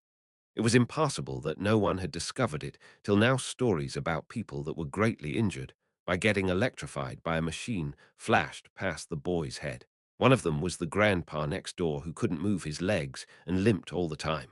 Even so, the boy couldn't go back. He remembered his brother who was suffering in the back alleyway using a sack as a blanket. During the war, the nearby village had used sorcery on them. It was his fault for feeding him a fish that was lying dead in a polluted lake just because he was pestering that he was hungry. He heard a long time ago how cooking for a long time could get rid of poison, but it was stupid of him to do such a thing. His sense of guilt became bigger. The boy looked at the machine. It was a chance which would never come again, and he couldn't run away from it. 50 roots. In front of his eyes were 50 roots picking up a piece of stick. The boy lifted his body and vigorously rushed into the machine. Buzz. He felt a bomb exploding in his body, and the boy fell unconscious. When he came to himself, he was in a certain building. Opening his eyes, the boy glanced around and saw 2 tables and 4 chairs. Overall, it was a small and quiet building. This is. That was when he felt a scorching burn in his hand. Suddenly remembering the thing that just happened, the boy looked down at his hand in surprise, but surprisingly, it was very normal, unlike what he thought. It seemed that the burning heat had just been an illusion. Tap, tap, tap. That was when he heard a tapping noise from nearby as a salty, savory, and oily smell scraped past his nose. Gulp. The boy couldn't help but salivate because he hadn't eaten anything all day. What was this smell? Carefully, the boy raised his body and looked at where the smell was coming from. There was a woman. Mysteriously, her hair had the same color as the ocean. She looked around 15 or 20. The woman was cutting something on the chopping board with a knife. Seeing her, the boy flinched. She was the infamous Blue Witch, the lady who one day built a small restaurant at the end of the village and sold food even though she was exceptionally beautiful. She almost never talked and had a somewhat scary atmosphere that deterred people away. It seemed that he was at the restaurant of that Blue Witch. Was I abducted by the witch? Remembering the rumors about the witch, the boy was rolling his eyes when she turned around and looked at him. The moment he saw her expressionless face, he felt breathless from her dazzling beauty. "Did you wake up?" A voice clearer than his expectation left her mouth. It was a pure voice that was mind-numbingly nice to listen to. Sorry." The boy was flustered. Wasn't which a bad word? Should I call her Nuna? More importantly, why am I here? It was when he was thinking to himself, "Come here, come." Her voice had a mysterious power inside. The boy carefully stood up, approached the table, and unknowingly sat on the chair. All of his previous thoughts became meaningless because of the astonishing smell coming out of the dish in her hands. The Blue Witch handed that over to the boy alongside a spoon. "Here you go." Even if it had poison, this smell was just unbearable. Raising the spoon, the boy began eating. The soup was dense and rich with flavor. There was a bunch of something underneath all the rice, and surprisingly, it was all meat. Meat, a salty taste, and an oily fragrance. All of those merged in harmony to give off a flavor which was so fantastic that it almost made him faint. The boy absent-mindedly emptied the bowl without even realizing that the roof of his mouth was all grazed. Quietly, the Blue Witch remained sitting on the chair looking at him. Could she even be called a witch at this point? "Thank you." He carefully conveyed his gratitude as she returned a simple nod and took the bowl away from him. "You finished it?" It was very delicious, so but don't have money, sorry." "Is that so? I am sorry. But I won't go like this. Is there anything you want me to do? I can clean, and I can gather firewood. You don't need to." The woman gazed down at the boy. Once, there was a heavily drunk man who came in and asked for food. She remembered how she was met with the muzzle of a gun instead of money after making food for him. Because that was just how things were in this era, she just punched him a few times and chased him out. More importantly, why were you hurt? "Sorry." I was trying to do something, but I made a mistake." She was silent. The boy thought that she must be a quiet type just like the rumors. It was a bit scary when she was silent, but she didn't seem like a bad person, so he tried speaking a little more. I think I heard some wrong rumors." "Nuna, you are not a witch, right?" "I am not." Then do you know me by any chance?" "Yes." "Really? I go to the village sometimes." "Didn't you have a brother?" "Yes, my brother. He felt the distant sense of reality creeping down on his skin as the boy suddenly felt goosebumps. How long has it been? What happened to his brother? I'll be on my way then. The boy ran out of the restaurant as if he was being chased by something. Soon, the woman walked out of the store. Pulling the small chair that was nearby, she sat down, twisted her legs, and gazed at the back of the running boy. There existed an error which fatigued and injured a lot more people than usual. Innocent people tended to be hurt even more during those times, just like that boy. The woman Jael blankly sat there in place. Since she was a blue dragon living an amusement to follow the revelation given to her, her second amusement without any revelation was an extremely boring one. The first amusement tended to be focused on enjoyable memories, whereas the second amusement was focused on having various experiences. She already had plenty of enjoyable experiences. The most joyous and happy first experiences were already filling her brain, and was more than enough to last her entire lifetime. In this amusement, which she had been forced out to, Jael thought that she should spend time by herself instead of adding any meaningless experiences to the mix. That was why she had created a random restaurant at a place people wouldn't visit, and was living a half-hearted life while giving average food. So her role was over when she gave food to the boy who was lying unconscious in the mountain. People like him were fairly common in this world after all. He'll be all right by himself. Muttering that to herself, Jael stood up and returned to the restaurant. It was indeed a heartbreaking thing. Murder and robbery was very common near here, and there were also those that deliberately chose kids for human trafficking. Thinking about that did put her in a bad mood. But whatever it was, it had nothing to do with her. There was no reason for her to needlessly be sympathetic to them. Thinking that, Jael laid down on the bed. It had been a while since the last time she worked, so it was now time to take a little rest. Slowly, her eyes came to a close. However, she couldn't sleep for long. Later, if you see a child that needs your help, it was because someone's voice suddenly rang in her ears. Ook, his breath was turning more and more rapid, and his dark, sunken eyes looked even darker today. The boy shook the body of his younger brother and called him by his name. There was a bottle of water that he had scooped up from a fresh puddle of water on the way here. Lifting the bottle, he poured the water into the mouth of his younger brother, who spilled half of that precious water. Normally he would have told him off, but today he was grateful that he was even having half of it.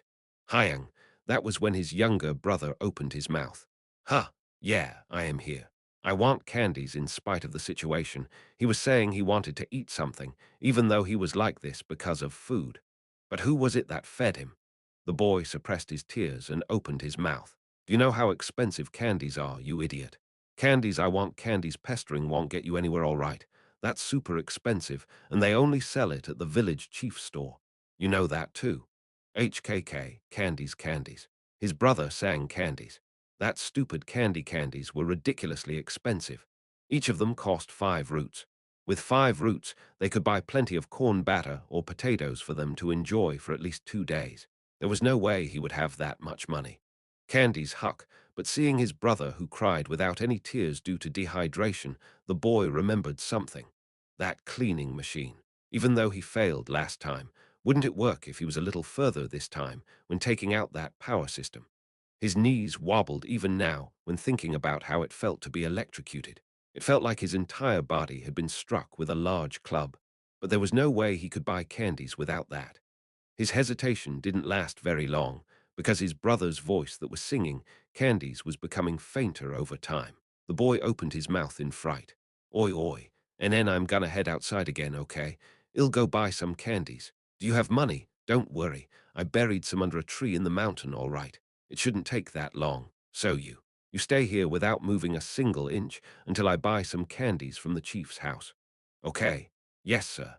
His brother suddenly stopped crying. He then replied clearly as if he had never been sick the whole time. He was showing off that he managed to obtain what he wanted. In times like this, the boy used to flick his brother's forehead, but today he couldn't do so. Seriously.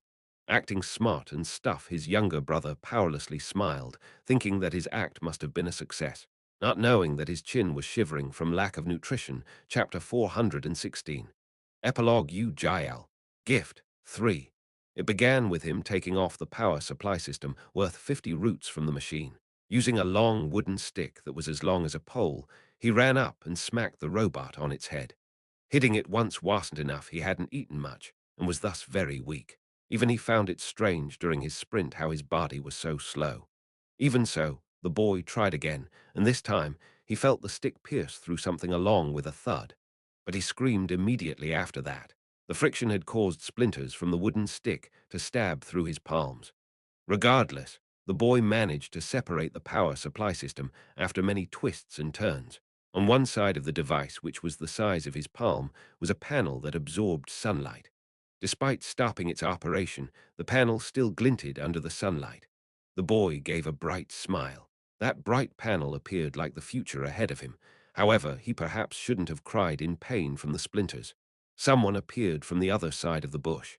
It was a man with a face full of beard, an adult. The moment their eyes met, the boy quickly turned around and hurriedly walked down the mountain while hiding the device behind his clothes. His heart began to thump. After the war, adults became a very dangerous existence to all the boys and girls left behind at the village. He had to go to the village chief's house as quickly as possible. Everything would be solved the moment he arrived at the chief's house. The boy was walking down the mountain with that thought in mind, while also pretending to have not noticed the adult following from behind. But that was when the sound coming from behind him fluttered his heart. He could hear rapid rustling noises of grass. The adult was walking faster and faster. Therefore, the boy walked even faster. At this point, although he was still not running, it was evident that he was in a hurry. Wondering if they were just coincidentally walking down the same path, the boy slightly deviated from the main pathway. He knew everything about the mountain because this had been his playground ever since he was young. In front of him, there would soon be a steep slope, below which was the village and the village chief's house. He walked while holding his breath. Soon, he slightly turned back to have a look and was suddenly met with a pair of eyes that were right in front of his face. At the same time, a roaring voice entered his ears. "Hey!" Startled, the boy threw his body down the slope. He rolled, and his chin ended up hitting boulders at times, but was still able to move after opening his eyes. The village chief's house was right there. "I'm alive," Jael walked. Although she rarely ever went down to the village apart from shopping, her feet were in a hurry this time.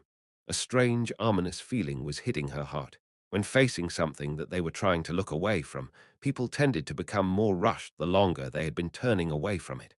Her feet were as light as a breeze, but she was faster than a sprinting beast. After arriving at the village, she went through her memories. The place the boy and his younger brother was always at was an inhabited alleyway far from the center of the village. She knew exactly where it was, and there was nothing stopping her feet. But when she got there, she couldn't see the older boy. The younger boy was lying down gasping for breath, as if he was about to stop breathing any time soon. Jael kneeled in front of him and closed her eyes. She then used the healing mana of a dragon to cure his body. Then she took out the porridge she had prepared before coming here and sent it down the boy's throat. He ate it quite well as if he liked the taste. Soon the boy came to himself. Who are you? Where is your brother? Sorry, where is your older brother? The boy looked nervous. After being pestered by Jael, he reluctantly opened his mouth. He's probably at the village chief's house. Jael blinked her eyes. Then she repeatedly swept her hair with her fingers and sighed. Why did he go there? To buy candies, because I said I wanted to have candies.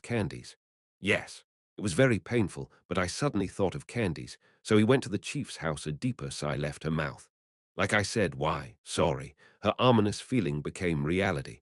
The chief's entire family died in the war. Ah, the boy widened his eyes. The village chief's house was like heaven to the boys because his wife was a proficient baker who made and sold snacks. But today it looked different. The signboard at the front was turned off. That was understandable because electricity was now a very precious resource. However, being met with 6 menacing adults after opening the door was completely unexpected. Hoon, who the hell is that? It was even more unexpected to see those swords and axes next to them or grab that kid. Ah, Huck! Startled, the boy turned around and tried to run away. He was so nervous that he couldn't even utter a scream. No, you don't. Someone threw a sickle that dug into his leg. Ah! The boy fell on the ground with a scream. His skin was ripped as blood oozed out. Drenched in fear, the boy tried to raise his body, but his efforts were in vain. His legs failed him. Even so, the boy managed to stand up with a stagger and took out the sickle that was digging into his leg. Despite bursting into tears, he shouted, "Dee, don't come here, don't come. I'll kill you all." Swinging the sickle left and right, the boy threatened them. That was when someone suddenly appeared from behind, grabbed onto his wrist, and wrapped a tough arm around his neck. Kook, the sickle, dropped from his hand as he instinctively realized that it was the man who had been chasing after him in the mountain. "Bring him in, yes, sir. Well done, buddy. I would have been happy with a rabbit, and yet look what you brought for us. What should we do with him? Is that even a question? His face looks pretty neat. Wash him clean and take him to Baron Carlison. To that fat old man again. Who else? He gives the most money. Anyway, you go wash him nicely and make him into a teddy bear." The boy widened his eyes. He knew what a teddy bear was. It was making a person into a toy for those perverted nobles by cutting off the knees and elbows. He had retched so much when he first heard it because of how disgusting it was. Was that going to happen to him? A loud warning alarm dizzied his brain. Feeling stifled, the boy closed his eyes and struggled. Let go." As soon as he was able to breathe again, he shouted as loud as he could. The man behind him released his hand and covered his mouth as if he was finding it noisy, as the boy instinctively bit down on the closest finger. The hand was removed from his mouth, but it was not a good sign. This little rat, his ears picked up the enraged voice as he had to gasp for breath again. Holding onto the boy's hair, the man turned his body around, and his fist, as big as a rock, turned solid. The man raised his shoulder with fury written all over his face. The boy had to close his eyes from the immense sense of fear. It was then, clomp, a soft sound echoed across. It sounded like a footstep. Clomp. The man's body froze stiff as the boy also stopped retaliating. Clomp. The footsteps echoed yet again as they turned their gazes to look at the source of the sound. Clomp. Underneath the long, water-colored hair, they saw eyes bluer than the hair. Clomp, the blue witch, showed herself. In front of the aura of a mature dragon, the men holding weapons were nothing but insects. Who are you?" shouted a courageous one. Even though he was looking at a girl smaller than himself, he thought he was in front of a large statue. When she turned her gaze towards him, he thought a sculpture was turning its head in front of his eyes. "I'm asking you who you." His breath stopped in the middle as if a huge fist had gone down his throat. "Who do you think you are?" Her voice that sounded clear in the past was different this time. The air settled with a chill. Looking at the ripped leg of the boy, she opened her mouth. "Who are you to do this to a kid?" Her voice was cold enough to pierce through one's skin. Without listening to their response, she drew a magic circle on the ground. Chag! Hundreds of ice thorns soared up and stabbed through all the human traffickers in that place. It happened in an instant. Some were pierced multiple times in their stomach. Some had holes in their head, while some were skewered all the way from their ankles to their stomachs. However, not a single scream was heard, because they had all died in the blink of an eye. After that, Jael took the two boys to a nearby territory. Making a connection with the lord of that territory was nothing difficult. Everything she had learned throughout her life was from Yu Jitae, so she followed his method. She took a small treasure and handed it over to the noble. "Give these kids a house to live in." The noble was frightened by how all of his trusted soldiers had immediately fainted, but realized how great the treasure was and accepted her request. Like that, the kids gained a house and a housekeeper. There will be a day off for the housekeeper, so you can come play. Saying that, Jael returned to the mountain where her restaurant was. For the next 10 years, until the boys became young men, they came to the mountain restaurant every weekend and ate the food Jael made for them. "We are here, Miss Benefactor. Welcome." The boy, who used to be 12 years old, met a partner at 17 and got married. From a point in time, he began visiting her with his wife. In addition, the younger boy, who was 9 years old, grew so tall that he was now bigger than his older brother. He used to love candies in the past and was now even operating a candy store. Something interesting happened.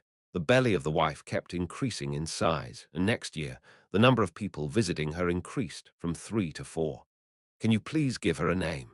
It would be a great honor to receive her name from you, benefactor." Jael turned them down. Parents should be the one naming the child. Even though the boy, who was now an adult himself, was disappointed by it, Jael remained firm. That was when his wife cutely came up and handed her the baby, asking her to carry and bless the child. "It's okay. Please, don't say that." In the end, Jael had to receive the tiny baby that was wrapped in a blanket. That little baby looked up at her with its squinted eyes. Seeing that, Jael felt a very deep and intense emotion. Jael aligned her forehead with the baby's. She then blessed the child, hoping for a healthy and happy future, just like what someone had done to her in the distant past. Her amusement came to an end. The boy who used to be 12 was now 30. He wasn't a boy at this point.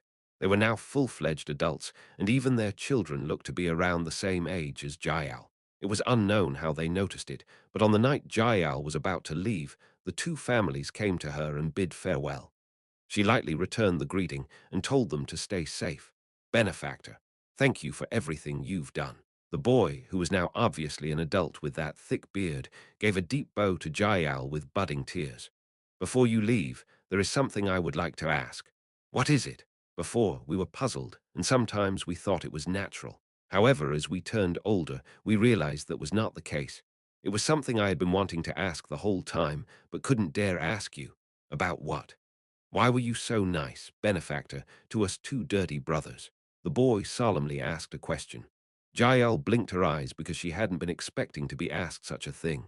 After a short silence, she opened her mouth. When I was young, lifting her head, she looked at the sky. Her sapphire eyes glistened under the moonlight. There was someone who did the same to me. He gave me delicious food, a warm bed, and treasured me without wishing for anything in return. Reminiscing in those memories made her delightful, yet bitterly homesick. Jael whispered as if she was in a dream. He said he had a similar benefactor when he was young, and there was something he requested of me. There was a gift that once began as an encouragement to life. That was conveyed down from a certain middle-aged woman to Yu Jitae, and from Yu Jitae down to Jael. Later, if you see a child that needs your help, help them out at least once. And now it was Jael's turn. Her gift had been conveyed down to these boys. In the future, if you see children suffering from hunger and pain, then please be nice to them without asking for anything in return. They replied with falling tears. We will etch it into our souls. The gift will continue being shared down into the distant future to children Jael did not know of. Chapter 417. Epilogue. You Keel. In a dream one, come here, my babby.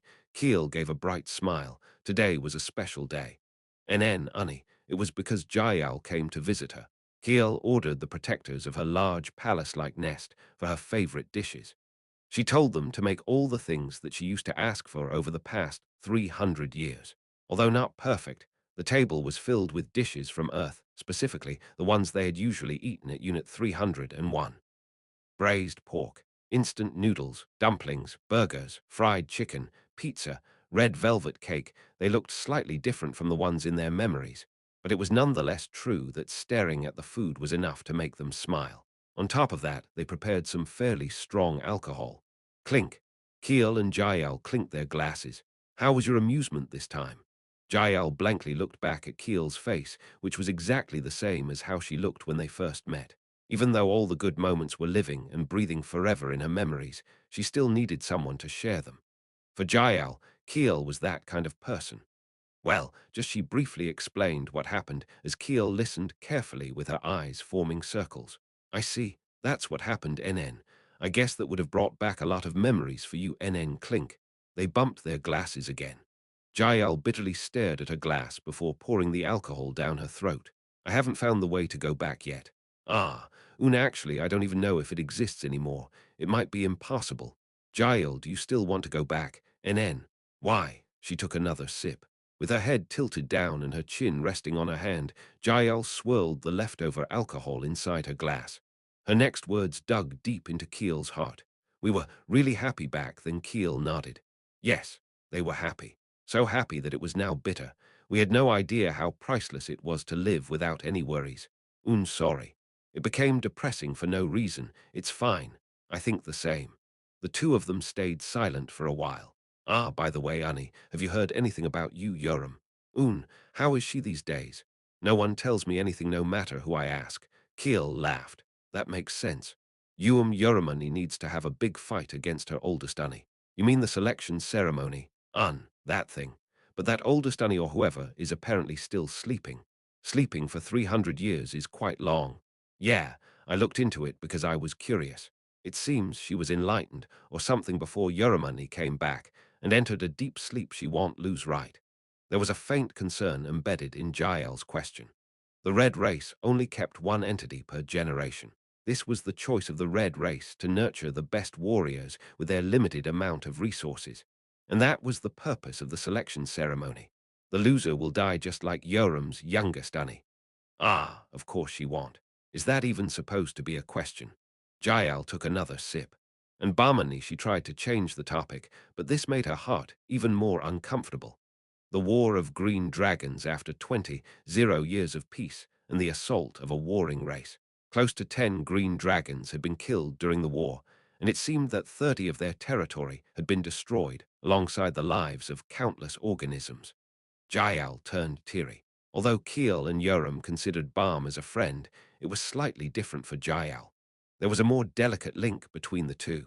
She had been with Balm ever since she opened her eyes. They slept in the same room every day and woke up together in the morning. She learned how to speak from Balm, and all of her precious first experiences had always been accompanied by Balm. That was why for Jael, Balm was like another Yu Jitae. Her green race was at risk right now, but the blue dragons that liked keeping to themselves were unwilling to help the green dragons actually, Jael. NN. There is this rumor that I heard which was quite difficult to believe. A rumor. Kiel hesitated for a bit before adding more words. You know how the sacred territory of the green race had been taken recently, right? Ah, NN. Ruin Peninsula, right. Thinking about that still gives me chills. That place was the birthplace of the current Dragon Lord and was considered by the green race as their capital. I heard they succeeded in recapturing that place. Really? But there was something strange about that. What is it? Kiel continued speaking despite still finding it unbelievable herself, wondering whether it was even possible. Apparently, it was a hatchling that was in charge of the operation. They continued drinking. After talking about their two worrisome friends, came a topic which the two of them had been consciously avoiding till now. I miss Earth so much completely drunk, Jael said with drops of tears dripping from her eyes as Keel gave her a hug, since she could completely understand Jael's feelings and was also thinking of something similar every day herself. Keel could not dare try to console her. Do you think we can go back to that time? And that was something which Keel had also been desperately wishing for. At the end of their drinking party, Jael dropped a statement like a bomb before going back home. I am going to sleep for a while. For how long? Maybe 1,000 years, that was the end. Keel sent her off and gazed outside the window all by herself. Outside the window it was pouring. It was a night that called for an umbrella. Keel returned to her place. A guardian deity could not leave for long. Inside the territory of gold dragons was a village of a race called gnomes. These gnomes were fairies of the ground that were as small as a palm. They were a lot smaller than dwarves, could move freely underground, and they lived by forming a village. On the outside, they looked very cute. Because they were fairies, they were all cute regardless of their gender and age.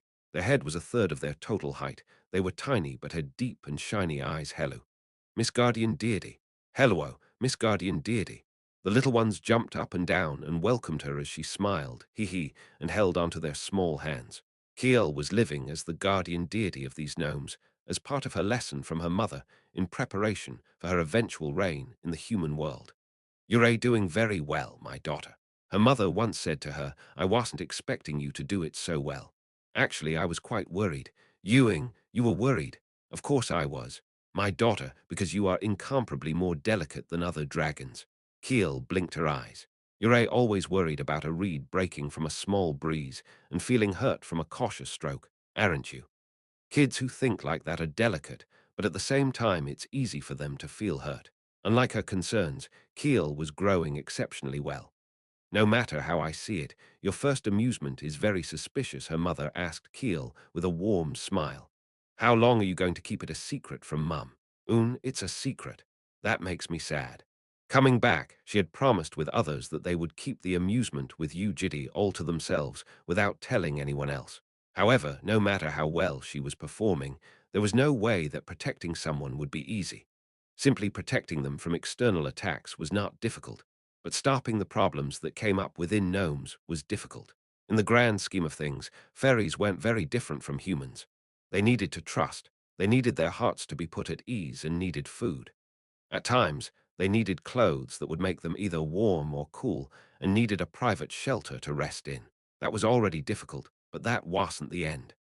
They needed a workplace, education, and also needed help with enjoying their appropriate hobby life.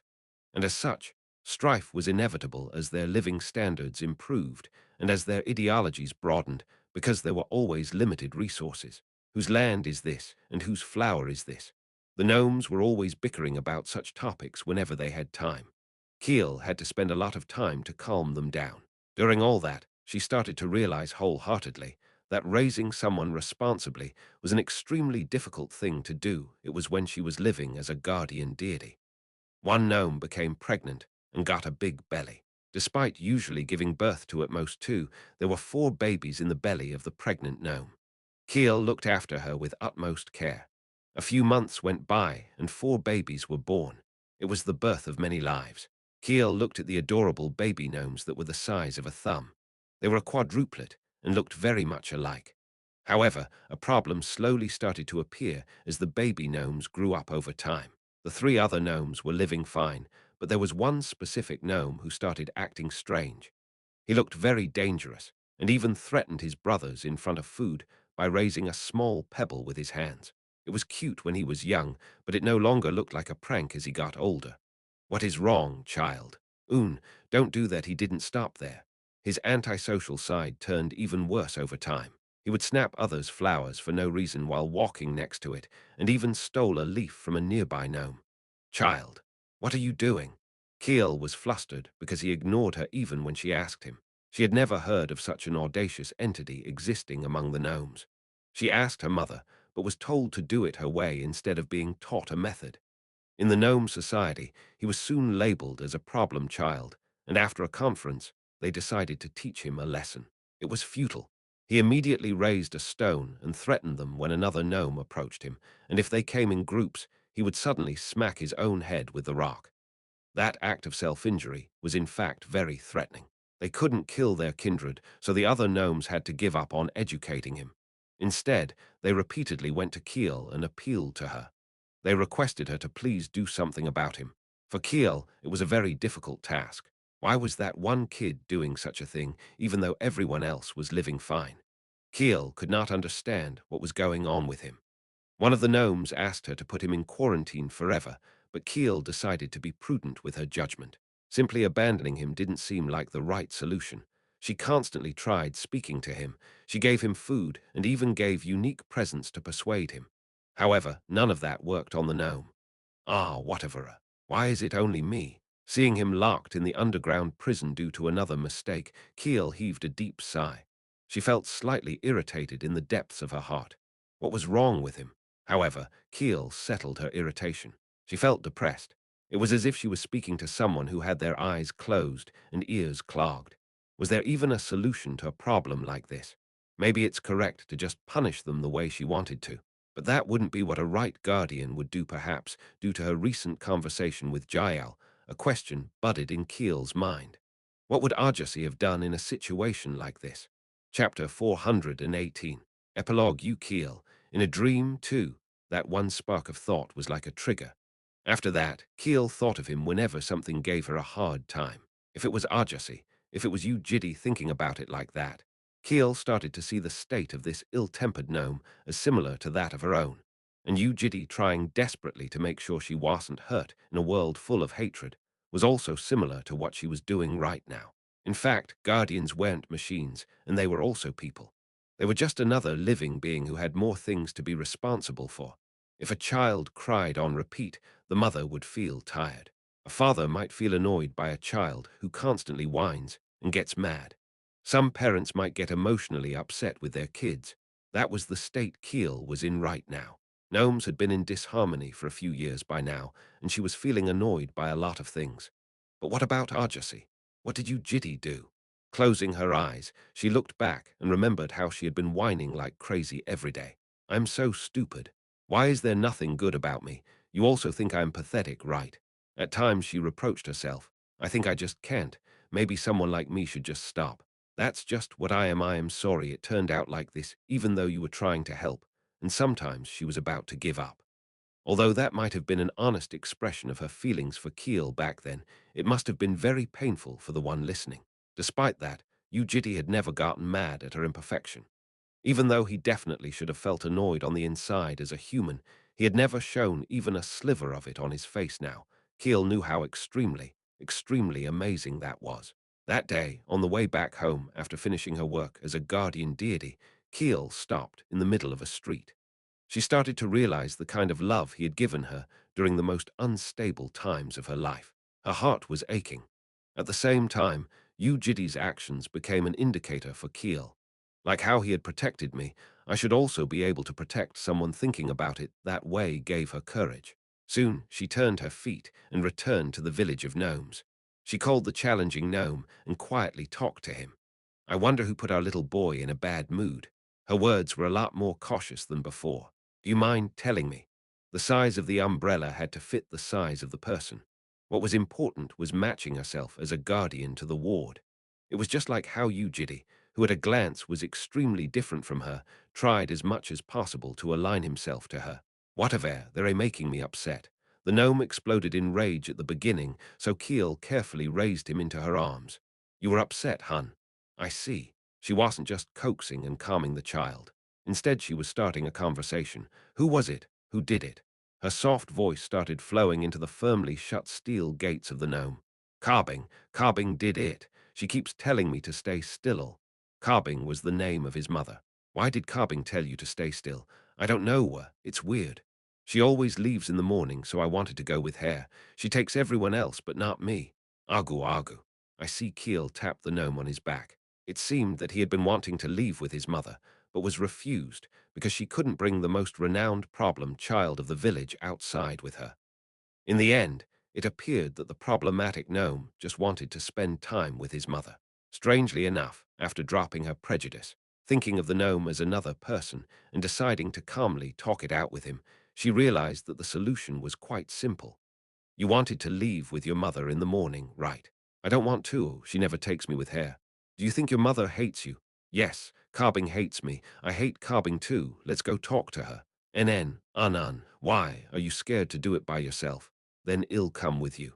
Let's go together and tell her what you think. Something remarkable happened after that. The problem gnome sloppily expressed his honest thoughts while looking away from his mother's eyes, and the mother, who had been feeling exhausted due to the temperamental actions of the child, was also shaken. In that place was an apology and a forgiveness. The next day, the two of them went outside early in the morning. It was a success. That's pretty good. Not bad, my dear daughter. Keel hopped up and down after bragging about it to her mother. That wasn't the end of everything, though. Due to all the time that went by, the crack had been deepened, and the improvement in his relationship with his mother was just one of the problems that had to be addressed. What was fortunate was that the problem gnome always came to Keel and prayed to her whenever there was a challenge in his life. Keel had to listen to his story and empathize with him whenever the gnome was feeling challenged. And when he was feeling better, she also had to suggest a solution. At a glance, that seemed like an ideal relationship between a guardian and a ward, but on the other hand, Keel felt slightly fatigued over time. There were in fact almost 500 gnomes living in the village, and there were quite a few of them who complained about their hardships in life. She was already feeling tired with how everything was, and now there was one child who leaned on her every day, so Keel had to firmly hold her ground. The issue was in her personality of deeply immersing herself into others' problems. She was sincerely upset when others were angry, and sincerely sad when they were sad. When it was frustrating, she felt suffocating, as if there were dozens of potatoes blocking her throat. All of that added to the lassitude she was feeling in her heart. Once, her legs even lost power on her way back from the village. However, Keel had to persist. Keel knew that it would be the end for both the baby gnome and the village the moment she faltered. She also remembered his back when Yu Jitae was trying to leave the house after feeling crushed for some reason, as well as her voice that stopped him in his tracks. Maybe he was feeling exhausted just like her. Everything she learned about a guardian was from Yu Jitae, and he was a successful figure in her mind. Didn't I grow up fine just like this, so I can do the same as him? Keel was able to persist by thinking of it like that. Rather, she thought she was able to hold on. That was until one day a gnome hung herself by the neck. Fortunately, the gnome didn't die thanks to Keel, who happened to be nearby, rushing in and cutting off the string. She wasn't dead, but was instead greatly hurt. Even her life was at risk, so Keel took the child away from the village and brought her to her nest. Keel earnestly looked after the injured child. The little gnome was hovering between the boundaries of life and death, and Keel thus could not sleep for almost an entire 3 weeks. The pain appeared to be very intense around her neck, and the gnome couldn't easily fall asleep. Keel stayed by her side, worried that something wrong might happen to her, and anxiously watched her go to sleep. For her, the gnome was like a thin marble of glass. She was scared it might break. Meanwhile, the gnome village searched for their guardian deity who did not come to them, so Keel had to rush to the village when the gnome was asleep to listen to their requests. It was excruciatingly exhausting. She did find it worthwhile, and seeing the little ones relying on her as a guardian deity and looking at no one else but her, Keel realized that she couldn't crumble when they were leaning on her. She had to become a thicker pillar and needed to have a wider hug. But as those agonizing days continued without an end, the guardian deity also wanted to rely on someone. Maybe I am still too young, Keel bitterly smiled to herself. After dealing with her task at the village, Keel returned to the nest and checked the state of the child. She looked after the baby gnome who was still suffering with constant irregular breaths all throughout the night. Fatigued from all those tense moments of care, her eyes were slowly and unknowingly coming to a close. She met Yu Jitae. The background was very hazy, but it was probably Unit 301, and she was probably in her room. There was a time when Chirpy, the baby chicken, had almost been taken by the people from the Spirit Beast Breeding Center. Kiel attacked them with a startled heart. It was fortunate that she had missed, because otherwise someone would have died there. It seemed that she had gone back to that time. Kiel, who had been burying her head into the pillow, raised her head and saw Yu Jitae's face. He was using his large hand to caress her head, the little strands of hair near the boundary of her forehead and her hair. She blankly looked at him as he asked her a question. "What's wrong?" Kiel shook her head. She simply realized something. Ah, it's a dream. She had been thinking about him a lot recently. During the first few years after her return from the amusement, she had thought about him even more. Back then, she had been complaining to him in all of her dreams. "Ajasi, there's no pork cutlet here. They don't know how to make macarons. But more importantly, I miss you those were the dreams she used to have quite often." She didn't know they were a dream back then, and she was thus a little depressed after waking up from one because of the thought that she might not be able to see him ever again. However, he was now here in front of Keel. His large and slightly cold hand slowly went through her hair. It had been her lifetime question. How did Yu Jitae know where she liked the most? That she felt comfortable when he caressed the area right above her forehead. "Do you feel like going to sleep now?" he asked. Resting her hand on top of his, Keel shook her head. "Please stay here a bit more." "All right." Yu Jitae followed through with what he said and stayed there. It was okay, even though she knew it was a dream. Keel wanted to remain in this moment a bit more, his chest that she always comfortably leaned on whenever she was tired, his feet that used to tread with her when confronted by a crossroad, his hands that held her whenever her heart was quivering, and his voice that consoled her when she was sad. Now that she was an actual guardian of someone else, there were so many things she wanted to share with him. Even though it might be a dream, she still wanted to talk to him. "Have you been well?" Keel opened her mouth. "Of course, I've been fine. Anything go wrong? Why would anything go wrong? I see. That's good." He started moving his hand again and resumed caressing her hair. "That's not like you." Asking something like that. Keel grinned. "It was a really vivid dream. I missed you. We see each other every day, though. But still, I wanted to see you. And I wanted to say thank you. Why? You see, now that I actually became a guardian of someone, I realized how hard it was. Is that so?" Keel talked about the things that recently happened to her, carefully, so that he wouldn't find it hard. Must have been rough. And after being acknowledged by him like that, Keel smiled with her eyes closed. "I'm sure it was more rough for you," she added. "At least you know it." Yu Jitae faintly smiled back. "So let me have some rest today." "Yeah, rest up." Listening to his voice and feeling his hand, she closed her eyes. "If this is a dream, I hope we meet again after I wake up." "Why?" Keel replied with a powerless voice. "Because this time I can do better." After waking up from her dream, Keel saw the gnome restlessly tossing in her sleep. The pain was still stopping her from sleeping properly. That was the end of her short dream. It was a shame because there were still a lot of stories she wanted to tell him, as well as many things to ask. Although it was partially embarrassing that she relied on him even in a dream, on the other hand, it soothed her heart that she was able to rely on him at least in a dream. When she was back to reality, Keel was once again the guardian of someone else. This time, it was therefore her job to soothe this tired little child. With her beautiful voice that used to bring tears to the world, Keel sang a lullaby. Child, you pretty child, and she caressed the gnome's head until the child comfortably fell asleep. Chapter 419. Epilogue Yu Urim. Words that had yet to be conveyed. 1. Jael said she's going to sleep, said Keel. Really, Urim on the other side of her gave a fairly dry response, even though she should be fully aware of what she meant by sleep. What? Why are you so cold? For how long, I don't know. But I think she's going to sleep for quite a while. MHMM. What have you been up to, Annie? Me. Well, crossing her legs, Urim placed a cigarette between her lips. Raising her fingertip, she lit it on fire and took a deep breath in as the cigarette started to be tainted in red. A dense smoke soon left her mouth. Just doing nothing much. Are you not going to do anything? Like going out on amusements and stuff? No. Why? What would I even do there? Going to a casino drunk and high on drugs, losing all your money and doing it with dozens of men. Kaya haha. The duck, said Yoram while grabbing Keel's hair. Don't. Feeling like she would be seared with the tip of the cigarette, Keel had to quickly lower her head. What about you? Asked Yoram. Are you not going out? You can do more amusements, can't you?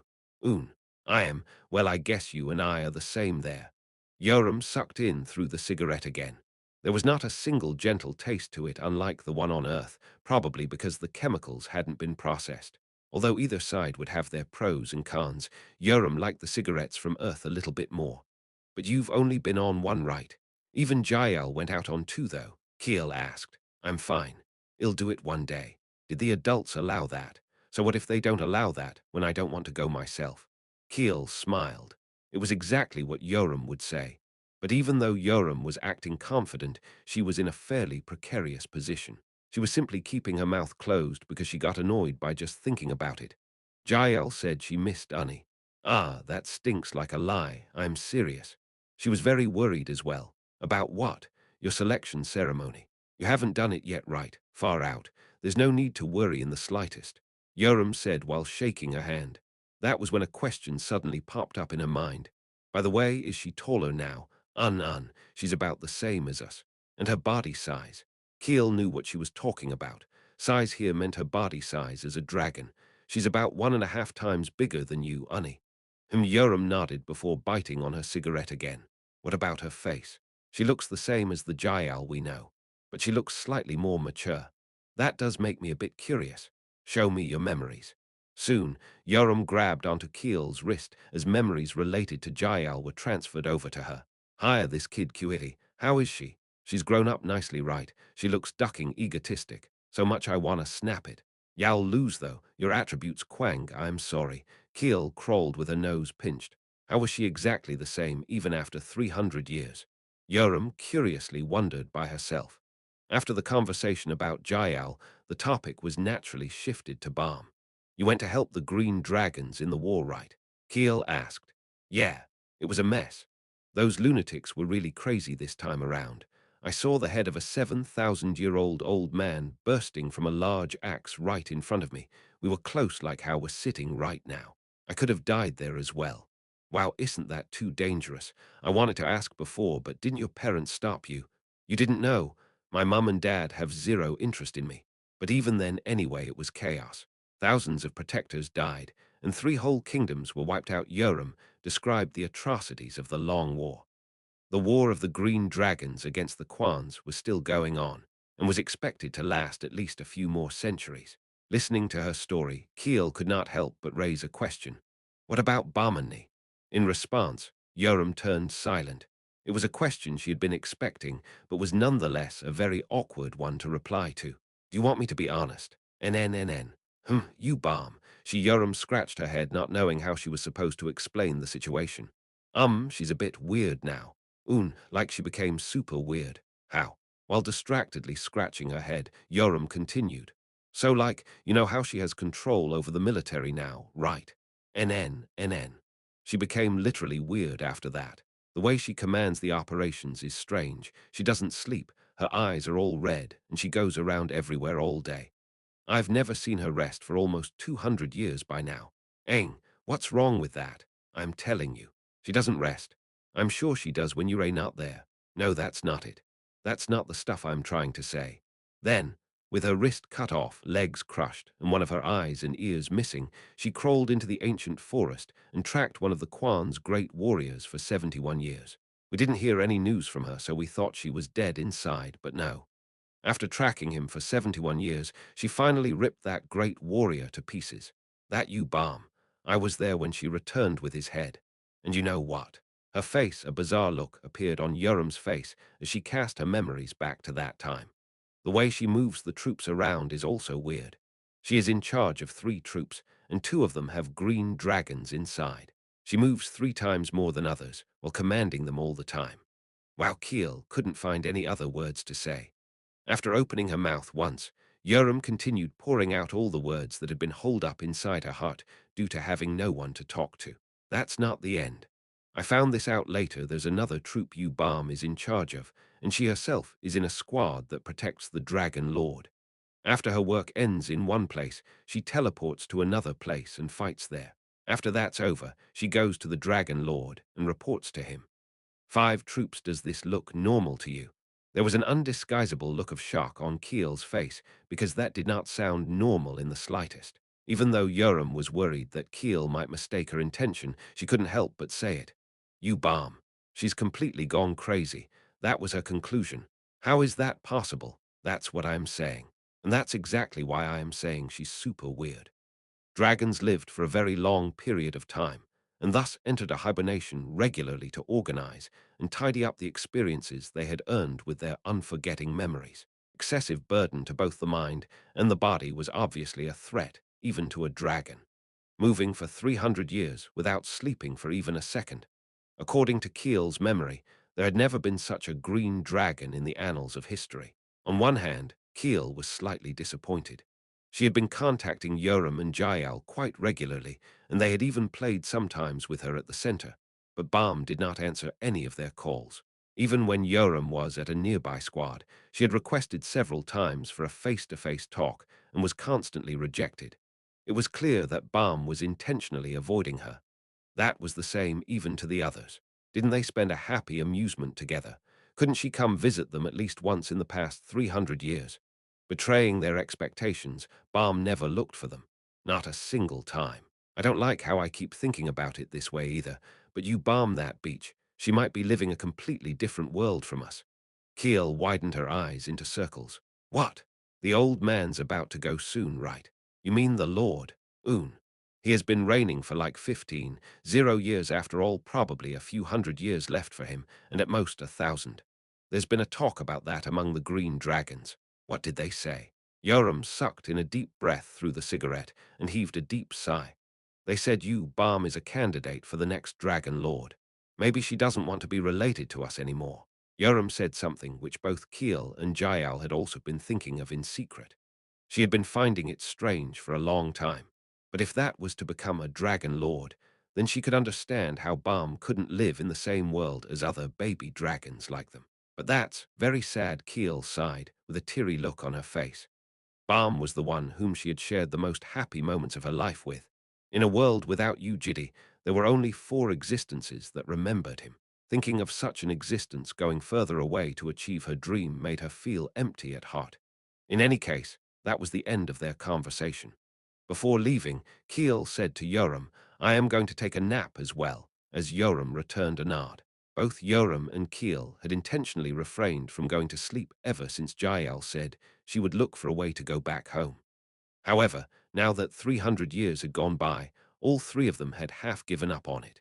I don't know when the selection ceremony will be held, but Keel left those words at the end. Please survive. Yoram put the cigarette out and replied with a smile. You can go to sleep first. I might take a nap as well after everything's over. Later, let's go visit somewhere together. Sure. Saying that, Yoram sent her off. In truth, Yoram thought the selection ceremony would be held immediately after her return from the first amusement. That was why she had been trying as if she would die during the amusement.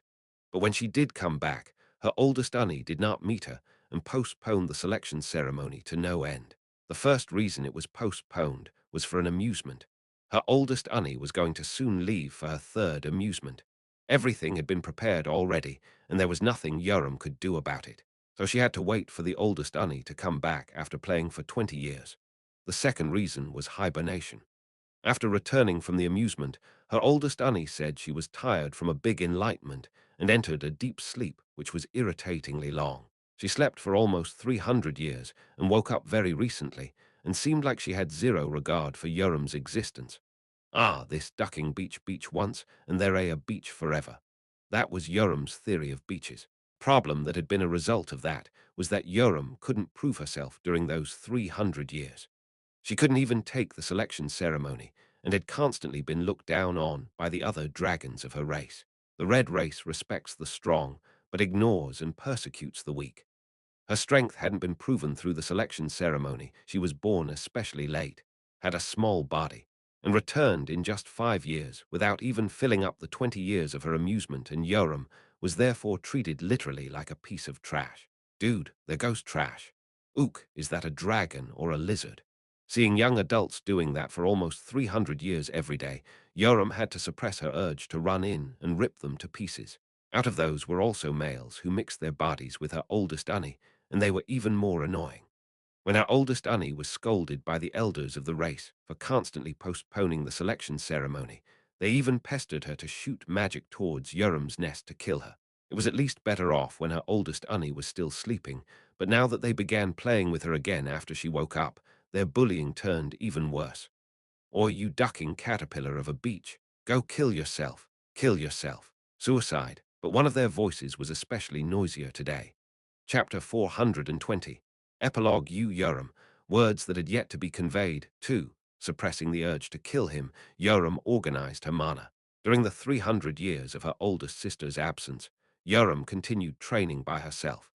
She trained endlessly and even attended the War of Green Dragons to distinguish herself in the war. When those achievements were heard by the Red Race, she thought her perception would increase by a little, but no, there was still doubt within the race. That's unexpected, that's surprising. Although reactions like that were still looking down on her, those were still okay. They were at least positive. However, most of the red dragons said stuff like, "How weak are green dragons? There's no way that happened, so she must have gone around giving them her body, and that's an exaggeration." Despite not even bothering to look into it, they were especially more noisy. Even in a situation like that, her parents did not stand on her side. Although her oldest Unny was postponing the selection ceremony every day, her parents were still on her side. Yoram understood it in her head, because that beach was a rising star and she was trash in their eyes. All she had to do was prove herself through the selection ceremony. It was when she was thinking along the lines of that. Kill yourself, kill yourself, kill yourself. A 200-year-old adult dragon was being very noisy. He was screaming while even using dragon fear, so the animals that were living near her nest either fainted or began running away. She had become used to withstanding insults, thanks to her training with Yu Jitae. There was no one on her side, so she shouldn't make the matter worse. She had to first wait for someone to be on her side. That was how she was suppressing her emotions. Go somewhere out of sight and kill yourself before your neck gets snapped and your dirty organs fall like the fifth of your family. Yoram stood up from her seat. She questioned herself. Was she being led around by her emotions? No, she could sit back down if she wanted to.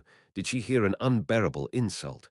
Yes, because Fifth was talking about the youngest Unny who Yoram treasured the most. Was she allowed to kill him? No. Then, isn't it fine as long as he doesn't die?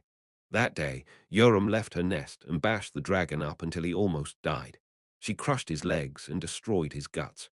Using her tail, she hacked his body so that it would be hard to recover, plucked his eyeballs out, and lastly destroyed his genitals with a sword and made it irrecoverable.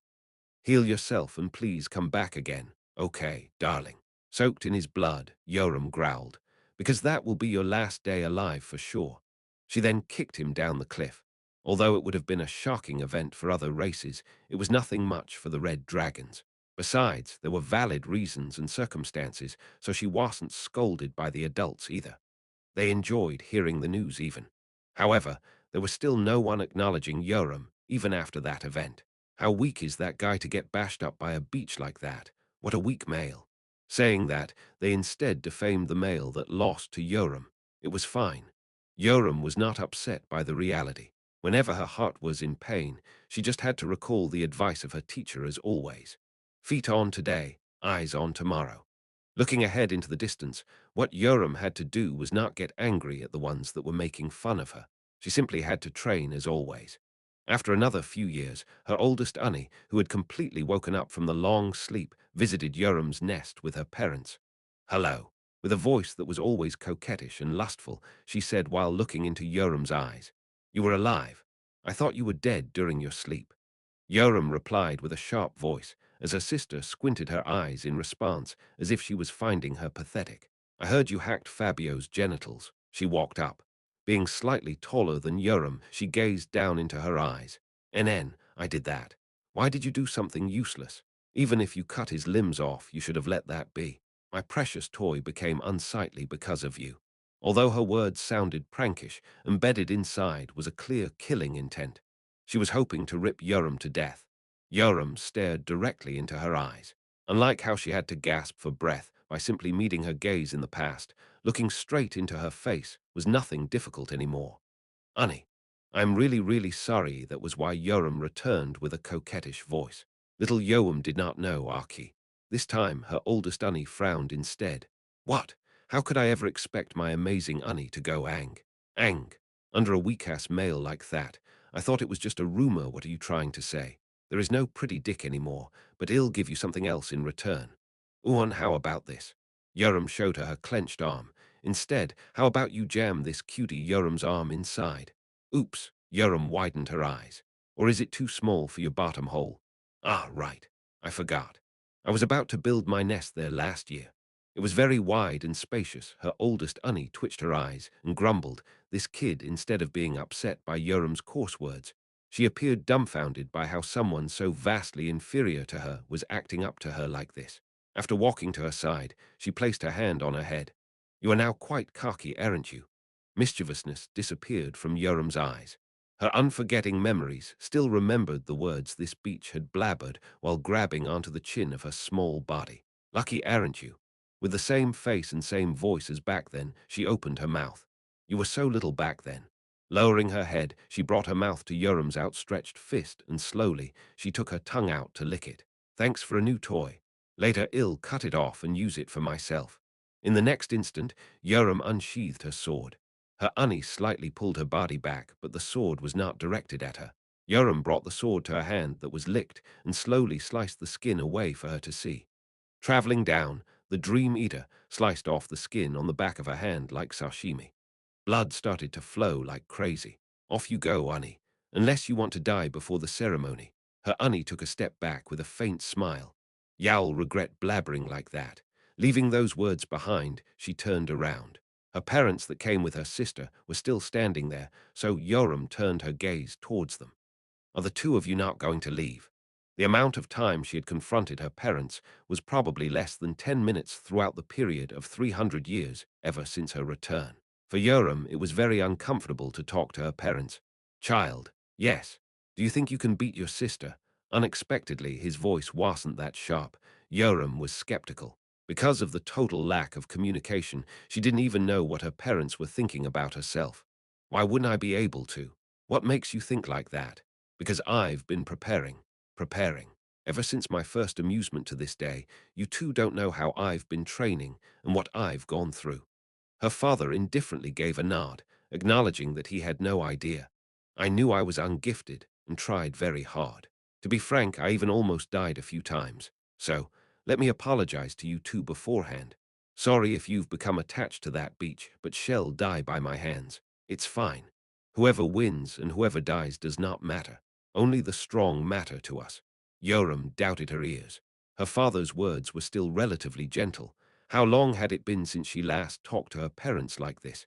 In fact, did that even happen ever in her life? That might be why it was needlessly giving Yoram little sense of peace.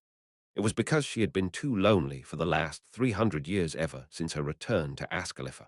But unfortunately, however, the expectation that was born inside her from a few sentences, "We don't think you will beat her," was crushed from one sentence. Yoram blinked her eyes. She needed some time to take those words in. What? We came with your sister because there was something to tell you. Even an immature child like you should know how lofty the selection ceremony is for our race. Yes, we still remember the disgrace you showed after the last ceremony. A cluster of thorny words came wreaking havoc in her heart. With your chin grabbed by your sister, you pissed yourself, being born late in the same generation, and even pissing yourself in front of an opponent that you are supposed to kill. Yoram's old memories that she had been hiding because there was no reason to talk about them were being trampled on. Do you know how much scorn our family had to suffer from others back then? Killing intent could be sensed from the voice of her father. To a red dragon who put emphasis on power and honor, that was an inerasable disgrace. If you are going to do the same this time, how about you give up on the selection ceremony? I'll try not to kill you then. I will destroy your heart and have you discarded at a distant place for you. Yoram felt her world turn dizzy. An unimaginable sense of betrayal was stabbing her head. I'm telling you I'll win, she said. Stop blabbering nonsense. Didn't you see me trash on Fabio, that ducking bastard? Who would have known he was so weak? He had an easygoing personality with little friction, and that must have been a mask the whole time. His family is being incredibly ridiculed right now anyway. Did I ask you that? Yoram slammed the ground with her foot as the mana reverberated with a loud thud. I will win, Yoram shouted while emphasizing each and every word. I'm going to win. Why do you look down on me so much without even verifying it? Did I ask for love? Or did I ask for something? Did I complain about you not saying anything to me after I came back from my amusement? Am I not your daughter? I am still your offspring. What are you trying to say? I'm still your child. Can you not even trust me once? Her mother's next words crushed her last bit of expectation to pieces. Unfortunately, child, we did not care about you in the slightest ever since you were born late. Her mouth slowly came to a close. Yoram had a stupefied look on her face. I'll set the date of the selection ceremony, but no one will be expecting anything from you. Sure, you can pee if you want to dishonor me, but your future go away. I don't want to hear it. Her parents left her nest without saying anything in return. Left alone, Yoram checked the barriers of her heart, whether they were still firmly closed or not. If those walls happened to crumble even once, Yoram felt like she would fall to an unbearable depth. Right, this was her life.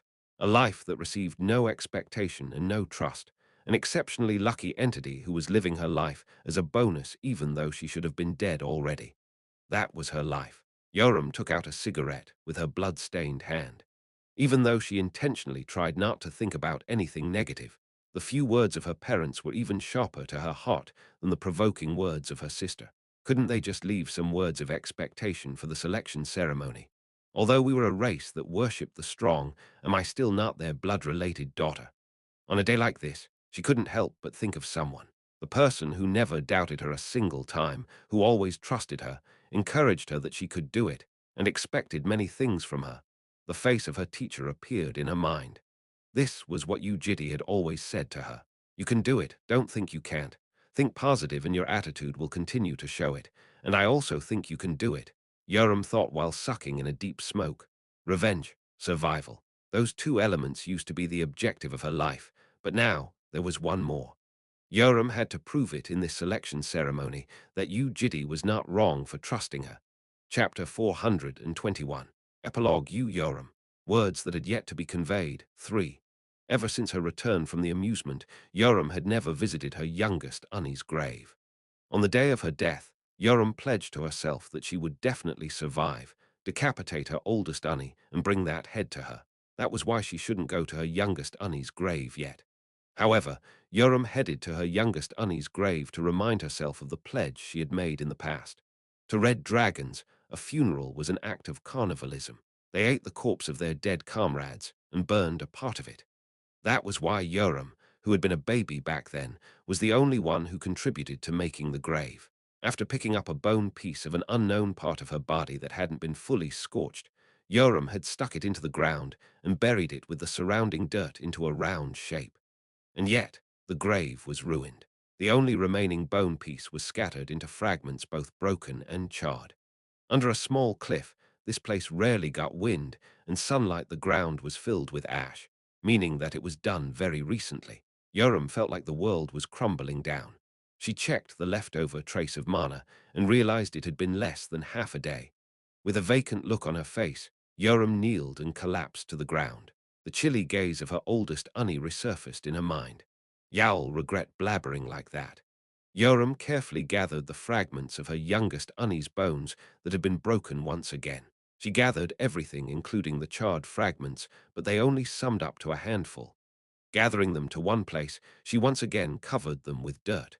She then kneeled in front of the grave and stayed like that for a long time. Closing her eyes, she restrained her emotions that were threatening to explode. She quietly whispered, "I am sorry for being late. It is almost over, so please wait just a little more."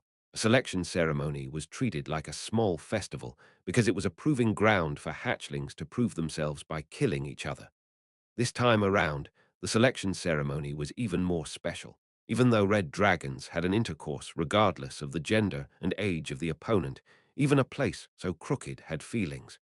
The younger sister had pulverized a lover of her older sister into smithereens, so hideous that death might have been a better future for him. He had received every type of insult that a male could ever get, and the people knew how furious the older sister would be to have that happen to her lover. The red dragons wanted the enraged older sister to rip the younger sister to pieces as brutally as possible. And if the younger sister happened to tear her older sister to pieces instead, that would be even more thrilling. There were a lot of red dragons gathered to watch the selection ceremony with their blood boiling from expectation. The complexions of Yoram's parents turned worse as more and more eyes gathered at the arena. Yoram's father, as a red dragon, acknowledged honor and war. He was like that. His wife was the same. His parents and kids were also the same. Fighting and dying during a fight was their pride and honor. And yet, one little kid had poured piss over the meticulously built Tower of Honor. That damn fool, that same little kid, was at the arena of the selection ceremony, and even that was an irritating sight for the parents. A red dragon should be late, if anything. Coming earlier than scheduled for an amount of time that would be enough to have one meal isn't that what those pretentious green dragons would do. Lifting her head, Yoram looked at the surroundings. The arena was made by cutting off an entire mountain range. Adult dragons were sitting on the high hills gazing down at her, and each of their shadows were extremely huge.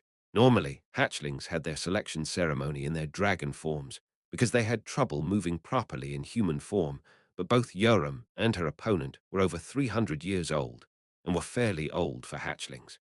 If they fought with all their heart, it would destroy a whole kingdom. That was why they had to restrict their power by fighting in human forms, but that was instead a welcome news for Yoram. With her hand resting above the scabbard, Yoram waited for her opponent. But even when there was 10 minutes and 5 minutes left until the start of the battle, the opponent did not show up. For Yoram, who had learned the concept of time on Earth from Yu Jitae, it was something she couldn't understand. Why was she coming late on such an important occasion? There were 3 minutes left. She waited. There was 1 minute left, but she still didn't come. In the end, it was only when it was 10 minutes past the scheduled time that her oldest Unny showed herself by crossing through the dimension. Yoram doubted her eyes. Her sister was half naked. She was wearing a gown without anything underneath, and her thighs were in full display. Black pigments were all over her lips and cheeks. There were red flowers all over her body, as well as other explicit traces of a sexual intercourse. Sorry, I was a bit late, right? My heart was so empty I needed some comfort. Yoram did not reply, but it seemed that she had been copulating with someone. Her emotions that she had been controlling surged up again, because it meant she went mating immediately after ruining the grave of her youngest Unny. That made her think that she might be the only one that was serious about this event. Her sister was so arrogant that she wasn't even thinking of a defeat. Sorry, elders looking around, she pretended to apologize. She was received by jeers of the crowd, and some of them did not disguise their ridicule and aversion. However, her action was not something disgracing their race, because a red dragon should have that much ambition at the very least. Tear her, rip her to pieces, hurry up and kill your younger sister, shred her to pieces like your lover, the red dragons shouted. Soon, the supervisors of the selection ceremony, Yoram's parents, began praying to the first red dragon. A red dragon's prayer was the same as a war cry. The fear-inducing screams of dragons gathered to one and menacingly shook the atmosphere. However, Yoram felt the world mysteriously turning quiet in the midst of all that. Her feelings that she had been suppressing with difficulty were soaring back up from her heart like blazing flames. Yoram took in her oldest Unny with her eyes. The shouts of the praying one turned even louder as the two of them stared at each other. One of them raised the corners of their lips into a sneer, but Yoram did not smile back. In a world tranquil like the time she was standing in front of an ocean with no waves, Yoram placed her hand on her sword. For her, there was only herself and her nemesis in this area. How long have I been waiting for this moment fight? Yoram dashed in following the shout of her father. An explosion at the bottom of her feet bounced her forward as wings of flame added momentum to her charge. Even though they were hundreds of meters apart, Yoram's sword was right in front of her opponent in the blink of an eye. Fluster appeared in the face of her opponent. Yoram's strike was a lot stronger than what she or what anyone else of this place could have imagined. However, she did not fall back. By hurriedly taking out a large greatsword from the dimensional storage, she retaliated against Yoram's attack. Mana condensed down as dimensions lengthened behind them. In a world with a distancing background erupted scorching flames. Quang, quang, quang, quang, quang. The source of the shockwave trembling the dimension was at the place where their swords collided. She glared at Yoram. She could not believe that she was getting pushed back by each and every strike. Her wrists quivered with each clash of the swords. Another clash and it was her shoulders, and after that was her entire body that was shivering. Speed, power, and accuracy. She was not Yoram's opponent in any of those aspects. She was dumbstruck. What was happening in front of her was so complex that she couldn't comprehend it. The little kid in front of her was a literally worthless filth among trash who was born a whole century after her. Didn't she pathetically piss herself from one sentence before? How could this? The battle went on. Flickering embers scorched her beautiful hair, and a sharp, fierce strike smacked her arm. She tried retaliating with a stab to the stomach, but the sword could not pierce deeply through Yoram's fortified abs. Meanwhile, Yoram approached further in while twisting her body away from the sword and used her own sword to chop her arm off. Kook, the eyes of the crowd shifted and their gazes changed. In a fierce attempt to attack back, she stubbornly retaliated. Using the strongest flames among her 30 types of fire, she tried to scorch Yoram, but she failed. Yoram squeezed in through the gap of the flames and stabbed the sword into her eyes again. Feeling a rush of pain, she decided to ignore the rules. Soon, her body was enveloped in a cloud of mana before gradually increasing in size. There was a subtle calculation behind her actions. It took time to cancel a polymorph, but that had been concealed behind the cloud of mana, and it would be too late by the time the kid in front of her eyes realized it. After canceling hers first, she would be able to rip her opponent to death before they cancelled theirs. The moment her polymorph was almost completely dispelled, she smiled because she saw Yoram widening her eyes into circles. For red dragons, ripping the opponent to death was more of an honor in the end, and rules were not important. Is it unfair? You should have cancelled yours first then. However, it seemed that the young beach was a lot more stupid than what she thought. Without even cancelling the polymorph, she ran towards her in human form. The struggle would be in vain. She opened her mouth wide open. Her huge body that reached 19 meters stretched its enormous mouth out wide, threatening to swallow Yoram in one bite. A sublime mana of fire gathered to her mouth. It was one of the greatest authorities of the Ancient One that could burn an existence off the face of the planet. Dragon breath. A red ray of light drew a clean cylinder behind its path as it swallowed up Yoram's small body. But that was when something that went completely against common sense started to unravel in front of her. Despite being struck by it head-on, Yoram did not avoid the breath. Instead, she parried it with her sword and came closer towards her. Her body was being scorched. Her clothes had long disappeared, and even her skin was being charred black, but Yoram did not stop. Only then did she finally realize it. They were in a whole different league. That ungifted piece of filth had reached a height that was incomparable to that of her own by the time she realized it. The polymorph that had been cancelled in a hurry failed in the middle due to the dragon breath that she had formed with haste. Unable to properly return to dragon form, her body turned small again. Breaking through the flames, Yoram ran in with her body scorched all over and grabbed her by the neck. A sword came flying in and created a deep wound at her cheek as blood bursted out. Yoram did not stop. This time, she drew a line from the forehead and chopped her ears off. Her nemesis struggled and wriggled in pain. Lastly, she formed a fist with her hand, holding the sword, and smacked her opponent at the mouth. A loud slam echoed as her mouth, nose, and jaws all broke together. The crowd of red dragons gave a thunderous roar. They were sending praise to the warrior, but the ones at the center of the battle could not hear it. Yoram brought her face closer to the head of her collapsed opponent. She must have sensed death. Her face tainted with fear was an amusing sight for Yoram. You have no idea how long I've been waiting for this day. You ducking beach, there were words that had yet to be conveyed. For a long time, Yoram had words in her mind that she had vowed to convey if a day like this ever came to her. You said to me, I was lucky, the strong could control the life of the weak as they wished, like how her nemesis of an older sister had defined her life. That was why Yoram decided to define the death of her oldest sister in the name of her youngest Unnie. You were unlucky. Yoram then chopped her head off. Her oldest Unnie was dead, and Yoram was victorious. Thus ended the selection ceremony. Soaked in blood, Yoram turned around.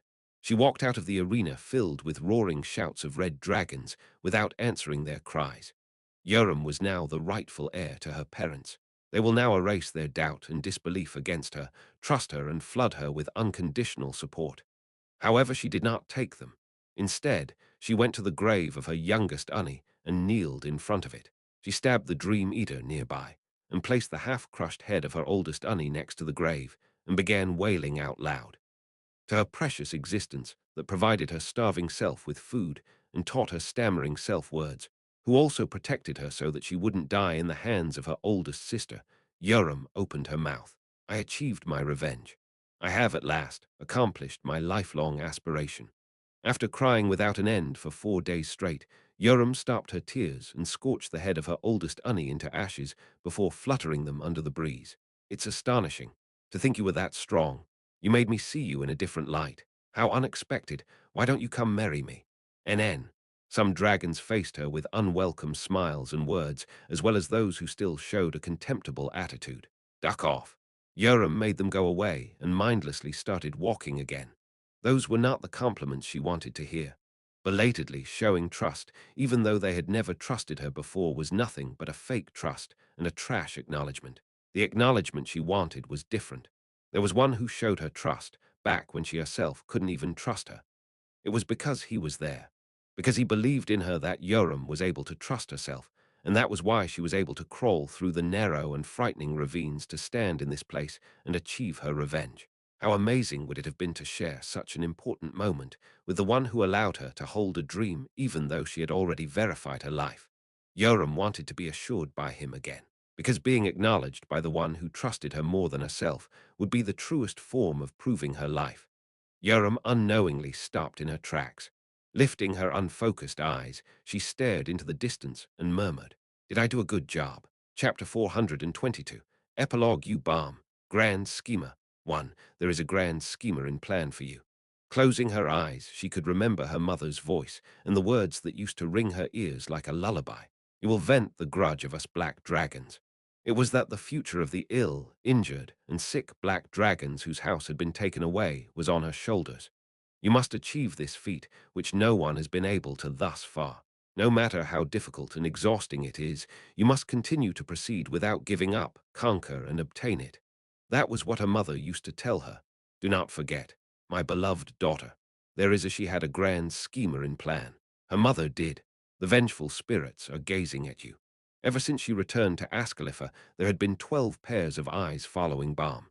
These were eyes that others could not see, but Balm could close her eyes and inspect her inner world to see them clearly. In fear that a problem may occur to their grand schemer, the 12 pairs of eyes encouraged Balm, who had to shoulder the aspiration of their race, and monitored her. They rushed her, telling her to go achieve the grand aspiration. The vengeful spirits are gazing at you. The vengeful spirits are expectant of you. The vengeful spirits express their disappointment at you. Their aspiration became an obsession. That was undeniable considering how the 12 adult black dragons had burned their physical bodies with black flames to simply monitor Balm. They were the ones in charge of the race that was destined to fall after being unfairly expelled from Ascalipha in the past. For them, the betterment of their race was a lot more important than an individual's life and their remaining lives. Those were the gazes that were on Balm. The vengeful spirits are gazing at you. Balm needed to go to places they could accept and do things they could comprehend. and most of them were extreme yet efficient methods of becoming a dragon lord. Sometimes her opinions differed from that of the spirits. Even though she considered something necessary, the spirits oftentimes did not. The vengeful spirits are gazing at you. The vengeful spirits are gazing at you. The vengeful spirits are gazing at you. The vengeful spirits are gazing at you. The vengeful spirits are gazing at you. At times, underneath all the intense gazes that were falling on her, Balm had to calm them down. You don't need to worry about anything. Everything is for the grand schema. Balm talked to the eyes and ears inside her and had to prove that her idea was better than what they suggested. Because otherwise, she had to go through a severe nightmare that was close to a mental torture. You trust me, right? I'll listen to what you say. So please just watch over me this time. Lugiathan calms down the vengeful spirits. They only calmed down when her mother entered the fray. But for Balm, it was just another addition to the gazes facing her way. The things Balm had to do in order to proceed towards the grand schema were as follows. She had to become part of the green race at the time of the current Dragon Lord's death. This had been arranged beforehand by her mother Lugiathan. She merged into the first amusement to show she was young. After returning from the amusement, her job was to distinguish herself as much as possible at a young age and be acknowledged by the dragons of Ascalipha, including the green race.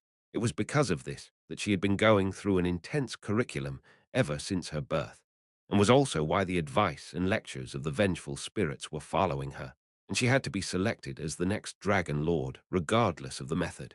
For that, she had to be acknowledged by the 5 elders and the dragon lord, and this was where her uniqueness came to play. Balm was a mutant dragon who had half-deviated from Providence. Because of that, she was able to disguise herself with complete falsehood. It was because of her uniqueness that it was possible for her to be acknowledged by the Dragon Lord and the 5 elders in spite of her fishy intention. After that, it was simple. Balm would head to the temple of the Dragon Lord and stand in front of Dragon's origin, which protected the dragons. That was the true body of the small fragments protecting the hearts of infant dragons, the origin fragment. It was large and looked like a crystal gem, and it granted one's wishes. Standing in front of the gem, Balm could make an oath after being selected as the new Dragon Lord. All the authorities, justifications, and powers of a Dragon Lord would then be conveyed down to her. That was what the Black Dragons were aiming for.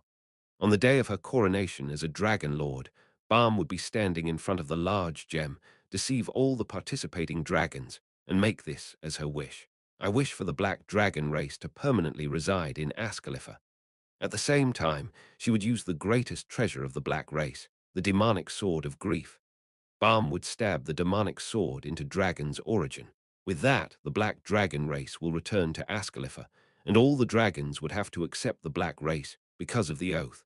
Because the Black race had to reside permanently in Ascalipha, Dragon's origin will lose its power and be unable to create a new lord for over 10 years, but that was none of their business. Because the Black Dragons would be able to create a new order by then. Like that, the path in front of Balm was very clear. All she had to do was follow what they told her to do. The vengeful spirits are gazing at you. However, Balm moved even faster to accomplish beyond their expectations. Seeing that made the vengeful spirits satisfied, but they did not lower their guards. It was because sometimes, almost once every few centuries, Balm would try to go astray. It was when the war against the Quans was in a stalemate. After managing 2 troops for local battles without a single rest for 15 years, Balm was able to tie a small knot to the war. When she was about to return to her territory to release all the accumulated fatigue, a protector walked up to her. There has been a request for a visit. She viewed the memories that had been brought over as her eyes that had been soaked in fatigue stretched wide open. Please leave my head for 3 days. I want a full rest for myself. Balm asked the vengeful spirits rooted inside her body, but was met with an internal riot. The vengeful spirits are infuriated. The vengeful spirits state that such a thing is utterly impossible. I just want to comfortably rest a little. I'm not asking for a lot of time. The vengeful spirits reject you. The vengeful spirits rebuke you for saying nonsense. The vengeful spirits alert you that that could be the start to laziness. How about 2 days? Or even just 1 day? It was her first time making such a request. She tried to persuade them, but they were suspicious about her intention. What ulterior motive do you have? What are you going to do for a day after pushing us away? They asked. No, nothing. I'm just asking for a rest at a place away from everyone's vision. However, her persuasion did not work. Lugiathan gazes at you. The strict gaze of her mother strangled her. Lugiathan wants to persuade you. Lugiathan hopes for your rest, but wishes that to be after you become the Lord or after the grand schema is completed. Mum. Balm stiffened her expression, and the voice of her mother flowed into her head. My dear daughter, there is a grand schema for you. You may do as you wish after it has been completed. I know that. I've been doing it fine till now. She tried to persuade her mother, but had to cower before her stern lecture. Wake up a little, my eighth daughter. Do you need to be scolded? It is an opportunity that came after thousands of hard work. You know it yourself, do you not? And N, how could you wish for your petty freedom at a time like this? Balm stopped trying to persuade them, but had to pay the price for stirring up the vengeful spirits. They were suspicious. Listing everything she had done, they mentioned that she had never asked for a rest like this until now, and demanded she tell them why she was asking for one now. One of them viewed the memories of the visit request that had been conveyed over to Balm. Out of those asking for a conversation were also ones who had left on their first amusement with Balm. But Balm shook her head. No, they have nothing to do with this. Dragons were by nature indifferent to other races and were even exclusive.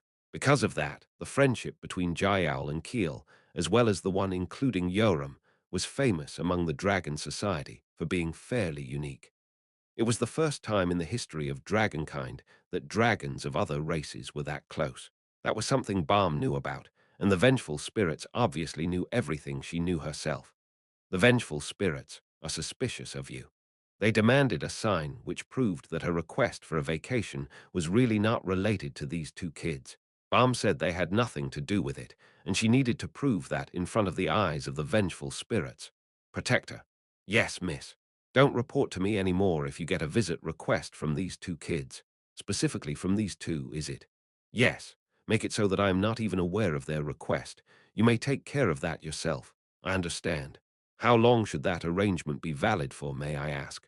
The gazes of the vengeful spirits deepened as their suspicions were amplified. Balm gave the reply that they wanted the most. Forever. Only then were the spirits satisfied. Like that, Balm left on a journey to become the Dragon Lord. She belonged to countless squads and had to shed blood every day in the war against Quans. The role of black dragons was to convey the memories of history to their descendants. Naturally, among them were also memories related to wars. In the grand flow of time, history tended to repeat itself. Under the command of Lugiathan and the vengeful spirits, Balm gave wonderful commands and led several battles to victory. At times, her loyalty was doubted, and she had to do things that were very cruel. The most horrendous of them was probably telling her who had her eye and ear ripped off, sliced wrist, crushed legs, and opened rib cages, to cross the ancient forest to track one of Quan's great warriors. There, Balm constantly shed blood, breathed in the humid and sticky air while sweating profusely, and vomited several times from the pain, all the while diligently moving her legs, with nothing but one ballista in her hand. The ancient forest was massive. It was half of Ascalipha's entire region, and was 300 times larger than Earth. In that place, Balm wandered endlessly and had to look for the great warrior over an unending period of time. Only after driving an arrow into the head of the great warrior was she able to return to the mainlands of Ascalipha. By the time she returned, it had been 71 years since she jumped into the forest. Her accomplishment of tracking the great warrior by herself and killing him was widely acknowledged. Her name value rose up tremendously, and that was when her status also began to soar into the sky. She was even requested to have a personal conversation with the Dragon Lord. Because of that, Balm could not sit down and rest even after coming back. Her mind was worn down and crushed, and a part of her broken body was left as a disability due to not being healed properly, but she continued moving. Sometimes she had to lay her hands on the stimulant of the black race to clarify her broken mind. It was one that added power to the mind by ruining a portion of the health. That too was only possible after the calculation and guidance of her mother. Balm was unable to sleep and gained a mind that was always enlightened. But because of that, her body began to break down. She had a light seizure and a fit whenever she was a little relaxed. A permanent disability laid waste to her left arm and made it impossible to move properly. The disability came even to her senses, and she could no longer taste, smell, or feel anything. Later, even a part of her heart was permanently damaged, and her body became one that couldn't bear a child. That day, she collapsed and cried a little in front of the eyes of the vengeful spirits. Even so, Balm had to move for the grand schemer, and that made the vengeful spirits very content. Such times went on as 700 years passed after her return from the amusement. The tides of war shifted, and the green dragons that had always been on the losing side were starting to push the Quans back. That was when the Dragon Lord secretly called Balm and sent her as a secret emissary. You go meet the Red Race, and have them attend the war under my name. Yes, sir. Balm immediately came up with a plan, and shared her plan with the vengeful spirits. It was that she would go meet her old acquaintance, the only connection she had without bothering to go anywhere else. Didn't Balm wish to go astray in the past with something related to Keel and Jayal? The unforgetting vengeful spirits showed a fair bit of discontentment again and started doubting her. However, her reply was very clear. You remember how she was dispatched to our squad and constantly asked me to meet her, right? Back then, I turned those down without even looking at them. That is my answer. There is no need to doubt me. I am just pursuing efficiency. The vengeful spirits gave the same reply as before. Prove it. Without saying anything, Balm moved. She crossed the boundaries and looked for Yoram's nest. Fortunately, Yoram wasn't sleeping. For the first time in 700 years, she looked into her eyes. Hello, Balm greeted Yoram. On the other hand, Yoram looked back at her with a bizarre look on her face. Chapter 423, Epilogue. You Balm. Grand Schema, 2, why are you here? Yoram looked confused. It's been a while. How have you been? Balm returned an intimate reply as the vengeful spirits gazed at her with suspicion and displeasure. She persuaded them, saying that she and Yoram were still young dragons unlike them, and that Yoram would only open her heart and move proactively for her sake if she pretended to be nice. Can't you tell from how I am still alive? Looks like it. You must have beat your oldest Annie. That's great. It's been 500 years already. Congratulations. A deeper frown appeared on Yoram's face. Her reddened eyes and her frowning nose openly displayed her discontentment. Or you Balm. NN, don't you have something to tell me? NN, isn't there something you should say to me? Balm touched her green hair for a bit, something to say sorry for turning you down when you were looking for me. Yoram widened her eyes. So it really was you. I was too busy. You know how the war is going right now, don't you? Bullcrap. I know you were busy, but were you not even able to spare just 5 minutes for 800 years? Even though I ignored all the shit from my race and attended your war just to see you. Sorry. But it really was impossible for me to see you. Balm locked her fingers and slightly lowered her head. There was no such etiquette among dragons, and it was the one used by humans on Earth. Yoram shook her head before adding more words along with a sigh. So, why are you here? There must be a reason why you came here. I need to see someone with authority from the Red Dragons. Is it because of the war? NN, all right. I'll introduce you to him. Really. But in return, let's go see the kids together. This was something that had been outside of Balm's expectation. Her expectation was something that was also viewed by the vengeful spirits, and what happened was therefore against their calculations as well. That's right now. I can't, however. There was an unexpected look on Yoram's face. She no longer looked displeased in the slightest. Balm scrutinized Yoram's expression and noticed it slowly turning brighter alongside a faint light of anticipation. They all want to see you. Dude, you have no idea how much they wanted to see you, right? Duck, you came right on time. Yoram, you turned down their requests as well, didn't you? That's okay. And Duck, so what if you turn me down 10 times? You're a right here. I knew you were going to come back one day. She was completely misunderstanding her. Yoram, let's be real. You bothered coming here to ask me something like this for a reason, right? I know you're not very honest with these things. Of course I do. Ahaha, Duck, I'm so happy.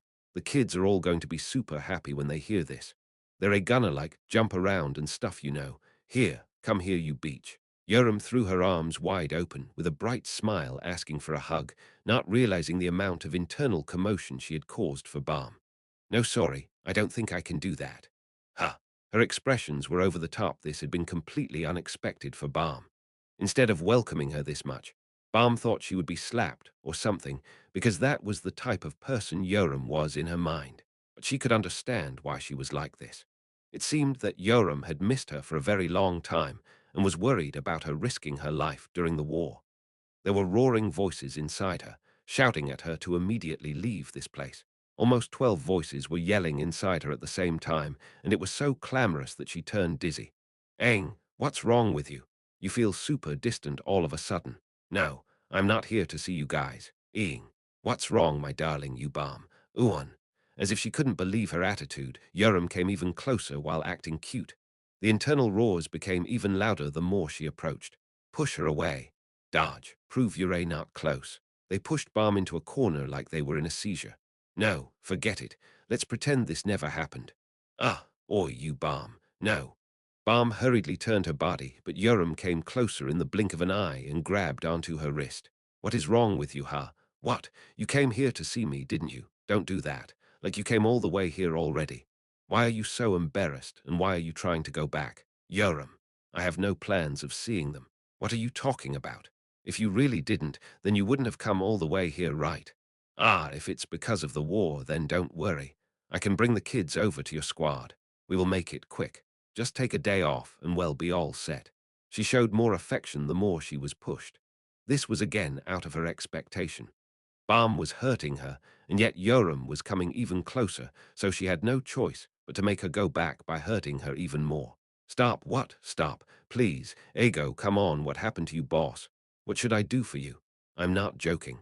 I know you're not serious. You're suddenly going to crack up and tease me or something, right, you beach? What happened next startled Balm. Yoram tried to hug her from behind while murmuring like the past, let's see. How has our Unnie's titties been? Balm had to be resolute. Get away from me. Despite saying that herself, even she was surprised by her own cold voice. Ha! Do you think I cut my precious time off to come here and play around with you? Yoram's eyes widened in shock, unable to believe her words. However, Balm continued saying such cruel stuff to convince the vengeful spirits inside her. How long are you going to stay indulged in playing house? Those words that seemingly denied their past turned Yoram blank. You need to do a negotiation properly. My time is gold, and I have many things that are cheaper than that. If you need those worthless conditions to help, then forget it. I wish you all the best and goodbye. Balm turned away from her as Yoram was frozen stiff. She couldn't say anything in return. Only then were the vengeful spirits inside her body content. The chaos had settled, and a few of them even gave her compliments for being able to differentiate private matters from the important ones. Balm, my sister.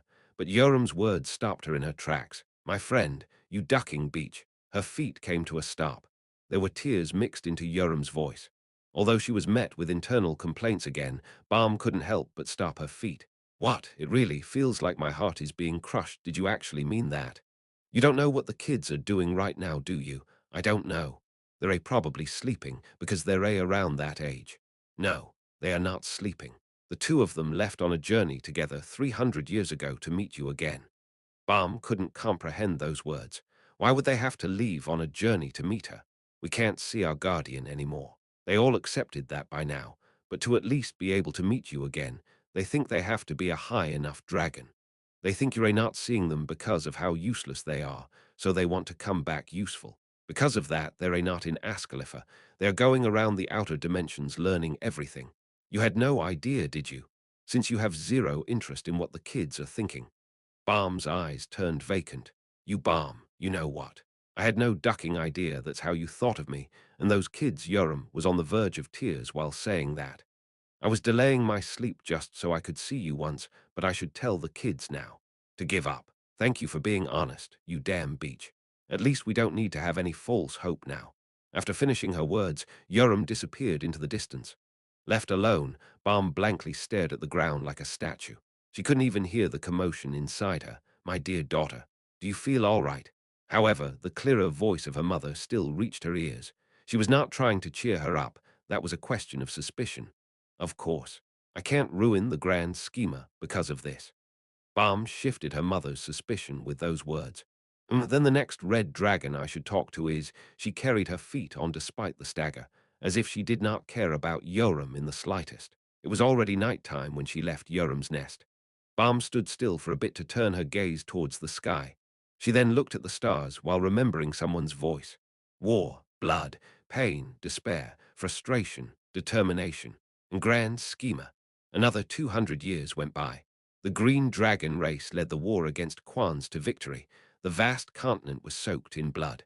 Both flora and fauna were destroyed during the war. The ground was desolate, as if there had been a meteor strike, and a whole empire was turned into a desert. Air was filled with dirty germs, and mana embedded with killing intent. Every water flowing above ground was polluted with poison, with a portion of them flowing underground. It became impossible for lives to bloom in those lands for the next thousands of years. It was a long war that went on for approximately 10 years, and this was also very long in the standards of dragons. There was only 30 of green dragons left, and the Quans had gone extinct. Those lands were called the Grave of Species by the dragons, because countless species of Ascalipha's ecosystem had completely vanished during the war.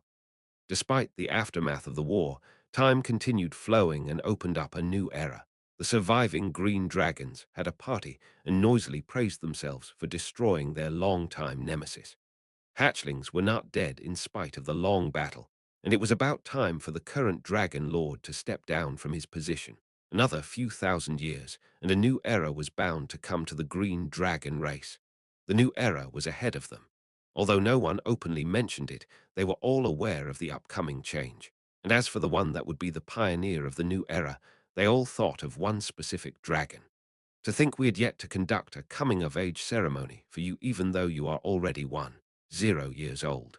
I can only say it is our fault as the previous generation. The one saying that was an old man whose green hair had turned into white. It was rare to see dragons looking like old humans, but that was because he couldn't make himself look young with polymorph due to living for over 90 years. He was an elder of the green race. What kind of problem will there be to not having a name? How can a candidate of the future Dragon Lord not have a name? The elder intriguingly smiled in response to the candidate's question and looked at the young green dragon as if she were a precious jewel. Isn't there not enough time for a coming-of-age ceremony? That is indeed a problem, but whatever the case, we still need a name. I see the Lord will soon call you, so you must come up with a name before that. Otherwise, how would he call you? Ah, decide on it right now. What do you want for your name? The young dragon squinted her eyes for a while, looking anxious as if she was exposed to a noisy song. She opened her mouth after a slight hesitation. Turubamana. It meant my grand schema according to the continental language of Ascalipha. The vengeful spirits inside her were pleased. Balm also gave a hazy smile with black dead eyes. Chapter 424. Epilogue U Balm. Grand Schema 3. Balm had a one-on-one conversation with the Dragon Lord. Because they would be exposed if they dare try to eavesdrop on their conversation, the vengeful spirits had to leave her brain during the interview. After the conversation, the 12 vengeful spirits poured out questions inside her head. You're back. How was it? Does the Dragon Lord look like he's going to die soon? Balm calmly replied to each of those questions. Lastly, Lugiathan raised a different question. It seems each previous Dragon Lord requests for something during a coronation.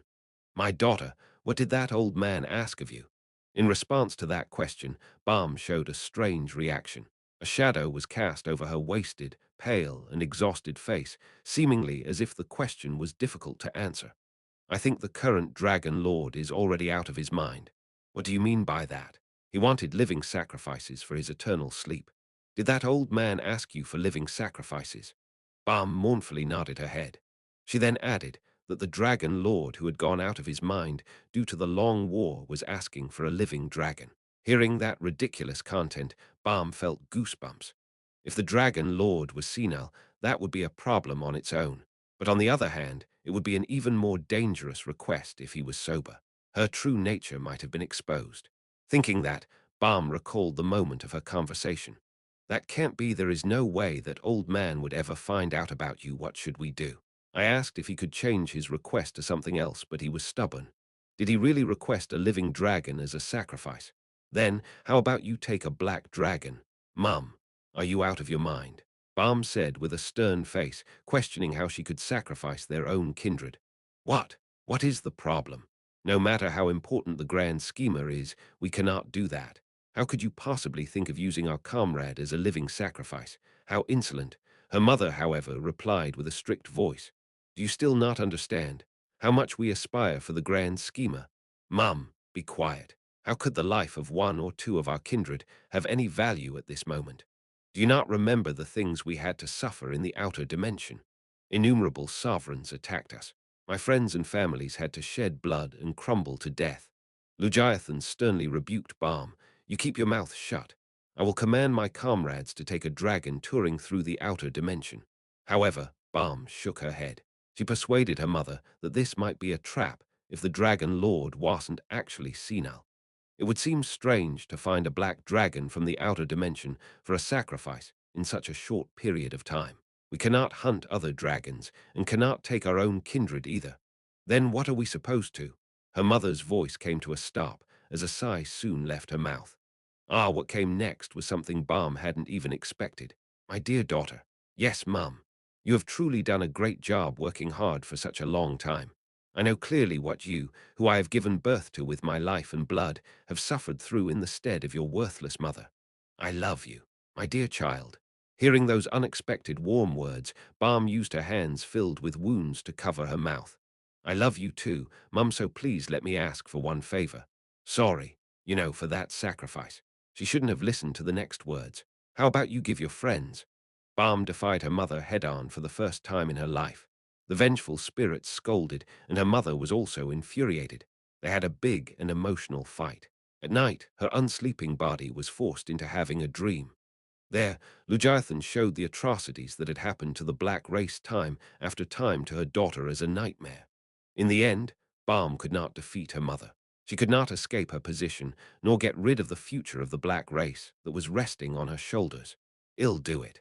After that, Balm looked for the baby dragons with an even more absent-minded look on her face. Surprisingly, Jael, Kiel, and Yoram were all in a deep sleep. Even though waking up a sleeping dragon was a very discourteous thing to do, it was related to the coronation of a new dragon lord and was thus excusable. Hello. It's been a very long time. Balm woke the baby dragons up. I found out how to go back to Earth. Forcing a bright smile and with eyes full of tears, she started lying to them. So can you please come to my coronation? Those foolishly nice kids did not turn her down a single time in spite of the situation. All three of them said they will attend the coronation ceremony. The next day, Balm brought all the baby dragons to the Dragon Lord, and after coming back, she looked for the stimulant. She swallowed a whole pill of the stimulant that could almost kill her. Lying down on the ground, Balm wriggled her body while withstanding the pain. Her breath continued while threatening to stop time after time.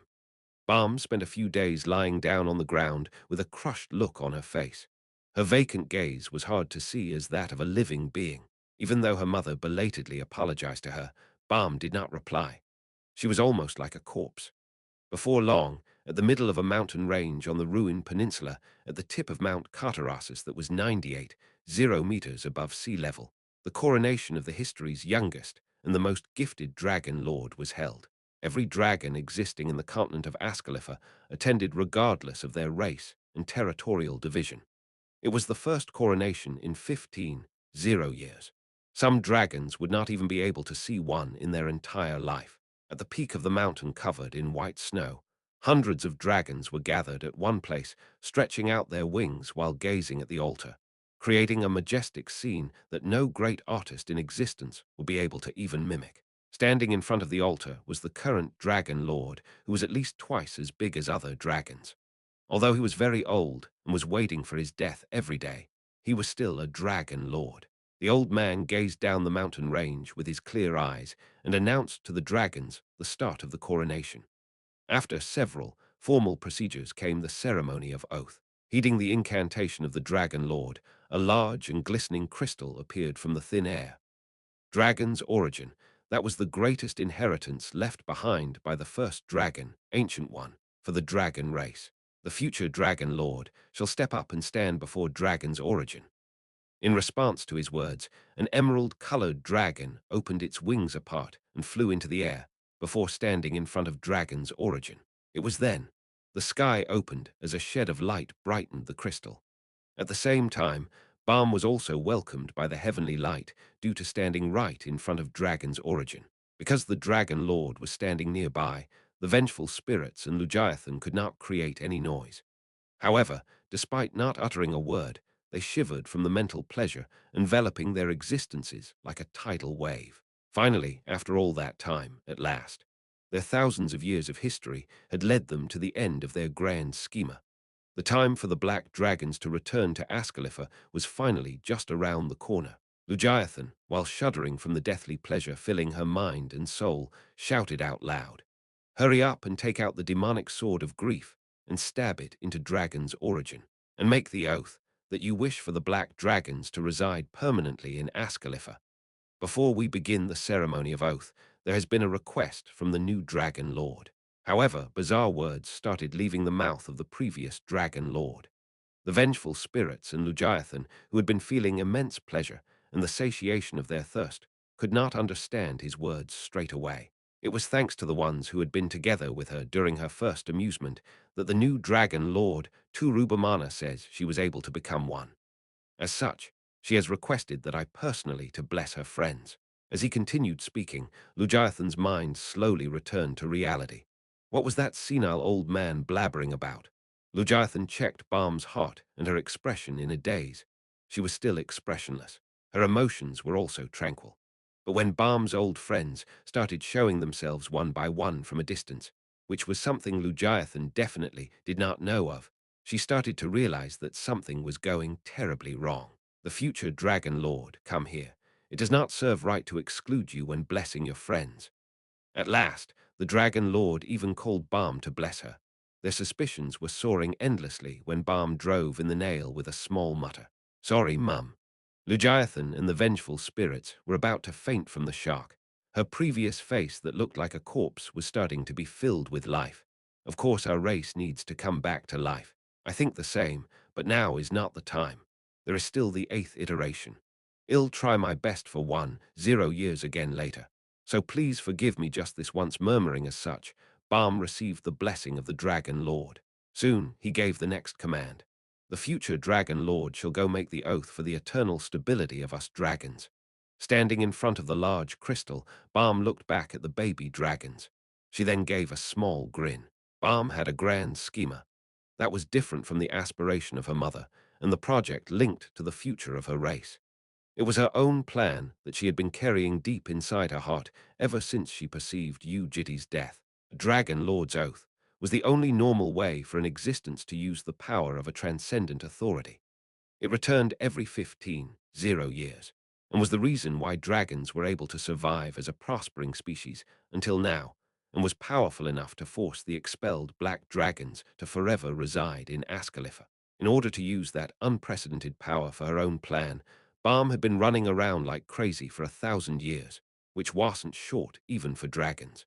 She had to thoroughly pretend like she was doing things the black dragons wanted to deceive her mother and the vengeful spirits. It wasn't easy. Her body had been completely crushed, and her mind was also half crumbled. Her life had been put to risk dozens of times, and she even had to stop herself several times from wishing for death. Balm had to endure through all that. She withstood the crumbling of her body and the breakdown of her mind. Whenever she was about to truly fall from exhaustion, Balm reminded herself of her objective by looking at the constellations of the night sky. Doing that, she was able to strengthen her mind and remain standing. Balm had a dream, living a life together with Yu Jitae in the distant future again. That was Balm's grand schema. Born as a mutant, she was able to lie without being caught out by anyone. Her saying that she would try her best for the grand schema of raising their race back up was a lie. What Balm wanted was Yu Jitae from the very start. Her saying that the Dragon Lord had been seeking for a sacrifice was a lie. What Balm wanted was a re-encounter with the baby dragons. Her taking the baby dragons over to the Dragon Lord was a lie. When her mother and the vengeful spirits cut off their connection from her, thinking that she was going to the Dragon Lord, Balm embraced the baby dragons and poured out her honest tears that she had been hiding for 1,000 years. She then shared everything that happened with the baby dragons. It all began from the first event, an accidental landing on Earth from the distortion in Providence. Yu Jitae being broken from the repetitive regressions and his grudge against dragons, the deceit he had been concealing against them, as well as the shocking event that had happened to herself. But Yu Jitae, who started to dream of hope and atonement while living a daily life with them. and him dying due to the aftermath of killing Yu Jitae of the sixth iteration at the start of that atonement. And lastly, guys, I found the method to go back after hearing all that. The baby dragons hugged each other, and it became an ocean of tears. Balm had only shared a portion of the things Yu Jitae wanted to atone for. Those were already shocking enough, but none of the kids blamed him for what he did, for the happiness they had received from him was already far greater than that. As the tears settled back down, Balm reiterated the reason she gathered them. Let's go back to our happiest days. Standing in front of Dragon's origin, Balm thought to herself. He said his time of suffering summed up to around 1,000 years. Coincidentally, she also had to spend a similar amount of time in despair and frustration. It was unclear whether his view on time as a human was exactly the same as her perception on time as a dragon. However, her 1,000 years at the war allowed Balm to understand him a little bit better. What came as solace when she was about to crumble and falter from despair was the time she had spent with Yu Jitae. Her unforgetting memories endlessly revived her happiest moments and how he had strenuously tried to save her. However, the old Yu Jitae wouldn't have had a place like that to lean on. How lonely would it have been? How exhausting would his life have been, therefore, in the process of making the oath at Dragon's origin, while sacrificing the demonic sword of grief? Balm decided to take out a small fragment of her soul. The main body of her soul that contained the personality and memory would be sent back to the timeline where Yu Jitae existed with the baby dragons, and the small fragment will be sent to the young Yu Jitae, who was alone from birth and lonely with no one to rely on. It would become the friend of his lonely self, and a teacher for the young and immature Yu Jitae, a lover that would give him a warm hug during his fatigue, and a family he could rely and rest on. And as a symbol of her desire and wish for his freedom, she shaped it into the form of a white bird. At last, as she neared the end of her grand schema, Balm stood in front of Dragon's origin and gazed into the sky. I hereby vow that we may go back to the happiest days we had spent with our precious one. She threw her arms wide open. Her eyes, full of life, were facing the sky as she whispered a prayer, and become happy together. In that instant, light flooded out of Dragon's origin and enveloped the baby dragons. Chapter 425. Ending. Spring. Balm once again. It was immediately after he successfully crushed the pillars of the banquet hall. He tried to crawl out of primal time. Because his goal was to block the entrance to the non-providental world, Yu Jitae used every bit of strength he had left to fly towards him like a cannonball. Due to that, he who had been crawling out of the veil was sucked back into the non-providental world, and the same had happened to Yu Jitae, who was pushing him inside. The weapon of a building, palace, successfully crushed the small room that served as the entrance to the non-providential world and completely sealed it. Because of that, Yu Jitae was pushed out of the providential world. It was the first time he was coming to the non-providential world. This place was a dark and cold place. Since it probably wasn't cold in the physical sense of the word, it was most probably a chill he was feeling due to his soul being shattered apart. However, the size of his soul that was built up throughout his life was too big, and he did not disappear with ease despite being crushed and shattered. It simply felt cold. The severe chilliness made him shrink his body. Because he had fully executed his mission, Vintage Clark did not look for him, and Key had no more business with him either. Besides, they were transcendent authorities that could only involve themselves in providential matters. That was why there would be no one who could bring him out of this cold place. He could only shiver here for almost an eternity.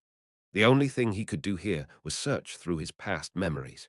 Like a brain in a vat, he could do nothing but think. Is this happiness? Am I happy? He blamed his old friend a little. Wasn't I definitely going to be happy? Isn't that what you told me? Time flew by. Although he was used to waiting without any objective felt way too long for him. It was cold, like an eternal winter. His blunt senses could not identify anything around him, but that was when some force stretched out like a hand and reached him. He widened his eyes into circles. That power melted his frozen body and woke up his sinking mind. Despite his soul being half crushed, it was still alive, and Yu Jitae was therefore able to wake up. It felt like it had been 1,000 years. What's happening? The hand grabbed onto his body and started pulling him somewhere. By the time he perceived what was happening, he lost consciousness. When he opened his eyes again, there was a familiar street in front of his eyes. His flustered gaze scanned across the world. Roads covered in asphalt, buildings rising up above them, and people carrying umbrellas in quick steps. Black and white cars dashed across as sounds of horns reached his ears, and perhaps, due to a recent rainfall, the sky was colored in a dull gray light. Within the world filled with achromatic colors, he was the only one with color. He gasped for breath, for he just could not comprehend what was happening in front of him. This was Nan Hyangdong, and it was 5 years ago. This time and space was the starting point of his wretched life, which he had confronted thousands of times. Did the eighth iteration begin or something? Since his will had been worn out over the long period of time, his mind wasn't back to normal despite returning to reality. Like a drunk person, he couldn't judge things properly. His phone rang in his confusion. It was a call related to his work. Work, out of habit, he first decided to move like the last iteration. 7 a.m. It was time to go to work. Wearing the police uniform, he went to work. Despite being early in the morning, Gangnam was filled with people.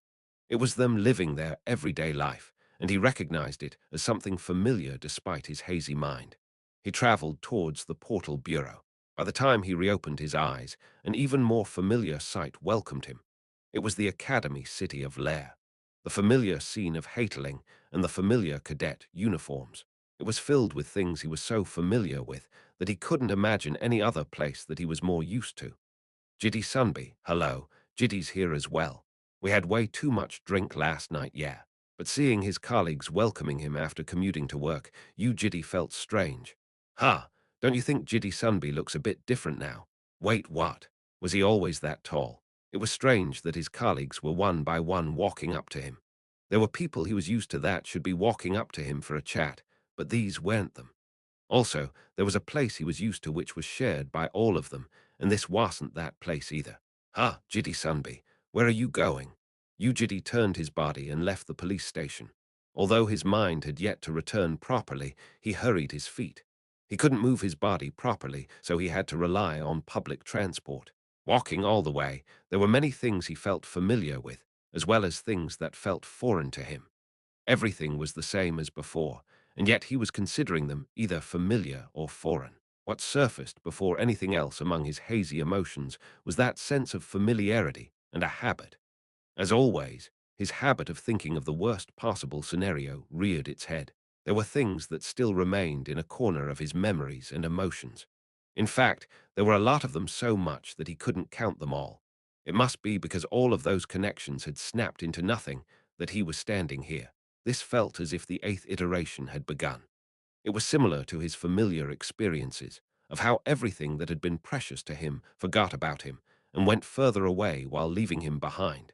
Continuing that line of thought made his heart crumble from the core. He had to confirm it with his own eyes.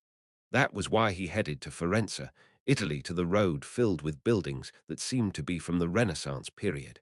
He had been here often, and thanks to his sharp, discerning ability, he knew those performing street musicians were very familiar. If all the time that went by wasn't fake, then the one he was the most used to definitely had to be here. However, he couldn't find her. The conspicuous olive-colored hair, the face that exceeded the threshold of beauty and appeared repulsively beautiful, and the existence that naturally gathered attention wherever she went. He could not see her. No, it wasn't Olive. Although it was slightly foreign to him, it was definitely black. After changing his mind, he once again scanned across the streets, but like before, he could not find such a person. He stood still. Although it was too early to admit it, he felt his heart slowly crumbling down from its core. Because it was the first encounter which he had been so used to. He realized that the invalidity of that meant the disappearance of something that was the most familiar to him. But after blankly standing there for a while and slowly coming back to his senses, he found it strange again. The reason he was used to this first encounter was because the opponent forgot about him.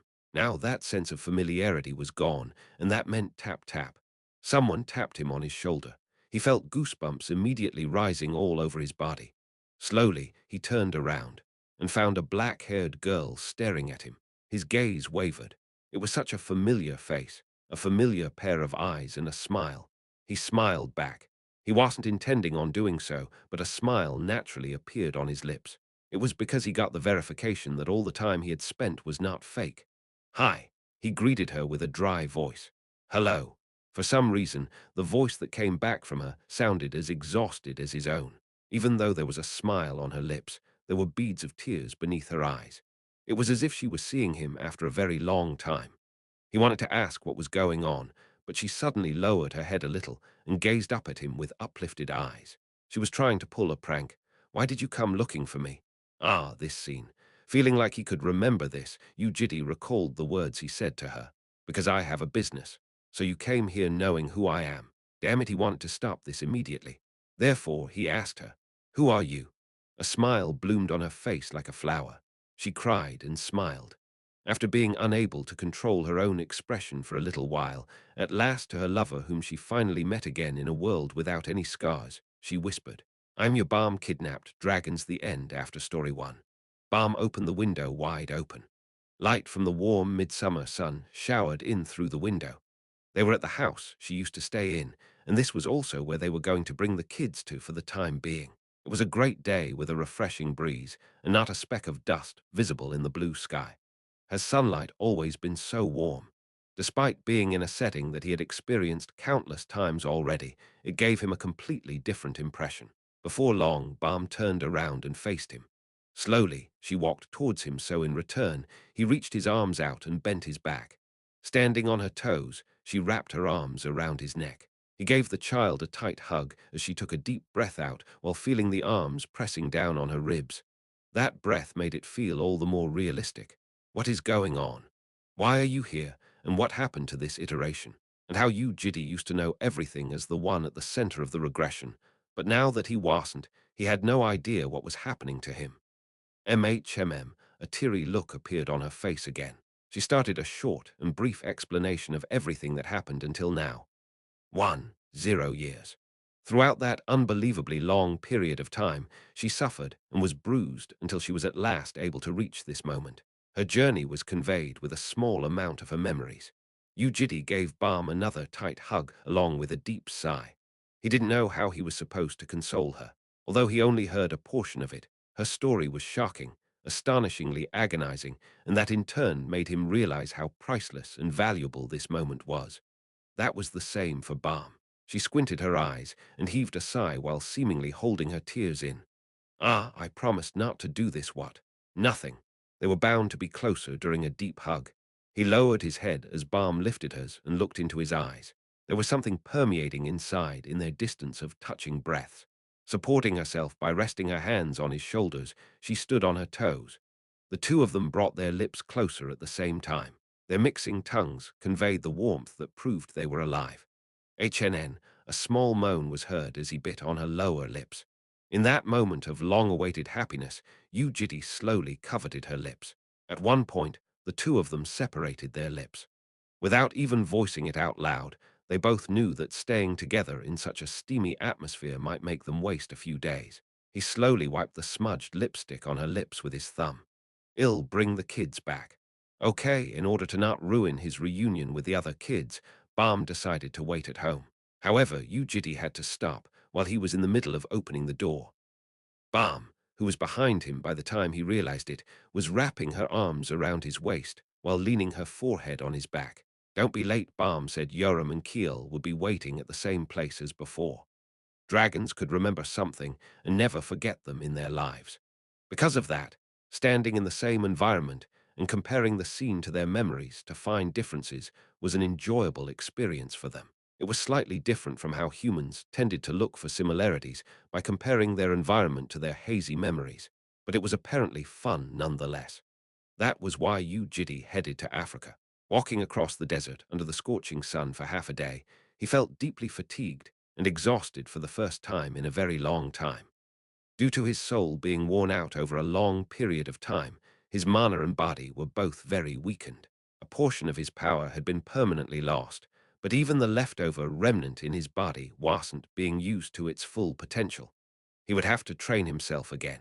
In any case, right now, he was at one of the desolate deserts of South Africa. A red-haired girl was sitting on a large rock with some sloppily crafted wooden mask on her face. She turned her head. The moment his eyes met with the crimson eyes behind the mask, Yoram shot out of her seat and threw her arms into the air. Yu Jitae. She then yelled with a voice loud enough to make the desert cover its ears. He returned a bright smile while wiping the beads of sweat flowing down his forehead, and that was when Yoram jumped down from the rock and began dashing towards him. Soon, she jumped from a distance, wrapped her arms around his neck, and grabbed onto his body like a koala. For a moment, he almost fell down, but he returned the hug after somehow standing his ground. It's been a while, you Yoram. Hugging her, he tapped her on her back. I really wanted to see you again. She, however, did not say anything in response. Cuddling onto him, Yoram stayed silent for a long time, and what next broke the silence was her trembling breath. While hugging his head as if it was a precious baby, Yoram added in spite of finding it difficult to collect her breath. Me too. There were a lot of things Yoram wanted to tell him. From the things that happened until now to how she had been longing to meet him again, as well as how everything she learned from him was able to change her. However, she couldn't do so because pouring her thoughts out right now might make her emotions explode like a bomb. Yoram found herself unbearably cringe from how teary she was getting. So she gave a bright smile instead, threw her mask and shouted, I missed you so much, dear. She then drove her head into his forehead as hard as she could. Slam 'em. For some unknown reason, the sound was a lot louder than she expected, and the impact was also far greater. What she saw next was Yu Jitae, who had fainted with his eyes still open. Ha, dear, dear. His skin was swelling up in red. There was a bump on his forehead, sorry, Yerum said, but she did not look sorry in the slightest. Soon she giggled, hoop. It was probably because of the red mark on his forehead alongside the tall lump. You are seriously too much, Yoram. Aang, how can you try to break the head of a person you're seeing in 1,000 years? I didn't know you would be so weak. Knucklehead little Yoram. Copying how she used to talk in the distant past, she even acted cute, even though it now felt very awkward to do so. Acting as similarly to the past as possible, that was the second agreement the kids had come up with, so that Yu Jitae would not feel a sense of loss from all the time that went by. And their first agreement was to not cry. If they all started crying, the several sorrowful memories would end up making them cry for a few days, and that would make him sincerely concerned. But this was separate from that, and it really was very amusing for Yoram. Meanwhile, he was dumbfounded. She should at least be holding her laughter in, but was pretending to apologize with a face that was threatening to erupt into a laughter. He was about to irritatedly run his fingers through his hair, but accidentally ended up touching the bump. Seeing him frown, Yoram at last bursted out into laughter and rolled on the floor. Telling her he would be going to pick up Keel, he suggested they enjoy the reunion in full later. And only then did Yoram stop laughing and stand up from the ground. Wearing a bright smile on her face, she showed the thing that was on her right hand. You want the mask? No. On the way to meeting Keel, he stopped by a bakery. He bought all types of bread as well as macarons and sausage buns. It was because he heard Keel still liked bread and sweet desserts, despite all the time that went by. According to Balm and Yoram, it seemed that the kids had spent nearly 10 years at Ascalipha, but for some reason, their appearances were the same as the one in his memories, but he didn't ask why that was the case. He was now going to check it with his own eyes. Yu Jitae wanted to see the chattery Keel, and Jaial, who would now be an adult. Thus, he was in the rainforests of Amazon. Wiping the sticky sweat of the extremely humid forest, he was walking when a voice reached his ears. Ajasi. It was the voice of a girl who found him before he did. That especially clear and pure voice was the same as Keel's voice, which he used to hear like a radio in his dreams while he was floating adrift in the non-providential world. Soon, Keel showed up from the dense trees of the forest. Her bright gold hair and bright gold eyes were the same. Although the naive and fragile smile was no longer on her lips, her face brightened immediately after seeing him. Ajasi, I missed you, Keel. Un. Me too, clenching her lips, Keel walked up to him. He reached his arms out to give her a hug, but Keel flinched and stopped her feet. Ah, please wait. Wait. Why? I haven't prepared myself yet, so you can't suddenly come up to me like that. With his arms still out wide, he slowly took a few steps back as Keel tilted her head and cleared her throat with a few coughs. Him. She then opened her mouth while slightly looking away from him. Yuum, don't tell me you brought some bread again. How did you know that? I brought all sorts of them. I bet you will like all of them. Like Ajasi, do you think of me as a pig or something? How come you always buy sweets and bread all the time? Well, you like these, don't you? But what if I don't want them? Listen, I've never seen these fail before. Wower. No. When I went back home, I made the chef cook it so many times. I had so many of them that I don't need them anymore, okay? Sometimes, Keel tended to deny the truth like this. He grinned before swinging the bag of bread in front of her as the sweet scent of bread traveled across. So you don't want them? Licky, ha. Seriously, she turned and started approaching him. Being always on the receiving end like this, ignoring the bag of bread, she leaned her head on his chest. He gave her a confused hug when her voice left her mouth like a sigh. I regretted it a lot. Her voice turned watery, so Keel needed another empty cough to clear her throat. Hum. Then she whispered with a softer voice. That's why I tried preparing something in my own way. You did, Un. This Keel rummaged through her dimensional storage before taking something out. It was a bottle of alcohol. The only thing I saw you look for sometimes was alcohol, so alcohol. That is very good. Yu Jitae was quite delighted. It was true that there was nothing else he really looked for except for alcohol. Really? Here you go, it's for you. I'll give you mine as well. I don't need the bread. There's Nutella and cream inside. Don't need them. There's 2 slices of cheese on your favorite sausage bun as well. You are. I'm telling you it's fine. They shared their gifts. Despite heaving a sigh, Keel took in a sneaky smell of the bread before taking the bag of bread and placing it inside her dimensional storage. Let's go back home. Aki. After saying that, Yu Jitae asked about Jael. Hearing his question, Keel, who was looking half dejected until now, suddenly giggled with a bright look on her face. You know what? Jael is actually very mad right now. Jael is mad. Unun, she's saying it's very unfair why. Ah, right. How old do I look to you, Arjasi? Dunno. You look the same as before, right? I was actually more of an adult than this, but I came into this body. And it was the same for Jael. What? That means Jael is at Kuhihi with a giggle, Keel pointed at her neck, at the necklace with a downscaled dragon egg. She's here. After story, too. After story. Happily ever after, too. He took the kids to Balm's house. The house was fairly big and had 3 rooms. When he saw Balm again after bringing the kids back, her hair was no longer black and looked as if it was slowly turning to a bluish-green color. The roots of her hair were bluish-green while the rest was slightly darker. Welcome, everyone. She had ordered all sorts of dishes, from spicy chicken feet to jakbal, fried chicken, 2 pizzas, Chinese cuisines including sweet and sour pork and stir-fried vegetables, several types of burgers, ice creams, noodles and street food like titiakbaki, fried dumplings and oden. That smells crazy. For some reason they all looked quite familiar. Huck, don't tell me this is sweet onion balm chicken. It smells exactly the same. NN. And the one next to that is chili mayo sauce. They sell it separately, but I tried buying it. What do you think? You are amazing, Annie. Are you like Mrs. Eat It All? The next one to comment in surprise was Yoram. Ho, is this what I think it is? NN, spicy chicken feet. It's your favorite, right? How spicy? Inferno 7, apparently. I asked the owner to make it a bit more spicy. Wow, I missed this quite a lot. Feels great to have this again.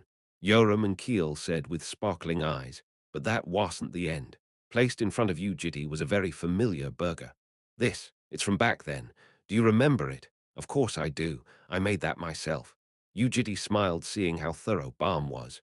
The burger she made looked exactly the same as the one he got from his benefactor back when he was young. She appeared to have used the burger they made during Jael's school election in the past as a reference. Balm. Yes, thank you. This makes me very happy. Balm nodded with a smile.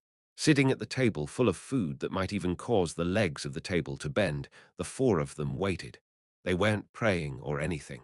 Usually, Yoram would have picked up some food to mark the start of the meal while throwing out some words like, thanks for the food. But today, none of the kids were keen on eating anything. It was the same for Yu Jitae.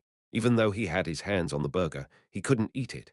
Sunlight was casting shadows inside the house. Delicious food was in front of them, and they were with their precious ones. Having a nice meal together, they would share the trivial things that happened to them that day. It was such a normal moment. It was nothing but one of the countless insignificant moments that were so common that it didn't even leave any significant impression on them in the past. However, it was now different. How many things have they gone through just to re-obtain this experience? What kind of life did they have to go through just to feel this small happiness again? Remembering all the things that happened to them, Keel could not readily bring the drumstick in her hand towards her mouth. What's wrong with everyone? Hee hee. But something like this was not what Keel wanted. She awkwardly swung the drumstick like a cheering stick. "Honey, hello, let's hurry up and eat." Uwan, she shook it once to Balm and once to Urim. "Same with you, Arjasi. What is wrong with everyone? The food's going cold." Then Keel shook the chicken in front of you, Jitty. "Like seriously, Unnies, you didn't forget that, did you? Wake up, all of you. If we meet him again, then let's push aside all the sorrow, have a relaxed conversation like we always used to, and share what happened until now. Let's open up to him everything that happened to us without making him feel burdened." That was what they had agreed on, but it seemed that the kids couldn't control themselves anymore. Bringing her hands that were grasping on the spoon to her forehead, Balm deeply lowered her head and began silently sobbing to herself. All the blood and tears she had shed, her suffering and times of despair reappeared inside her head. Before long, Yoram covered her face with her hands and started crying as well. Her fully capable memories had been endlessly drawing her most precious relationship in the world in her head, regardless of the time. Yoram had missed him tremendously. She missed the one who gave her her future, hope, and trust. "Ah, what are you guys all doing?" Ure, the one who said we shouldn't cry throughout the not-so-short period of her amusement, Keel had only been on the receiving end. Recalling the unfathomable regret she had felt after the farewell upon belatedly realizing that she couldn't return any of it, she followed her sisters and began weeping out loud. Someone said in the past that people smiled when they're sad because they remembered all the happy times that went by, and that people cried when they're happy because they remembered all the hard times that went by. That day, the dining table became an ocean of tears. It was because everyone was now happy. A regression in the providence of time was an extremely exhausting experience for an existence. Since the kids cried for hours despite all the accumulated fatigue, it was natural for them to become lethargic afterwards. However, they still wanted to eat the food, so they heated the food back up and ate everything before going into their own rooms. They all wanted to have some sleep. Yu Jitae was also tired and was not in a good state, but he didn't go to sleep yet. It was because the dragon egg that had been separated from Keel's necklace was placed in the middle of the living room, on top of Balm's flower pot. He sat next to the egg and stared at it. Closing his eyes, he could feel the vitality inside the egg. Although she hadn't hatched yet, she was definitely fully born and could break out of the egg any time soon. When the kids were pouring out buckets of tears, Yu Jitae sensed something twitching inside the egg. What did Keel say again? Jael said it was, like, different from what she heard, and that it's unfair. She said her hands were shivering, and how she wouldn't be able to trust green dragons again. Saying that, she chuckled. Keel's laughter always put him in a good mood. Floating a small smile, he placed his hand on top of the egg and slowly caressed it. That was when he felt something strange. Kang, something tapped the shell from inside the egg. Ho! There was no way he was feeling things. He carefully lifted the large egg and placed it on his lap before caressing it again. This time it came twice. "Kang Kang, Yu Jaiao, are you there?" While thinking of how this was similar to prenatal education, he opened his mouth again. "Why are you still hiding there? I missed you so much." "Kang, didn't you tell me you'd come back as an adult when you're 20? Look at you. Rather than an adult, you became a baby." "Kang." He caressed the egg with a smile. Like a mother talking to her unborn baby, he quietly talked to her and explained how much he missed her as well as how happy he was to meet her again. Then he unfastened his watch and placed it above the egg to play some bright and exciting music. Even though he didn't really know why, he knew this was what people tended to do for prenatal education. "It'll be waiting for you to come out of your egg. It probably won't take that long.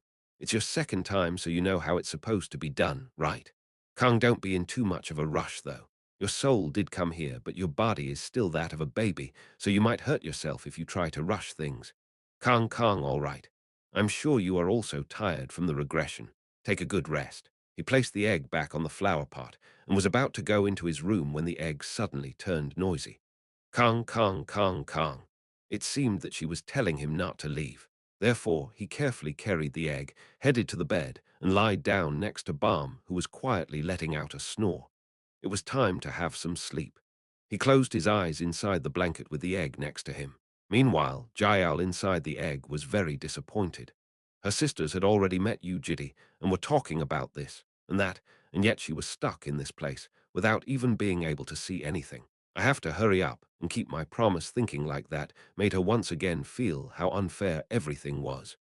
After being suggested to go back to the past, she naturally thought she would be keeping her body, but she was suddenly placed inside an egg. This wasn't what they had agreed on. How long had she been longing for this moment? It was 300 years she had spent with her eyes open waiting to meet Yu Jitae again. And yet now that she was back, she was locked inside an egg. There were two problems. One was that she still needed some time to hatch from the egg, and the second problem was that someone found out how depressed she was the next day. Egu, the moment she heard that voice from the other side of the egg, Jael had a hunch that something extremely infuriating would be happening from now on. What should we do about our poor little Jael? And her hunch was not wrong. The owner of that voice was the garbage dragon Yu Yoram. We had a meal with our dear Ajasi yesterday, and now we're going to go out on a walk and come back at night after buying some clothes. What should we do about Jael? Should we get a hen to help her hatch? Quang quang. Jael smacked the egg with her fists as hard as she could. However, the tough shell of the dragon egg stayed firm. Or you, Jael, listen up.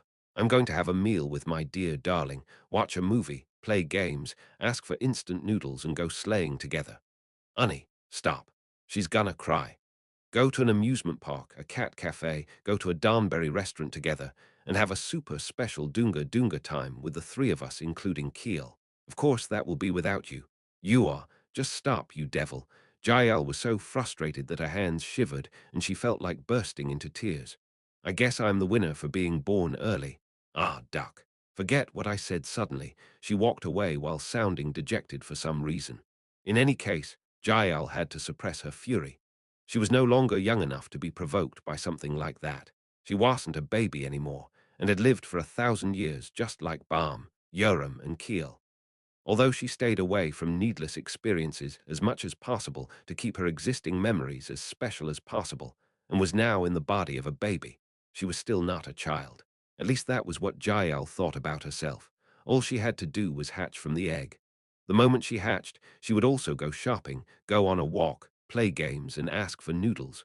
Go sleighing together. The Dunga Dunga Super Special Edition. And calling you Jiddy by a different name as promised. Oh my dear. Can I call you Opa from today? She would be doing all the above. Or maybe Uncle, I can do everything. If you don't like any of them then. What about to stop? You crazy woman. But after breaking out of the shell in a few weeks' time, Jael became even more depressed.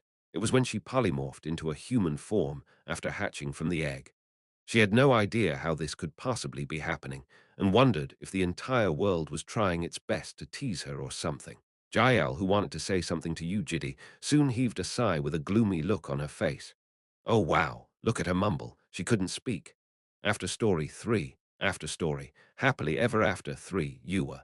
Seriously, Jael is super tiny, so adorable. Baby Jael heaved a deep sigh as she constantly ran her minute fingers through her water-colored hair. Oh no, oh no. She looks mad. They said as if they were watching a monkey at the zoo. Guys, don't be too mean to Jael. I'm sure she's very stressed out from turning smaller, said Balm. Jael's eyes turned into a glare after hearing those words. Whose fault was it that she was in this state? HNN. As expected, Balm was also grinning, and it was obvious that she was teasing her. Do you see this? This kid's so short-tempered. Please, I hope you just go away instead of saying that. All she could manage out of her mouth were a few mumbles, and the kids bursted into laughter as if it was funny. What do you want? I am in a super bad mood, okay? She tried to protest, but her mouth could only form incomplete sounds. It was only adding fuel to their laughter. It was still too hard to control her body. She couldn't speak properly and couldn't make delicate movements either. Even though she wanted to write letters, they were always crooked. Come here. Let's go to sleep. Mumble Jael opened her mouth in reflex, but Ujidi tilted his head, so she gave up on speaking. She instead decided to express it with her body. I see, I see. Are you hungry, little Jael? Keel said as if she would give her food, so baby Jael placed one of her hands on her hip and shook her other hand to shoo her away. What? Say it properly if you want something. Jael drew a line across her neck with her thumb while looking at Yoram, who was trying to pick a fight. She was telling her she would kill her one day. In the end, she decided to show off her mature side. At night, she sat on a chair to read a book and had some warm black tea on the side. However, What Jael didn't know was how she would appear to the others when toddling to the kettle, carefully pouring hot water, flipping the pages of the book with her tiny hands while looking at the words with her circular eyes. Ook Jael is so cutie. Ah, she's being so damn cute. If only I could bite and swallow her whole. That was why her suffering knew no end. My lil sister, I got something for you.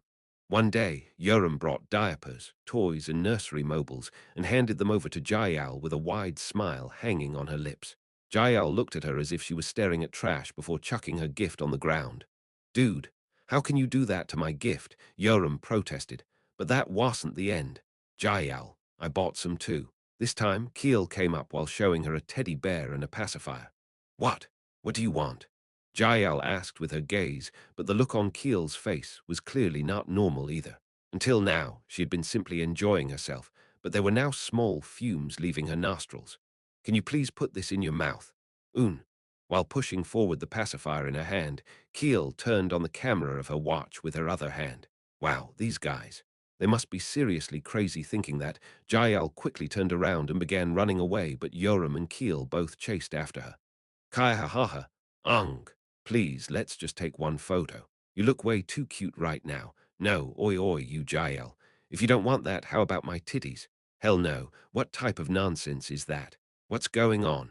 What is all this ruckus for? That was when Yu Jitae left his room to ask the kids. Keel hid her hands behind her back and smiled hee, while Yoram also took her hands away from her breasts and gave an awkward smile. It was because he told them before not to overdo their teasing. Meanwhile, Jael gazed up at Yu Jitae as if she had come across her savior. They are like, teasing me, she mumbled while looking up at Yu Jitae, who replied to her with a faint smile. Do you want milk?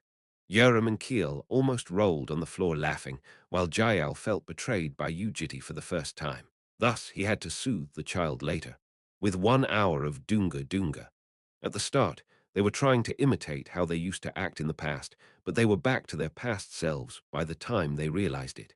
They were all quite surprised because of how their minds and attitudes changed because of the environment. However, they weren't exactly the same as before. 0 years for a dragon was similar to 10 years for a human, and because that was when they were acknowledged as adult dragons, they were pretty much like 20-year-old humans in terms of their role in the society. Even the small Jael was a full-fledged adult inside. Thus, the usual topics of their conversations were also slightly different. During mealtime, they consistently talked about their plans for the distant future as well as the past. One of the things the kids were the most concerned about was how we were supposed to live from now on. Before coming back in time, Balm calmly opened her mouth. There were people I lost in my past connections. She remembered how Lee Hwa left one day after bidding her farewell. That Taiwanese old lady found a trace of Usul Khalifa, who killed her husband decades ago and left for her final revenge. And there she died with Usul Khalifa. Granny wouldn't have died if I helped her back, then it was a memory she had pushed to a corner because of the myriad of thoughts in her mind back then. Balm was a little regretful after recovering her mind because she had lent an ear to her stories and supported her when she was tired. But this time, I can help her. Keel nodded in response to her words. I also have to take Chirpy back, she said. Right. Chirpy would die without me, so that was what Yoram, who had to defeat her oldest Unny again, and Jael, who had given happiness and vitality to the boys at a certain dimension, all agreed with. Lastly, Yu Jitae was also going to form a good bond with BM and Mayang Yangha. That sounds good. We will also have regular things to work on then. Let's live a normal life, and within the small gaps of everyday life, let us take in everything close to us that we were able to take care of in the past. That was the conclusion they came up with. They were all confident. It was something they had done already, and it definitely wouldn't be too difficult. After concluding that topic, the four pairs of eyes naturally gathered at Yu Jitae. How were we supposed to live now? An amusement was just a brief passing moment in the life of a dragon. That in turn showed how deep and intense the memories they had created with Yu Jitae were, despite how short it was. Their souls, memories, and the power of their wills were all still here after the accumulation of 0 years. But their bodies were still that of a baby dragon, and the formula of emergency summon and long-distance dimensional intersection would definitely be automatically activated by the origin fragment. In other words, their amusement would still come to an end in another 20 years. It meant they had to part ways with Yu Jitae once again. What's wrong with all of you? I am planning on following you guys to Askalifa. However, Yu Jitae dismissed their concerns with a few sentences. There is no reason for me to stay here. Only then did the kids show bright smiles. A lot of time went by after that. This time, unlike the previous iteration, they did not enter lair because none of them were that keen on the life of a cadet anymore. However, they did sometimes sneak in to use the facilities as they wanted. Clank, clank. After some time, the dimensions cracked open as protectors crowded in. Balm stopped 3 of them, turned them off, and kept them locked inside an alternate dimension, and only brought back the protector of the green dragons. Next was up to Yu Jitae. Even though he had lost his accumulated killing intent, he still had authorities of the demon archduke. Taking care of the protector was nothing difficult. When everything was over, Yoram returned to the house, which was slightly messy from the uproar. Are you done cleaning, Kurok? She kicked a rubbish bin as all the other dragons giggled with her. The protector had a puzzled look on its face. But after that, Yoram started picking up the rubbish with it, so the protector's doubt deepened even more. The protector thought that they all had a screw loose or something. After a few more months, Keel brought Chirpy. Chirp, chirp. The palm-sized baby chicken finally appeared at their house, and Keel vowed to take good care of the chicken until he had to leave. Me.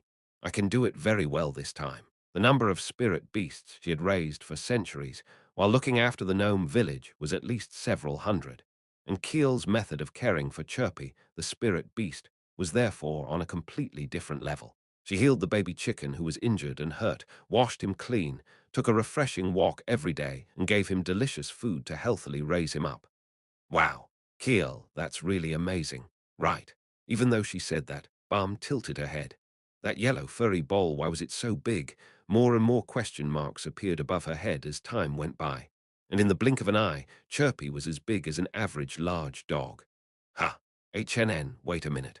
Before long, her concerns were realized. Keel, don't you think he's a bit too big? After another 2 years, Chirpy was tall enough to reach Keel's chest. He let out a low and heavy growl as Keel awkwardly scratched her head. He's still smaller than me, though. Isn't it strange to compare the size of a baby chicken to you? Is it? Then a horse. You can think of him as a horse. What? Balm tilted her head, wondering what nonsense this was about, but Keel was unexpectedly very optimistic about it. After that, she started riding Chirpy. A baby chicken as large as a bear raced through the vast wasteland. Kaya Voon, the world's biggest baby chicken, was fluffy. It was a very comfortable ride. In between his everyday life, Yu Jitae tried his hardest to regain his lost power whenever he had the time. Honestly, there wouldn't be too big of a problem in the world for the time being even if he wasn't there. The association was a lot more powerful than demons and monsters combined. However, there were still times when he had to step up, and he thus needed to regain his strength. Yu Jitae scrutinized his body. His entire body was lethargic. Mana had been paved away alongside his soul. The manipulation of mana was also affected, because of his will being shaken due to staying lethargic for too long, and his killing intent was pretty much all gone. There were several complex reasons why Yu Jitae was weakened. Even though some of them were being naturally recovered over time, it was far from enough. He had to personally move his body or meditate in order to raise his strength back up. It wasn't anything difficult. He had been doing it for at least several centuries, and he had already once become the strongest human in existence with effort alone. What? You want to train together? On the morning of a certain refreshing day, Yu Jitae asked Yoram to go training together. She, who was wearing leggings and a crop top, tilted her head with a frown. What's going on? Weren't you the one who always turned me down? I don't like having someone next to me while I train. Far out, let me just ask while we're at it. You weren't, like, hiding all the good stuff from me or anything, right? Yu Jitae shook his head. To be frank, Yoram wouldn't be able to copy him even if she saw what he was doing, because Yu Jitae was using an extremely inhumane, horrendous, and self-destructive method to train himself. So, what are we going to do? In response to Yoram's question, Yu Jitae gave his reply. Let's have a spar, like an actual fight. Yoram squinted her eyes. After story 4, after story, happily ever after 4, like an actual fight. Yoram knew better than anyone else what Yu Jitae meant by saying an actual fight. Everything she learned from him was always in a stricter condition than what others could consider an actual fight. But whenever he used the words actual fight, it always led to a life or death situation where her life was threatened at every passing moment. Are you sure you can handle what you said? Why not? Haha. I think you're looking down on me too much. Yoram turned around and faced Yu Jitae from the front. You haven't seen me train ever since we lived together, right? I'm probably a lot stronger than you think. I know. No, you don't. What you remember is how I was at the end of the amusement. Locking her fingers, she did a big stretch. Even though she was back to her young body, the cluster of will which contained Mana, her soul, was still that of the 10-year-old Yu Yuram. She had easily killed her oldest Ani, the cream of the crop, and never stopped refining herself until she was 1,000 years old. She was by far the strongest out of the dragons of her generation. Yuram was about as strong as an average adult dragon. Although her body was weakened due to the regression, her combat skills were still with her. She was like a small car on the outside, except she had the engine of a sports car. I am pretty strong, you know, Yoram said with a low voice while giving him a chilly gaze. If you want an actual fight, I'm not going to restrain myself. I'm going to do what you did to me. Can I do that?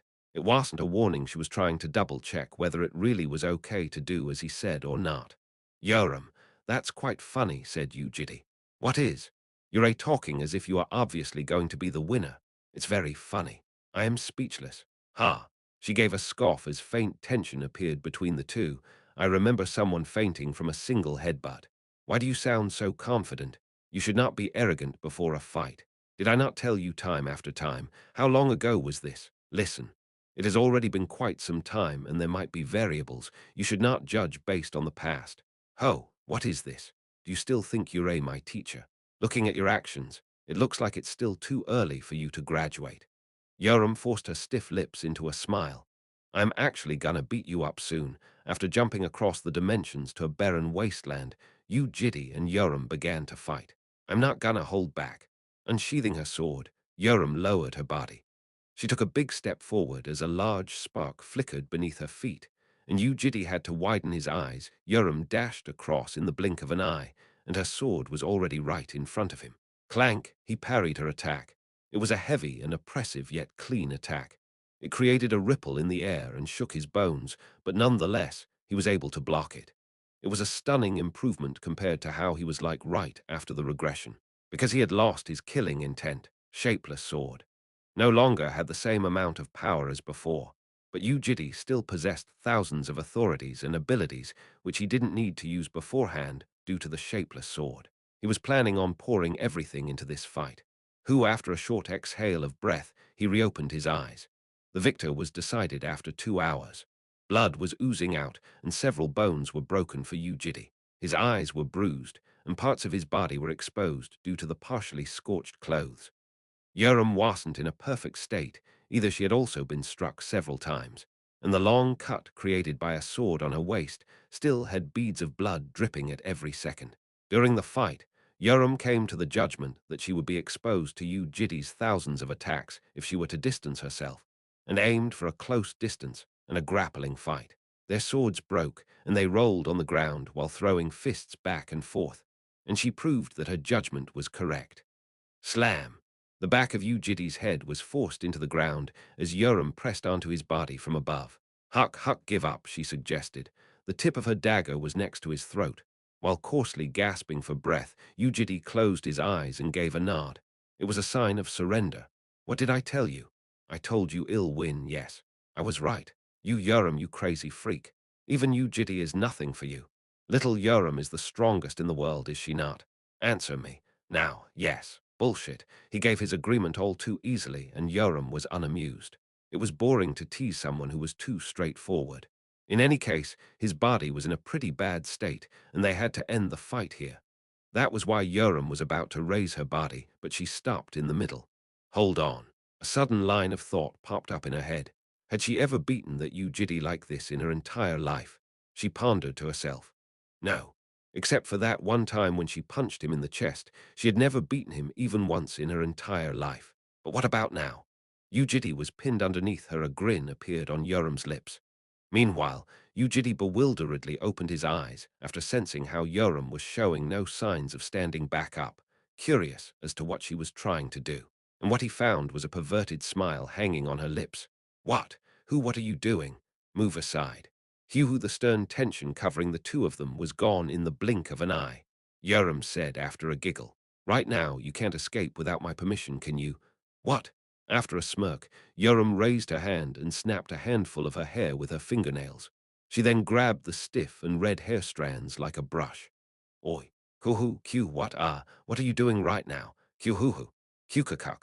Oi, then Yoram began tickling him with the red brush.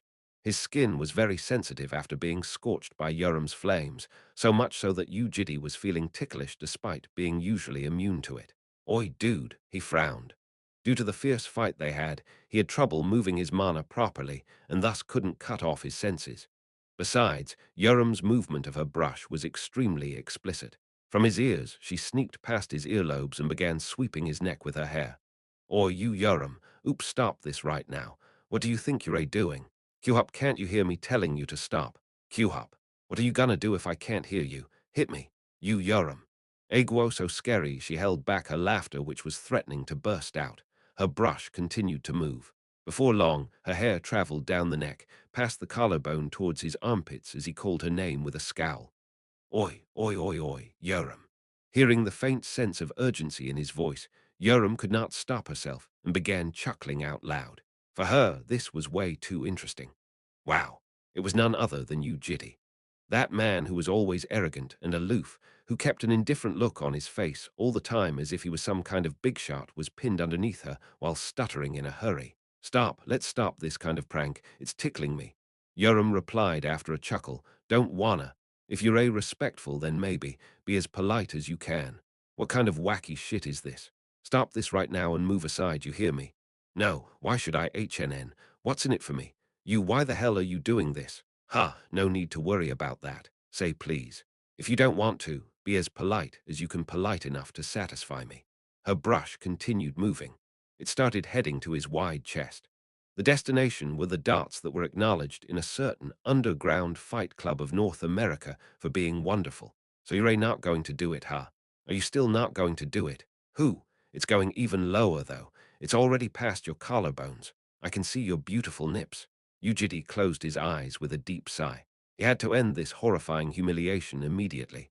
It was a hard call to make, but he went through with it. I understand, so please stop. It's my loss. Missy showed respect, but Yoram sneered back. What's this about? Did you not understand what I said? What? That's not it. I did what you told me to do, did I not? No, I told you. You have to be polite enough to satisfy me. How will you be satisfied then? Yoram grinned like a devil and licked her lips with her tongue. You see, I like cute guys, she said. Crazy. It wasn't even funny. Using his last bit of strength, Yu Jitae tried to break free. No, you don't. Even though he scuffled and struggled as hard as he could, he just couldn't escape from her grip due to his exhausted limbs. After 20 minutes of retaliation, he asked only after being pressed back down onto the ground. Are you serious right now? Are you seriously telling me to act cute or something? Yes, I do not understand. Why do you even want to see that? Because, he heaved a sigh. He was too tired and he wanted to take a rest. Yu Jitae had no choice but to drop his pride. He closed his eyes. His lips slowly cracked open as his vocal cords began to vibrate. Yoram's eyes were tainted with excitement, and after a few seconds, Kaya! Ah! Her laughter echoed across the wasteland. Opa! At home, it was hard to be lovey-dovey unless it was a day like this. Do you remember what you said last time? What did I say? You know, the thing you said when I was trying to kill myself. Ah, the large pair of eyes looked at him. He silently met her gaze as her lips slowly came closer in. Chew, they shared a light kiss. Why are you bringing that up all of a sudden? Nothing. Balm gave a faint smile before turning around and hopping away. They were at an open pavilion. Behind was the blue sky and thick clouds, and it was nothing but the evergreen nature all around. It was peaceful. A fair bit of time had passed since his reunion with the children. He was happy. He enjoyed each passing day. The food was delicious.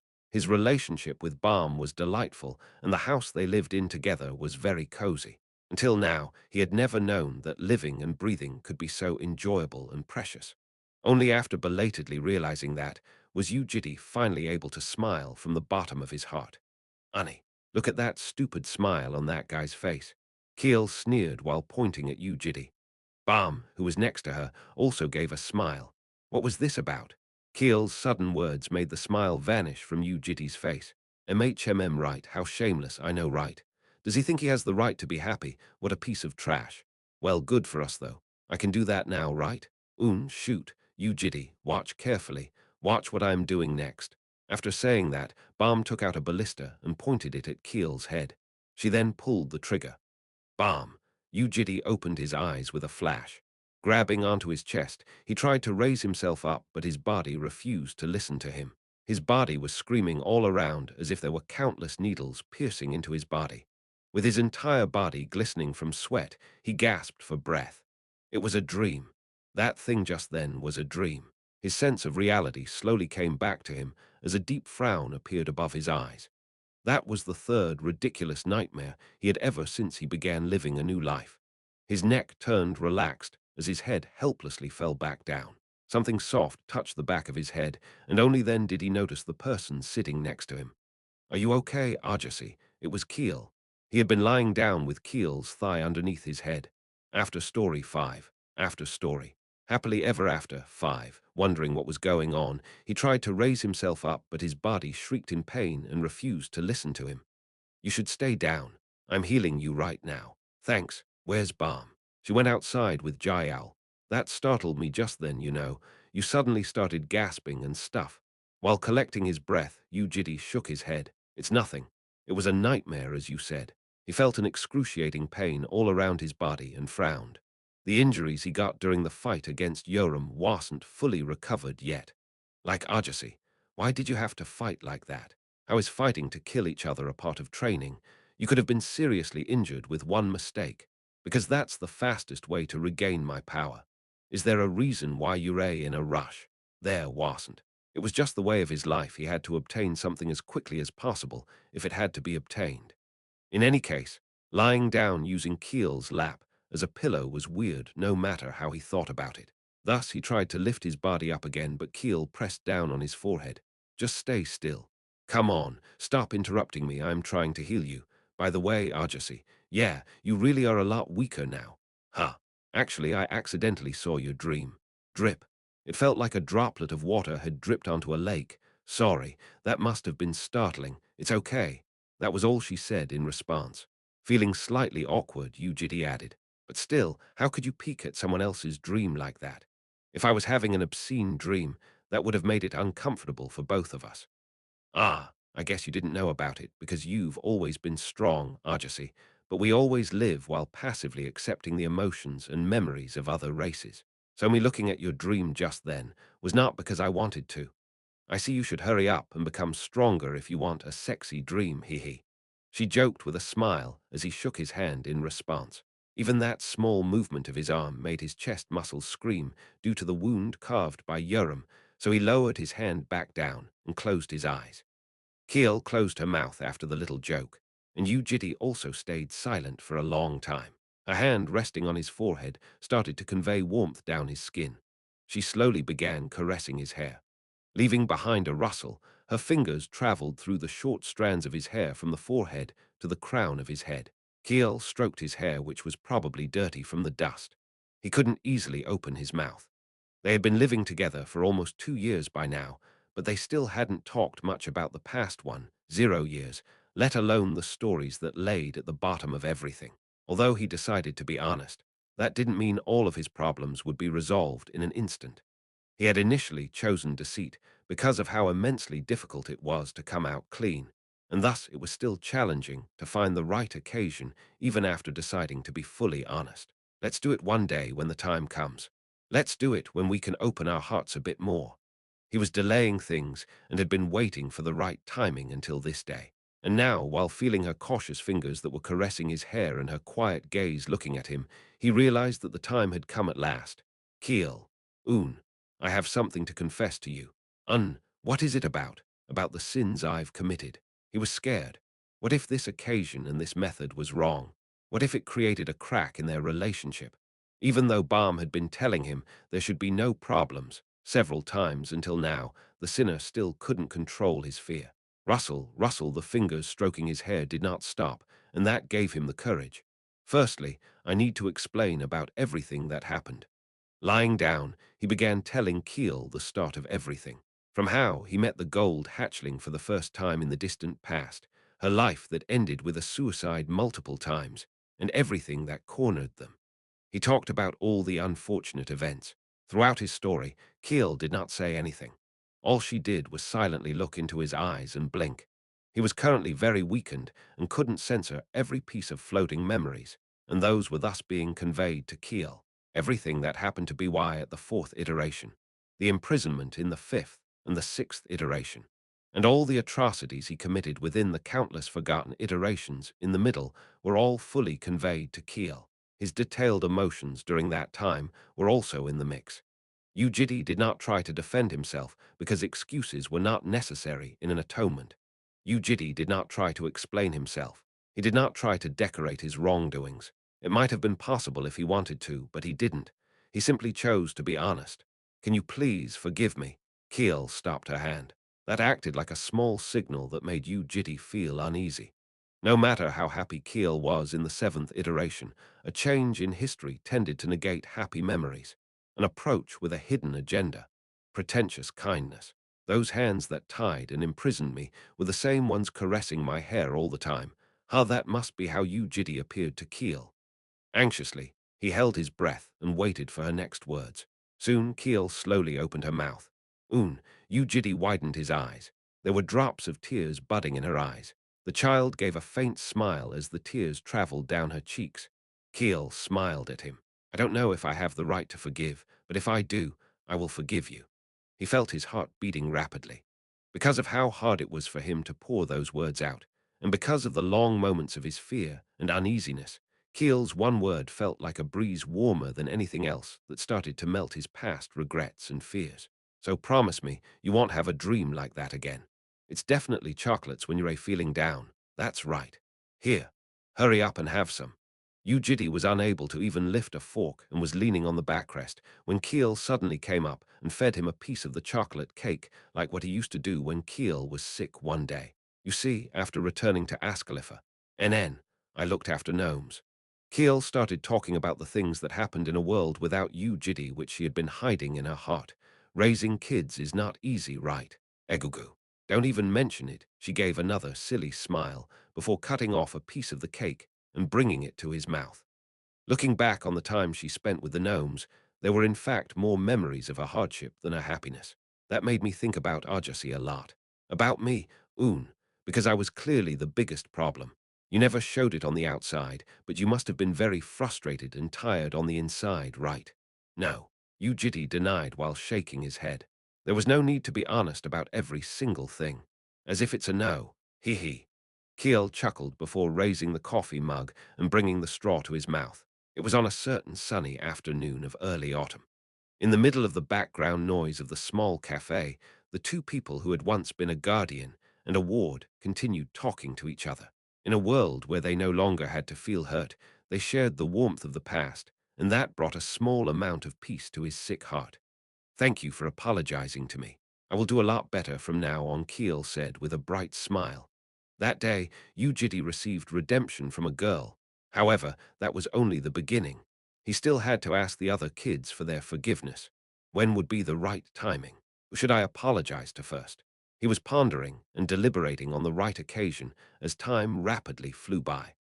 As he was starting to regain his power through his usual personal training sessions, Yu Jitae suddenly realized that he had recovered a large portion of his strength and said to Yoram, "Let's have a fight, Yoram. Do you want to be humiliated again? Sorry, master. Please stop." Yoram chortled after copying someone's lines. Yu Jitae denied it.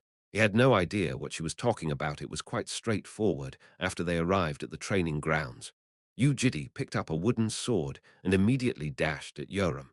Quang, quang, quang, quang. After several bouts, Yoram went for a close combat again while remembering how to deal with Yu Jitae.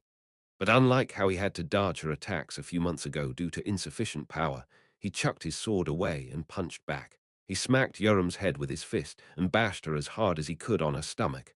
Ook, duck. In return, Yoram kicked his jaws with her knee as he wobbled and began to stumble back. A chance. Yoram grabbed him by his collars and gave his forehead a headbutt. Bee-bark. It rippled the surrounding air as dust soared up from the ground and covered the area. His body was falling, his back was about to reach the ground. However, he suddenly shot his eyes wide open and made use of the power behind her frontal dash. He twisted his back and pulled Yoram down until she was underneath him. Kung. After a rotation in the air, Yu Jitae was able to press down on Yoram from above. Ho! Yoram retaliated while hiding her fluster. What she didn't know was that Yu Jitae was also a master in grappling. Yuark, for duck's sake. No matter what she did, she couldn't push nor pull him away.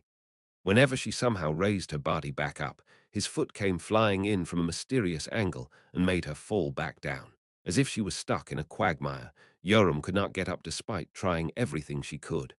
When none of her tricks worked, she tried to shoot flames to burn his body, but after recovering his power, Yu Jitae was able to withstand her flames. Bouncing her back, she tried to stand up so Yu Jitae held onto her neck and squashed her down. He suppressed her thighs to stop her legs from floundering around and immediately sat on top of her body when she stopped moving. Pressing down on both of her wrists, he used his other hand to take out a dagger and rest it near her neck. Hook, duck, that was the end of their fight. It was the grappling fight of two existences that were at the level of adult dragons. The ground was squashed and crumbled into fragments during their fight, and the entire region was in a complete mess. Ha! You became hella strong in those few freaking months. Yoram shook her head with a dejected smile. It was the declaration of her loss. However, Yu Jitae did not move. With her eyes stuck on him who was still pressing down on her body, Yoram blinked her eyes. Did he not understand what she meant? Although Yoram detested losing more than death, losing to Yu Jitae wasn't really that big of a problem. It didn't hurt her pride as much, so she tried voicing those words out. What are you doing? It's over, I lost. However, Yu Jitae still refused to move. His eyes were still indifferently gazing down at her. In that instant, she felt spooked. What you looking at? I'm telling you I lost. Why are you still there? In the middle of her words, Yoram denied the thought that sparked in her mind. It was Yu Jitae out of everyone in the world. There's no way. There was no way that Yu Jitae would be so narrow-minded that he wanted revenge right. But her line of thought was crushed due to the smile hanging on Yu Jitae's lips. You Yoram. Oh no. He mischievously called her name as Yoram felt goosebumps appearing all over her skin. Why, ducking what? You didn't forget, did you? Forget what? Even though she pretended like she was clueless, she was a dragon, and dragons did not forget. That thing on that day was the biggest humiliation of my entire life. What are you talking about? And I am the type that always takes revenge. Ha! Revenge for what? This is just a spa, isn't it? She felt spooked. Yu Jitae raised his dagger and stabbed it next to her neck as a handful of her hair was cut off. After lowering the knife, he grabbed onto the bundle of red hair. No. Stop. Yoram gave a straight face, but that in turn brightened up the look on Yu Jitae's face. This is wrong. It's a crime if you do it. Who says? Everyone does. Duck. Anyway, no. It's fine if I am the one doing it, but you can't, you crazy freak. A smile appeared on his lips. She got goosebumps from that smile and quickly tried to cut off her senses, but Yu Jitae's mana squeezed in before she could and repressed her mana. Wait, duck soon. The red brush went down and reached her body. It landed somewhere between her neck and her collarbones. Wait, you ducker, don't kaya. Yoram resisted like an electrocuted fish, but it was in vain. With an amused smile on his face, Yu Jitae moved the brush around. Oi, you damn bastard. I am telling on you. I'm gonna tell you Balm you love tickling girls. I warned you. You do this and we're no longer friends. Okay, ahang. Seriously, I'm betting on my mum that we will no longer be friends. Kairak. Oh, okay, my bad. I will scrap that, okay. I won't tell you Balm either. NN, I can pretend like this never happened. Please H, help me, sir. I don't want to be tickled. Yoram tried everything she could to try to stop Yu Jitae, but he ignored them all. Goosebumps were covering her skin as her stomach caved up and down following her coarse breaths. Wait, seriously, no ears. Please, my ears are hella sensitive, Kuraha. That day, the barren wasteland was filled with screams. Yoram was tickled until she broke out in tears. After story 6. After story. Happily ever after 6. Yu Jitae lifted his body as Yoram gasped for breath like a squid out on the land. She appeared to have become powerless due to the immensely long tickle. While thinking to himself that she must be getting ready to swear at him, he reached his hand out to help her stand back up. I fought with my oldest Unnie after going back. However, she suddenly started talking about a whole different topic. Crossing her legs, she covered her eyes with the back of her hand. The fight against her oldest Unnie was naturally something he had constantly been curious about. The only reason he didn't ask till now was because he wanted her to mention it herself. Yoram returned to Earth thanks to Balm's oath after she completed her grand schema. In other words, there could only be one reason why Yoram was able to be here.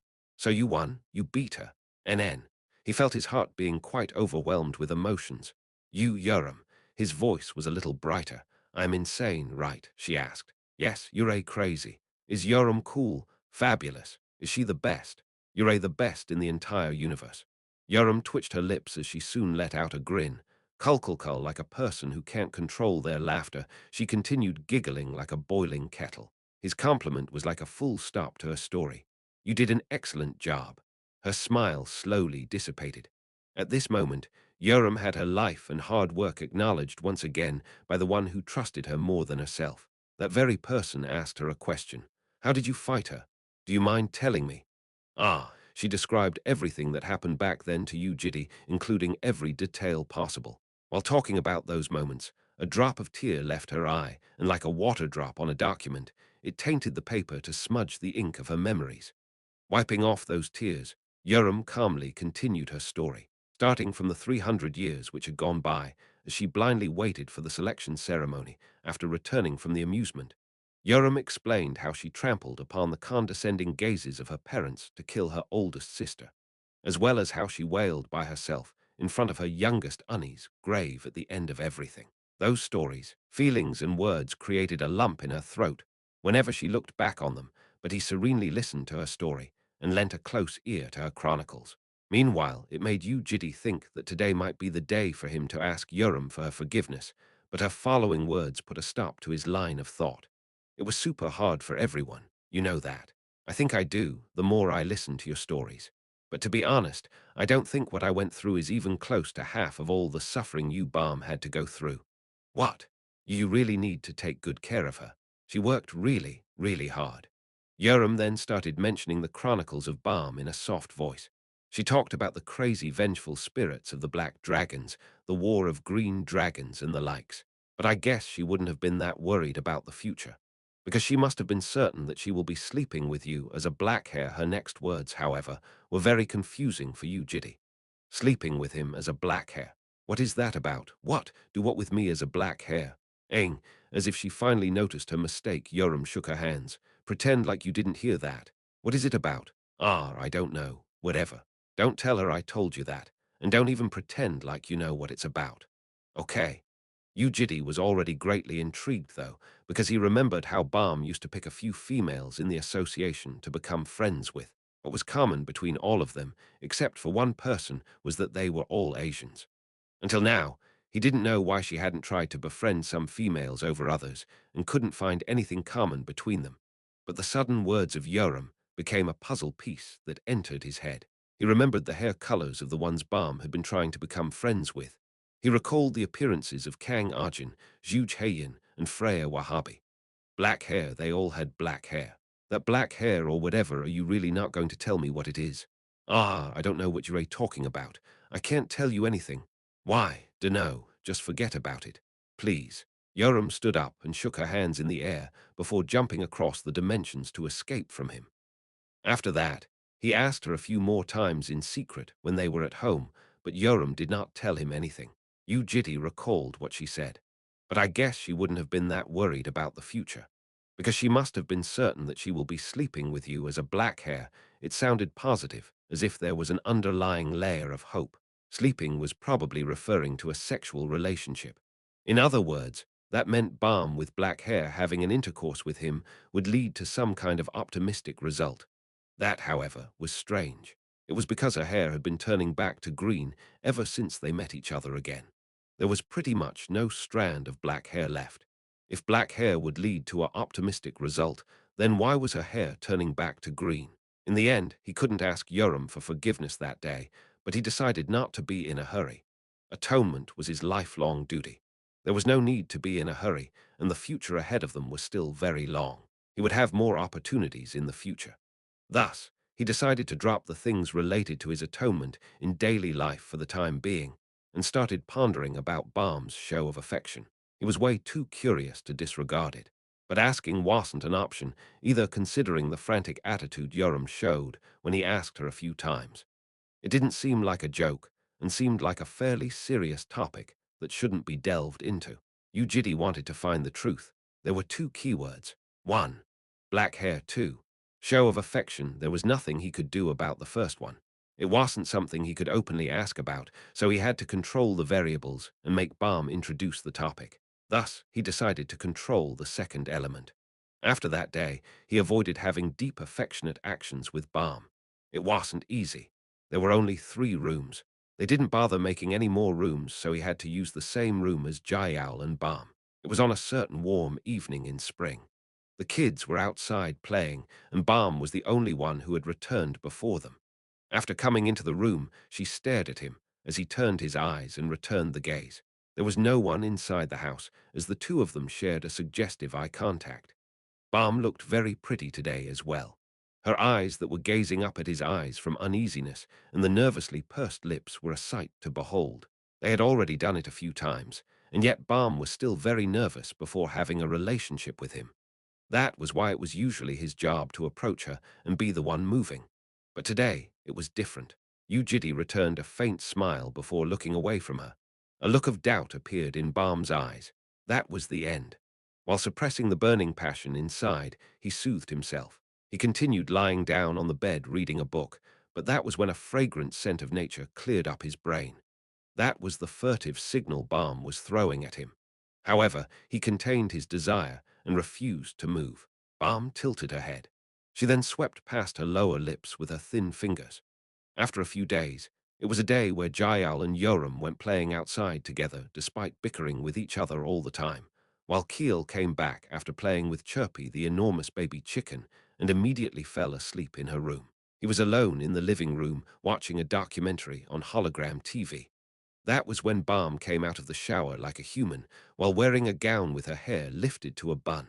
And that was a big problem. The white neck revealed beneath her hair gave off an indecent charm, and the soft skin was an extremely lewd sight. That was why he was refusing to go into the room even though it was already close to midnight. He simply had to wait a bit more because Jael would be coming back very soon. However, Balm did not go into the room either. "Why are you out here in the living room?" she asked. "I'm watching a documentary." A documentary. Architecture of the early Ottoman Empire in the 14th century in search of those roots. She tilted her head after reading the name of the documentary. "Opa, are you interested in things like this?" "Yeah, it's more interesting than I thought." He had to give a ridiculous excuse.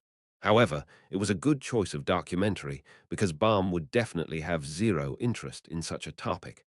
"What is it about?" But Balm threw that question while naturally sitting next to him. With a gush, the scent of nature grazed past his nose. While pretty much throwing her body on the sofa, Balm sat down and leaned on him. Her lower body crashed into his lower body as he felt the weight behind her legs. What was her question again? Was it about the content of the documentary or something? Yu Jitae had to pull his mind back together. "Well, it's like. It's just about how the way they build houses is influenced by the past." He gave a random reply while turning towards her, but he had to immediately fix his gaze on the screen again. It might be because of her throwing herself down on the sofa, but the untightened knot and the loose gown revealed the lines of her white body inside. "It doesn't look that interesting, though," Balm said with a lethargic voice while leaning her head on his shoulder, all the while wrapping her arms around his arm in a natural manner. He could feel something that was both soft and heavy touching his arm. "It's not bad, really, of course. Finding the roots of the 14th century's Ottoman Empire's architecture is not bad. I was quite bored today, you see." "Ah, I guess that's why this doesn't look that bad. Really." HNN Balm gave a nod. That slight movement of her head shook her body as the weight touching his arm also swayed back and forth. He stood his ground. By recalling a random catchy song, he formed a barrier around his brain. However, a soft whisper from Balm shattered his barrier like it was nothing. "Do you want to do something more fun together?" He turned stiff. He could feel her gaze. She was definitely gazing up at his face, and that was driving him crazy. Lust was something he had lost alongside his daily life. But after the return of daily life, the kids often called him a kid. He was also like a kid at the face of lust, which had come back together with his daily life. Regardless of the matter with black hair and whatever, he wanted to do something dirty with her. It was when bombs were going off in his head. Uan Keel walked out of her room while rubbing her eyes. Yu Jitae felt those bombs being dropped into an ocean as he managed to regain his composure. Ah, what are you watching till so late? Bam, who had pulled herself away from him in the blink of an eye, replied to her with a smile. It's a documentary called In Search of the Roots of the 14th Century's Architecture of the Ottoman Empire. Ewing. Is that the title? NN. That's new. Is it fun? Keel headed to the kitchen while giggling to herself, as Baum gave a response that seemingly contained a hidden agenda. It's the most boring documentary I've ever seen in my life. But Keel, who came to the living room after a cup of milk, was instead intrigued by her description. That makes me curious. How boring is it? NN. Hee hee. I'm gonna watch it too. Keel dropped on the sofa with her bum and leaned her head on Baum. Hiding his inward satisfaction, Yu Jitae commended Keel in his heart. Well done, you Keel. Meanwhile, he glanced at Balm. She, who was no longer leaning on his arm, had already adjusted the front of her gown. The risk was gone. Heaving a deep sigh, he deeply immersed himself in the 14th century architecture of the early Ottoman Empire. Towards those deep and profound roots of the world of architecture, however, the true risk came at night. Yoram and Jayal were not coming back. Keel returned to her room with a yawn, and unfortunately, the roots of the Ottoman Empire were not deep enough. When the documentary neared its end, as the closing credits were starting to go up, Yu Jitae felt pressured and immediately called Yoram. The call ended with her saying they would be back home very soon. He then tried calling Jayal, but she said the same thing in response. Since there was no justification anymore behind sitting at the sofa, he lifted his body. He walked into the room and sat on the chair instead of the bed. But his location might not have been important. What was important was that he was alone with Balm. And like what she did during the day of the interim review, Balm abruptly sat down on his lap. Why are you like this these days? What? What do you mean? She looked at him with a depressed gaze as a voice dripping with sorrow left her mouth. I know you are trying to avoid me, Opa. Yu Jitae scrutinized her eyes. Was it uneasiness? Or perhaps displeasure? No. Hidden beyond that in her depressed gaze was a sense of desperation. That let him realize something. As expected, the optimistic result Balm had been harboring in her heart throughout the hard times of Ascalipha appeared to have a direct correlation with affectionate actions. No, I'm not trying to avoid you. He had decided not to lie, but it might not be bad to have some exceptions. Thinking that, he opened his mouth. Really? Yeah, why would I try to avoid you? How do I look right now? The prettiest in the world. Only then did she ease her expression. Maybe it wasn't the affectionate action itself, but the process of sharing affection. Did it include both the physical and the psychological element? It was when Yu Jitae was busy thinking about the truth of the matter while having wrong guesses. Balm started moving her waist. His eyes shot wide open. Holding onto his body, Balm was moving her own body by rubbing it back and forth near his thighs. Soon, a soft voice tickled his ears. Please don't run away if I am pretty. If the coquettish action before was a balm, then this was like an atomic bomb. His impulses exploded like a volcano and set his mind ablaze. Gathering the last bit of his patience, he replied, Be patient. The kids are going to be back soon. Balm, however, shook her head in response as he finally realized something. The optimistic result, and whatever was not the reason why Balm was depressed. I can't be patient anymore, she sweetly whispered into his ears alongside a faint moan. I've been waiting for 1,000 years after story 7, after story. Happily ever after 7. He raised both Balm and himself up at the same time. He distanced himself from the source of heat. There was moisture left behind on his right thigh, which made him feel cold. Balm was blankly hanging in the air like a powerless doll, but her face was definitely not powerless. Her eyes were blooming with nervousness and heat, and the tip of her tongue that was slightly poking out of her mouth was licking at his heart. Throwing her onto the bed, he jumped at her. Like a lion pouncing on a rabbit, he pressed down from above as Balm chuckled while faintly pushing his chest away. You can't, she whispered, as always, even though it was clear that she had zero intention of stopping him. I might die, she added those words, as the emotions behind her expression deepened even more. She was even more nervous, yet even happier. She was saying no, so should this be considered forced? If so, then it was time to do something bad, or so he thought. That was when the door of the house was suddenly pushed wide open with a thud. Quang! Judging from the sound, it seemed that Yoram had opened it with a kick. Ah, duck. I'm so drunk, the following voice was the proof. The surging passion rapidly fell back down. Although the kids all somewhat knew about it, Yu Jitae and Balm had never shown anything similar to it on the outside, and had never mentioned it either. The kids were now considerate adults, but it would still be a big problem if they were caught. That was why he was about to quickly raise his body back up, but Balm held onto his wrist. In an instant, mana floated up from her body. He checked the equations and noticed it was teleport. She was suggesting that they escape to a different place. You Jitty, hurry up and come out.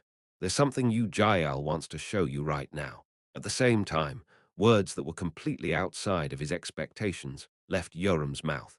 She was telling him to come out because there was something Jael wanted to show him immediately. It sounded like there was something that was impossible to see if he missed the opportunity, and if he were to embrace Balm here, he would be back at sunrise. He turned to Balm and was met with a pair of yearning eyes. You Giady, you have to be quick. Her steps came closer to the door, and so did her voice. He had to make a judgment. Walking out of the room, Yu Jitty met Jael, who showed him a cluster of snow. There was no way it would be snowing on a summer day, so this ball of snow was proof that she was slowly regaining control over her body and magic. Meanwhile, Yoram blinked her eyes while staring at Balm, a deep scent of forest, and a slightly messy gown with wrinkles in the knot and other areas. Her temperature was slightly higher than normal, and what was more telling than anything else was the faint look of disappointment in her gaze. All the above could only mean one thing. Yoram gave a frown. These guys the next morning, Ujiti came to Yoram and asked what the black hair was about one more time, but she shook her head in response. It might be okay to tell him at this point, but it was a matter of trust, and Yoram placed a great amount of importance on trust. After he left the house, Yoram went to Balm and stood in front of her, who was quietly watching a movie in her room. Or you, Balm, have you gone crazy or what? NN, you, I told you to definitely make sure we are not here when you're doing that stuff, didn't I? Balm became flustered but soon returned an awkward smile. Funny. Is this funny to you? Everyone somewhat knows about it, but we don't want to know anything more about it, so please don't let us see it. And besides, you're the ones that didn't want to live separately, were you not? NN. Seriously. Beach, shouldn't you create an alternate dimension or something until we move to a different house and get a room for yourselves? You're right, but opening a dimension is a bit why. I don't think I can control myself, ho dear. You crazy Beach. What in the heck are you even saying? Yoram rebuked her. Balm also agreed that it had been too risky and thus silently listened to her complaints. Anyway, think about behaving yourself properly. You're clever. Don't you understand how uncomfortable it would be forever for all of us? NN.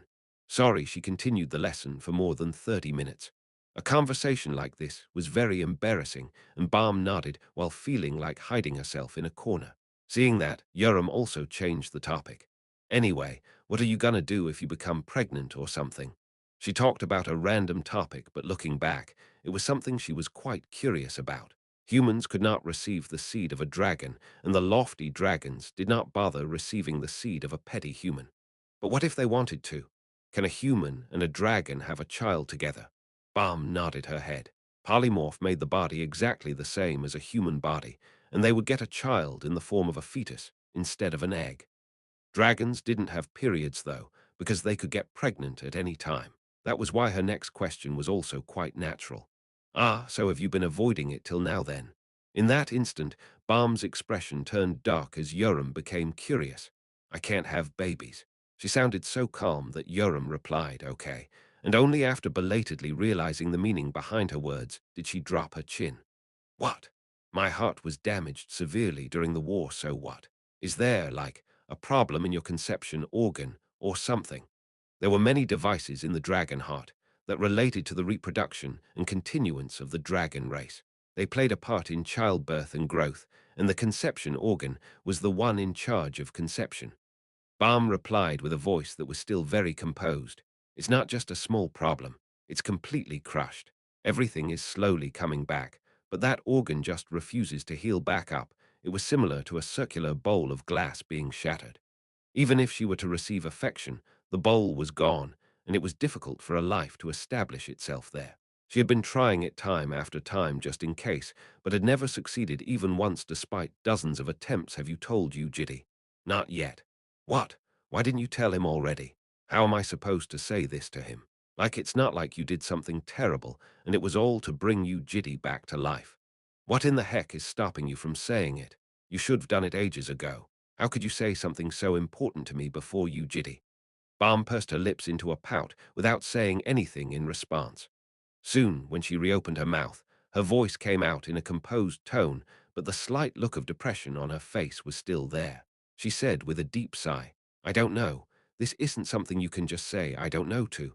I don't know. Yoram thought to herself that Balm was doomed, but after another glance, she realized that she looked quite nonchalant. Yeah, well, a baby, you don't need one. And you know, not everyone should raise babies. I can tell you, two mental patients shouldn't give birth to a child. You guys will be happy even without a baby, right? And then, yeah, and if you really want to, you can raise little Yoram as your baby. Feed her some milk as well. That's a bit in duck, who knows? You know, in romance novels, miracles happen because of the power of love and whatever, right? You never know. She tried her best to cheer her up as much as she could, but Balm stayed silent without even nodding in return. Duck it. This is not for me, Yoram said to herself. In any case, it was her fault for bringing up a wrong topic. With her mind in a slightly vacant state, she threw out a random topic for a change of mood. By the way, you know, there is something I've been curious about. What is it? Ho ho, how is you Jitty's Dick Jitty, Ah, wait, this is not it. Yoram reproached herself. Due to being in a hurry, both her question and the tone of her voice came out strange. Balm gave a slight frown, but it was too late to swallow her words back in. But all in all, it was true that she was curious. So how is Dick Jitty? Is he good? Yoram, what are you talking about in broad daylight? Balm raised her tone in a fluster, and there was an undisguisable trace of fluster in her eyes. Who's stopping me from saying it during the day? So, is he good at that, or what? Yoram rolled her hand into a fist and pounded it on her palm multiple times. Balm's face turned into a deep blush. Seriously, you and how is his peepee? It's not going to be this small considering his build and his height, right? She said while pointing out her index finger. I don't know. Why are you even curious about that? Of course I'm super curious. It's not like I'm ever going to see it, right? Of course you shouldn't see it. So you tell me how it is as someone who saw it in real time. What kind of nonsense is that? I don't want to. Ah, why are you so against it? Did I say I want to have a taste? Or did I tell you I want to use it? I have zero interest in anything like that, so just tell me the size of your dildo. What's wrong with you? Stop asking such a strange question. Yoram persisted with her questions, so Balm ran away in disgust. However, Balm wasn't showing a possessive attitude like the time when she was under a self-brainwash, and just seemed quite embarrassed based on her reddened cheeks. Despite her attempts, Yoram did not give up and continued asking questions while chasing after her. Seaman, is his dick big or small? She became increasingly more curious over time. What would you Jitty be like on the bed? I don't know. Stop following me. Balm started sprinting away, but Yoram was a little faster. She even used teleport to escape.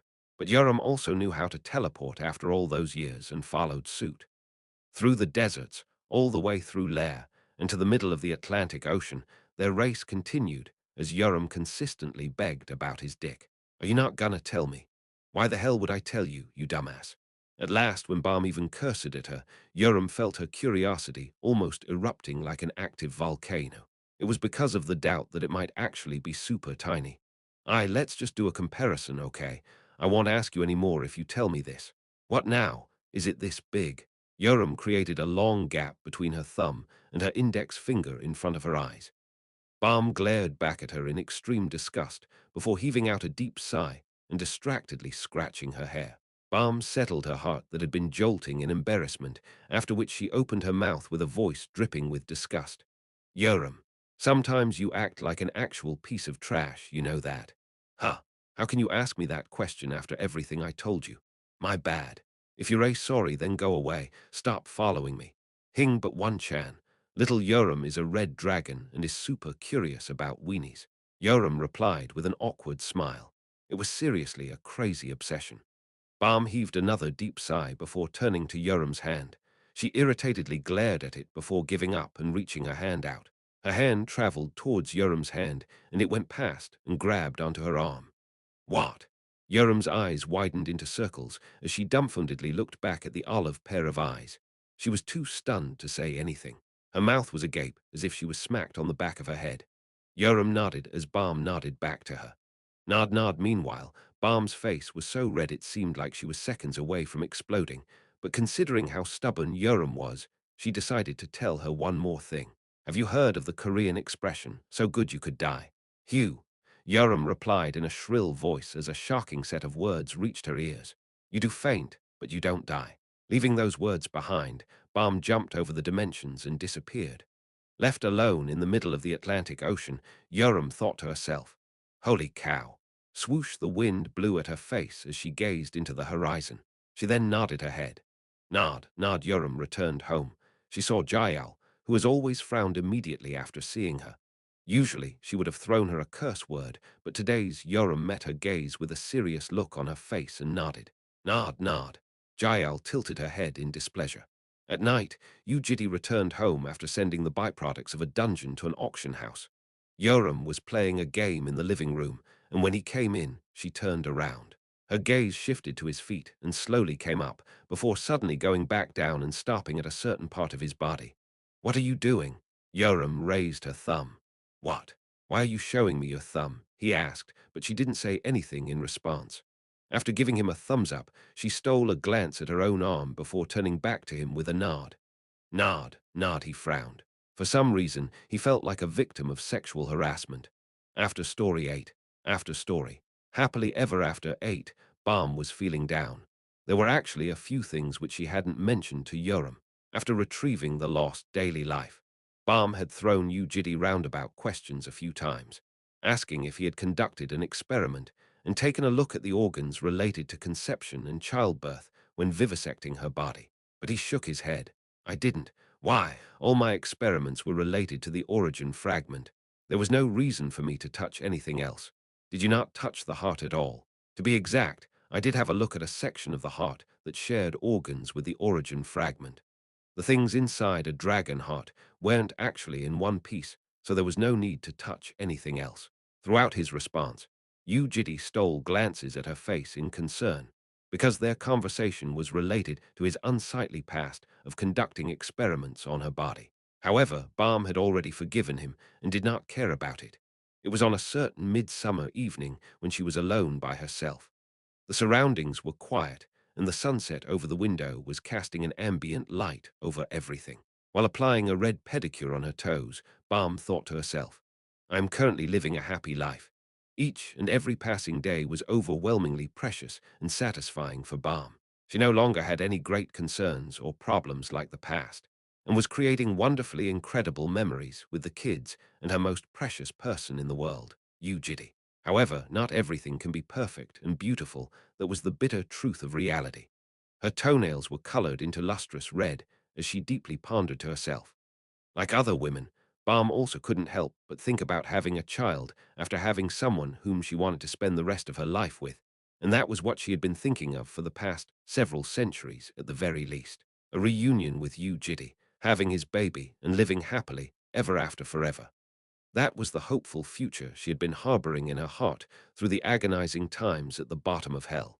And because of that, Balm cried buckets out after realizing her conception organ had been shattered, even though she still had to act in front of her mother and the vengeful spirits.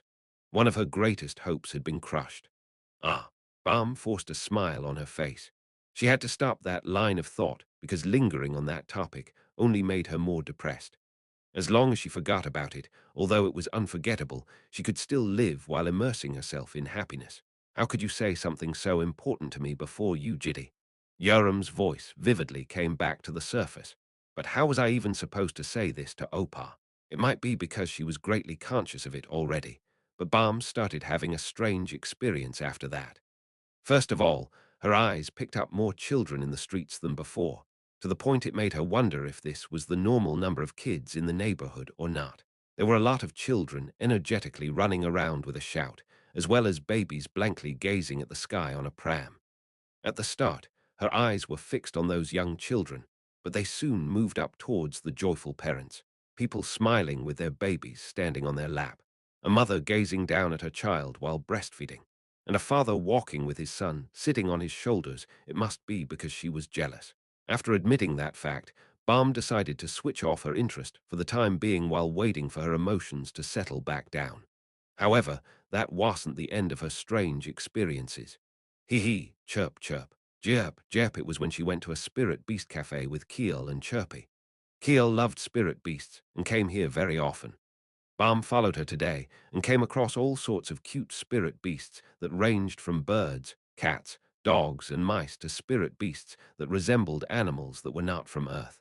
Ah, you're here. There was someone who recognized Keel as soon as she came inside. Surprisingly, it was the staff working at the Spirit Beast Cafe. Yes. Hello, Ego, one of our kids was dying for you to come. Really? Could you please have a look? The staff brought a young hedgehog spirit beast. It was glaring at the keeper with the quills on its back standing tall and looked quite temperamental. Ehu, is this child doing this again? Ha ha. Yes, yes. It's very concerning.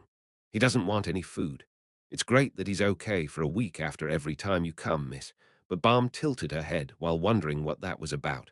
But that was when Keel carefully hugged the hedgehog while making sure the sharp quills wouldn't stab through her clothes. The upset hedgehog glared at Keel as she looked into its eyes in return. She then carefully swayed the hedgehog back and forth, regularly like a rocking cradle. Seaman, why didn't you have any food? Keel coaxed in a soft voice, while gently tickling its nose with her fingers. She slowly rocked back and forth as if the spirit beast was her precious baby. The hedgehog slowly relieved its tension and peacefully gazed up at Keel while diligently twitching its nose for a sniff. Egugu, good boy at last. After hearing Keel's soft tone of voice that even soothed her heart and seeing the affectionate interaction between the spirit beast and Keel, Balm felt strange yet again. This was not good. Besides, there was no reason for her to feel this way. Balm told herself that it was because she was overly concerned about looking away from it in the streets that she was seeing their interaction in such a strange light. Balm scratched her head and tried to empty her mind. But her thoughts had already been sparked to an ember, and her strange thoughts continued even after she returned to Unit 301. For some bizarre reason, Giles' tiny head was sucking in her gaze more than ever, and the same was with her small, doll-like body as well as her chubby cheeks that she could see from behind. Lastly, seeing Jael's minute fingers fidgeting around zealously left an afterimage in her brain. That was when Jael suddenly turned around with a flick. She was asking her with her gaze, "What are you looking at?" "Nothing." Balm chuckled while stroking her hair. After that, she was about to go back to her room, but was stopped by Jael, who suddenly walked up to her with the remote controller in her hands.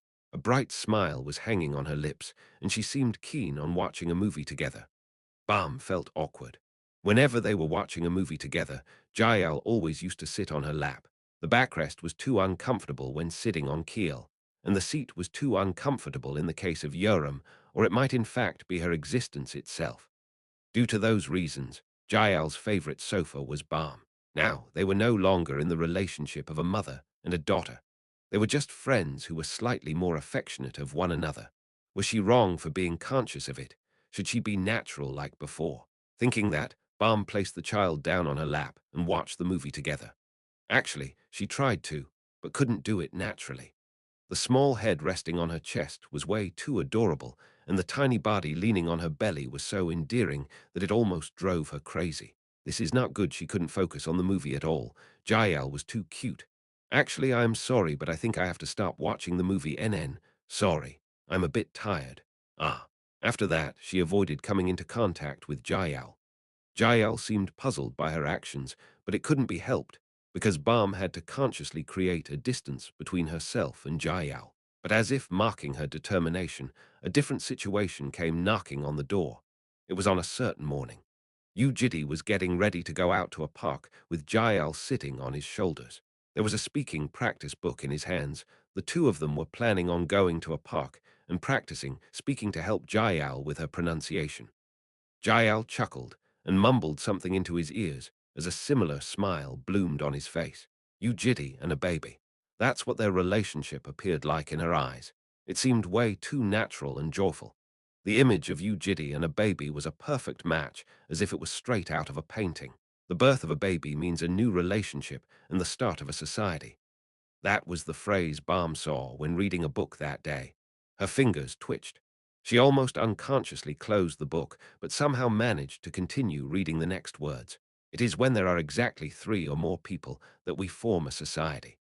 3 liars can forge the truth, and 2 out of the 3 can bring misfortune on the remaining one.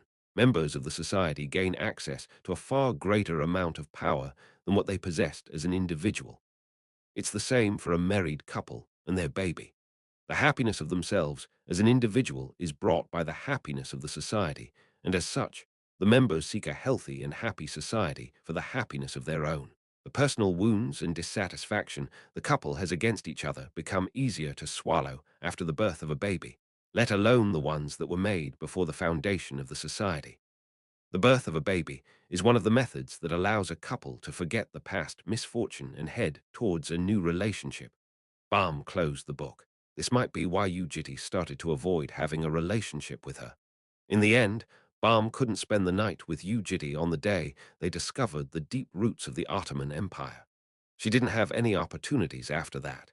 Before, there would have been some level of furtive show of affection in the inhabited staircases of the apartment or the quiet and dark alleyways, but nothing happened even when they were alone in such areas.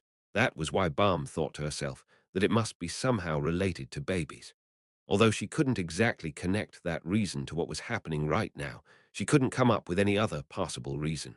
Balm knew that she had to confess about her infertility to Yu Jitae one day, so she slowly prepared herself over time. After a while, she had the opportunity. It was when they left on a family trip. The family trip was very enjoyable.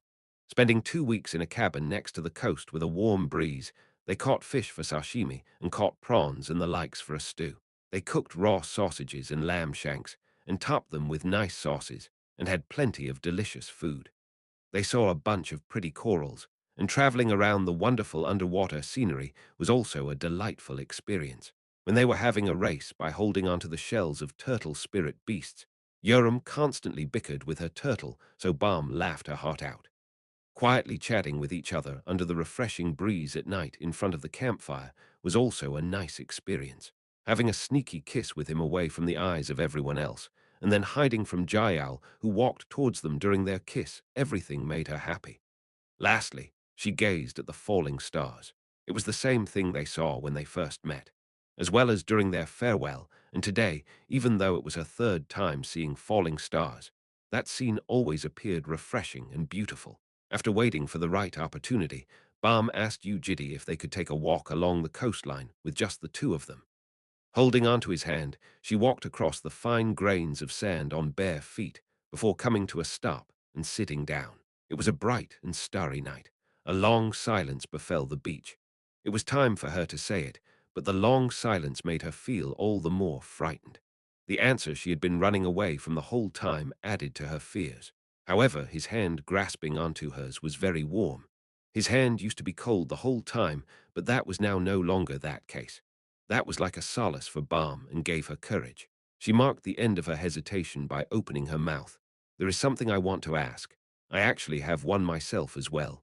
Then shall we ask one at a time? Sure, you can go first. We both have to be honest, okay? He nodded as the back and forth Q&A session began. A wet and soothing breeze blew at her face. Balm chewed on her lower lips before finally opening her mouth. Why have you been avoiding me these days? You mean from having a relationship? Yes, it's because I happened to hear about a black hair. Sorry. Balm widened her eyes into circles. Yu Jitae replied while looking back at her. What is this thing about a black-haired person, Balm? And what's the relationship between me and the black hair?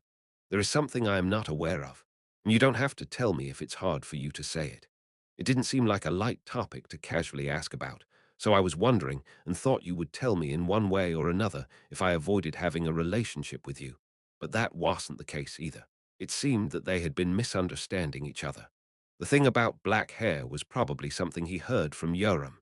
Him avoiding her wasn't because he didn't like her, nor was it because of the problem with babies. Balm felt the problems in her heart melting away as she replied with a smile. A long time ago, I saw this providence. She told him about the future and the providence she saw a long time ago, including how she saw herself being embraced by him as a green hair, followed by a black-haired woman in his arms in a distant future. At this point, I don't think that black-haired woman is anyone else no matter how much I think about it. Yeah, it won't be right. Of course not. He mischievously pulled her in as she collapsed to the side. Kaya Habam chuckled as she laid down using his lap as a pillow. And then, and after that, I thought of something. She was embraced by him as a green hair, and she was happy. In the future, she would be embraced by him again with her hair dyed black, but that was up to her choice now. It was a very rare phenomenon, how the thing she saw through the eye of Providence had become a choosable future. My happiness has been proven to last until I do it with my hair dyed black. In other words, that means our relationship will continue forever all the way until I spend a night with you, Opa, with black hair. That much is certain. But I don't know anything about the future after that. And you see, thinking about how clueless I was, I became very uneasy. It felt like I was walking with my eyes closed, Balm said, with a self-deprecating smile. After knowing the backstory, he felt pity. If she had a firm belief that this happiness would last forever, she wouldn't be thinking about such a thing. That in turn meant that Balm was still uneasy about this happiness. So that's like my totem, a totem of belief that we will definitely love each other until that day.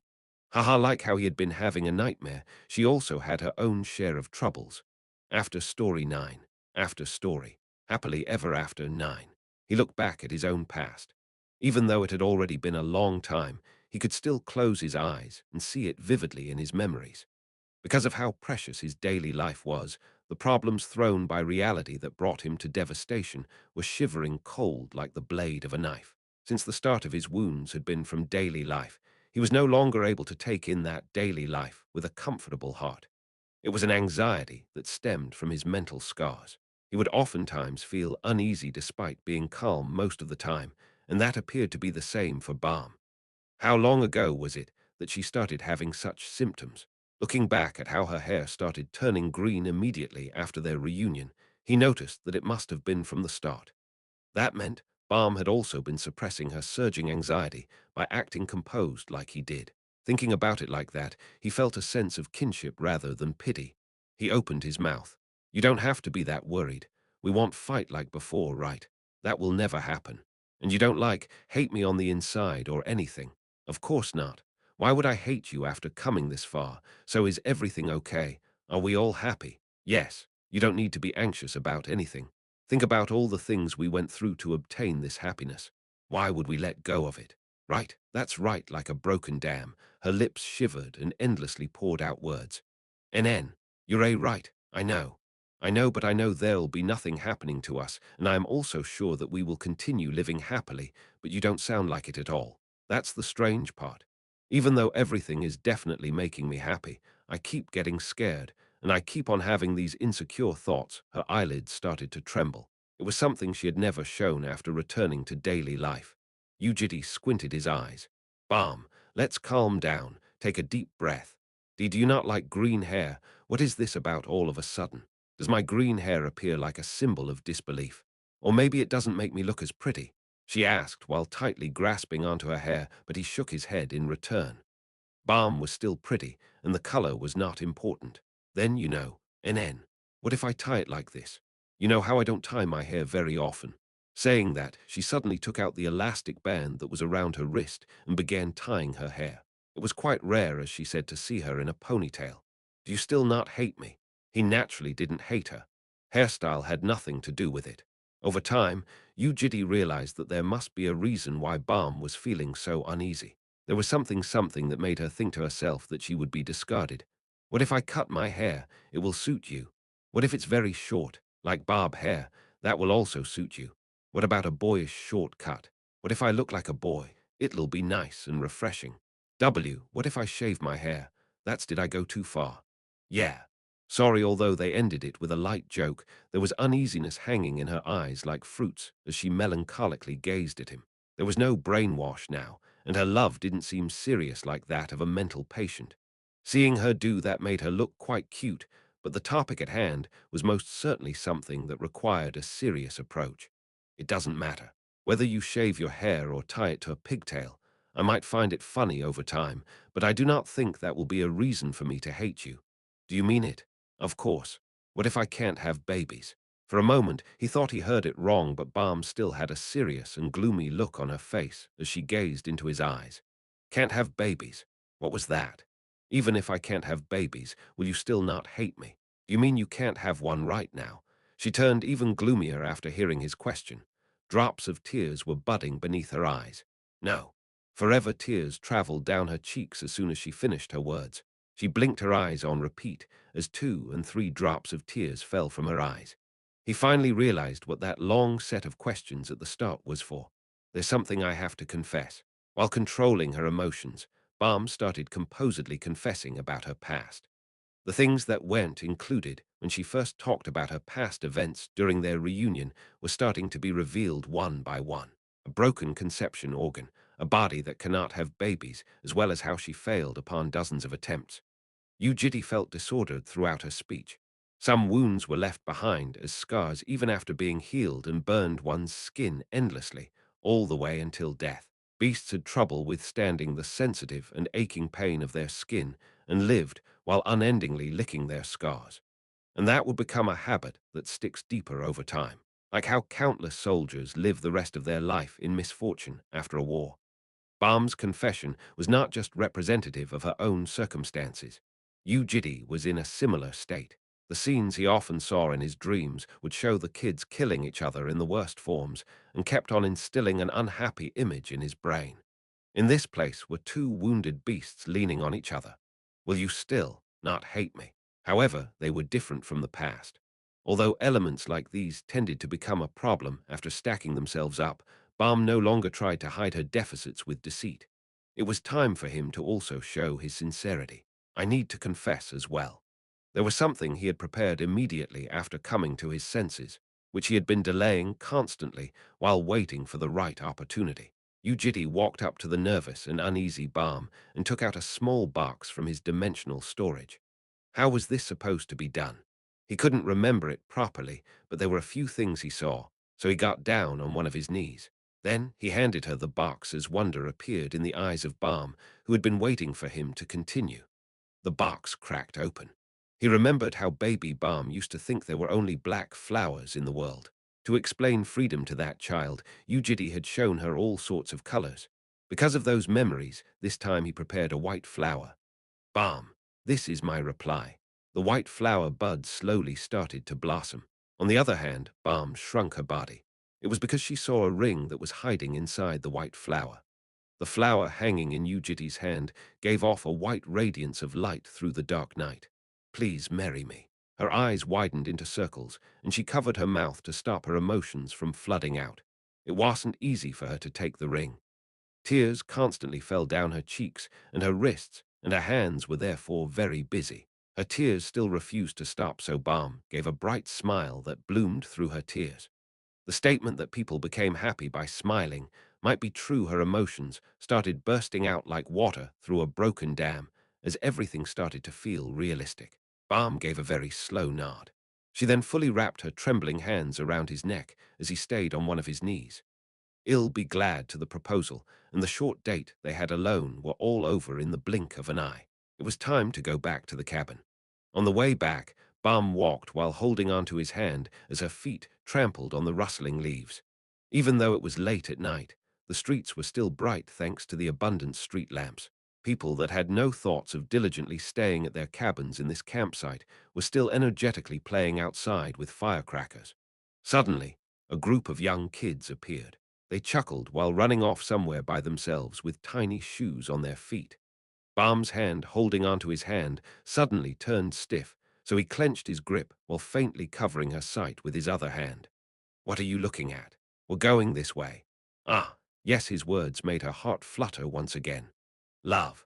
Even though she was feeling it every day at every instant, it was times like this that made her feel an immense amount of love that pushed her rationality off into the distance. That was why Balm couldn't take her eyes off of his face throughout the way back to the cabin. It was when they were in the forest nearby.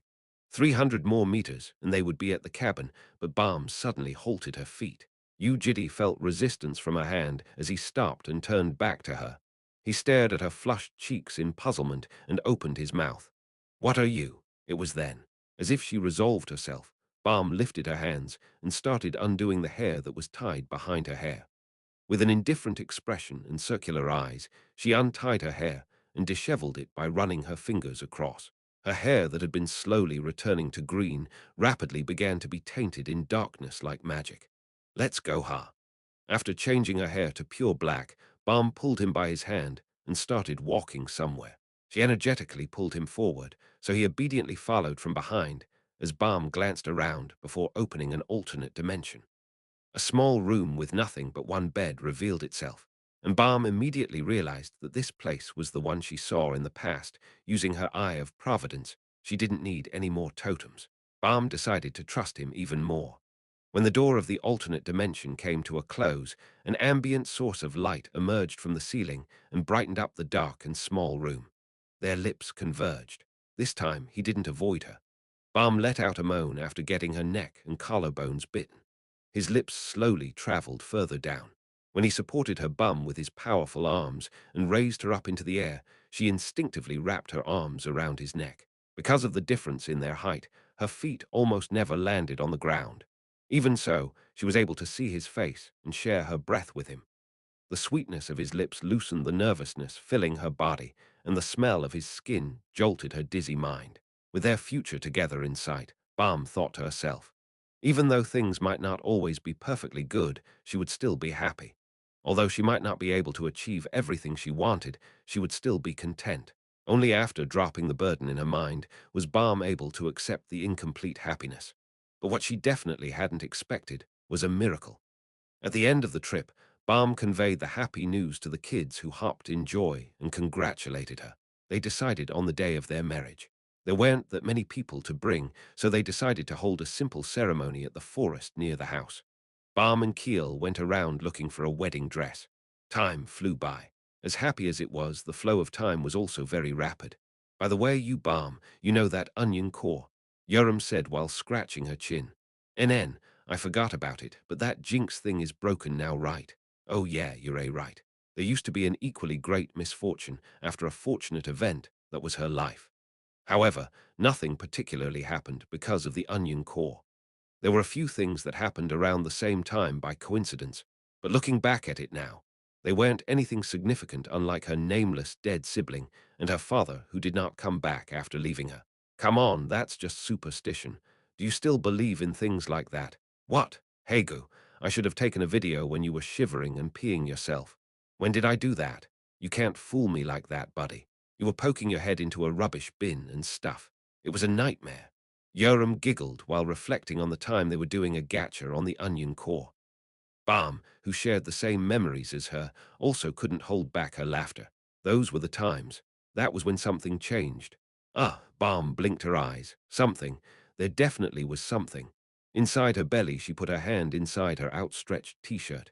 Since one of them suddenly stopped laughing, Yoram also turned around and faced her and saw Balm blinking her eyes while stroking her lower belly. "What's up? Did some kind of miracle happen or something?" After saying that, Yoram looked into her eyes and felt goosebumps crawling up her body. She thought back on the words which she had thoughtlessly thrown out. Miracles happen because of the power of love, and whatever in romance novels, that was what she had said herself. Balm's eyes widened like never before as goosebumps covered her skin. It was a miracle. Jael twitched her lips and moved them. She had finished shedding her skin the first time. The body of a baby which she had been hating was now in the form of a young girl. Jael wriggled her mouth. Speaking slowly was a habit, but the strange thing was that her ability to speak turned worse after the regression. However, that was now a thing of the past. A few days after shedding her skin, her vocal cords turned itchy, and this morning she even unknowingly hummed to herself. That could only mean one thing. It was here. Today was the day. Standing with her hands resting on her hip, Jael glared daggers at the mirror and saw herself glaring back at her through the mirror. The mechanism itself was simple. Taking a deep breath in, she tightened her vocal cords and moved her lips. It was a tense moment. Phrase number 1 ready. Fire. I am. Yu Jitae. Wah, it was a bit wonky, but she could finally speak. Jael hopped on the spot with a bright smile. She was so happy that she almost flew into the air. At the same time, all the hard and agonizing times that went by due to her inability to speak properly melted like spring snow. How sad had she been? Her unease teased her every time, and she couldn't even talk to Yu Jitae even when there was something she enjoyed. All she could do was chew on a pacifier to endure through the hardships. Jael wanted to dash out of the door and give a mouthful to Balm, Yoram, and Keel, who used to tease her all the time. You Yoram is trash. Haha, just like that. However, Jael inside the mirror shook her head. No, no, no. This is not it. She was finally able to speak, and she wanted the first target of her speech to be Yu Jitae. Her plan was to sneak up to him and mumble like always. That was what she had been like until just yesterday, and Yu Jitae would probably hug her without knowing anything. That would be when she says, Daddy. How surprised would he be? Ah, Jael tightened her fists in excitement. This was the day she had been waiting for the whole time. Ah, now was not the time for this. Looking at the mirror, she decided to practice to make it the most perfect confession in the world. Daddy, I missed you. Daddy, I missed you. Daddy, I missed you. After saying it dozens of times to herself, she at last readied herself to say the perfect line. She placed her hand on the doorknob leading to the living room, but that was when words that were completely outside her expectations were heard from the other side of the door. Dude, you jitties a daddy no. It was Yoram's shout. Jael was startled and her hands were frozen stiff. You jitty, what? What nonsense was that idiot you Yoram talking about? She was about to turn the doorknob while glossing over her words, but that was when Keel followed suit. Huck, that's insane. Ajasi, you're a daddy now. A daddy. Keel yelled while running to the veranda to look for you, Jitty. Following that were cheers, screams, and touch voices. Hearing those cheers and tears, Jael turned stiff yet again. Kugagagang, a thunder was going off in her head. Jael also knew about the nature of Yu Jitty and Balm's relationship. She was no longer a kid, and knew the things that were happening between them, and was also expecting such a day to arrive. But why did it have to be today of all days? This can't be. Her mind turned dizzy. Everyone in the living room appeared to be thinking that she was still sleeping, and didn't even come looking for her. Without going out to the living room, Jael turned around and gazed outside the window. Resting her chin on her small hands, she organized her thoughts. Pushing aside the slightly regretful timing, Jael also felt her heart beating fast. For goodness sake. Eugitti's child, how cute would the baby be? She shouldn't be staying holed up in her room by herself, and should go outside and celebrate with everyone else. There was still a lot of time to spend together as well as happy memories to build, so the best option would be to decorate the starting point of a new relationship as happily as possible. Kuhum, Kum. After clearing her throat, Jael turned around. She was about to walk to the living room, but suddenly halted her steps and returned to the window. Reaching out with her small hands, she grabbed on the hinged window and pulled it to a close. While she was closing the window, her blue eyes flickered through the gap, but when the window was fully shut, the inside of the house was no longer visible. But after another sound of a door being shut, there were more bustling noises resonating from the living room. Most of those sounds were that of laughter. What was happening inside was no longer something others could see. However, there was one thing that was certain. As long as they were together, they would continue living happily ever after. Forever. Kidnapped dragons. After story. The end. After story 8. After story. Happily ever after 8. Balm was feeling down. There were actually a few things which she hadn't mentioned to Yoram.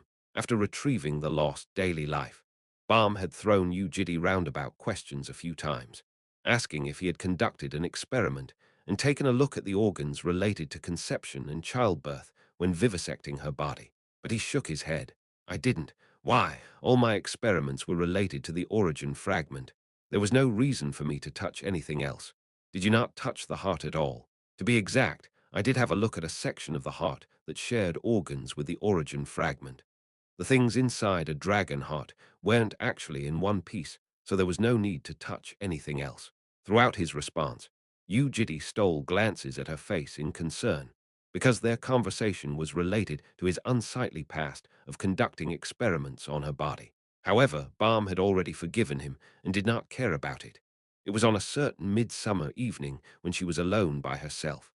The surroundings were quiet, and the sunset over the window was casting an ambient light over everything.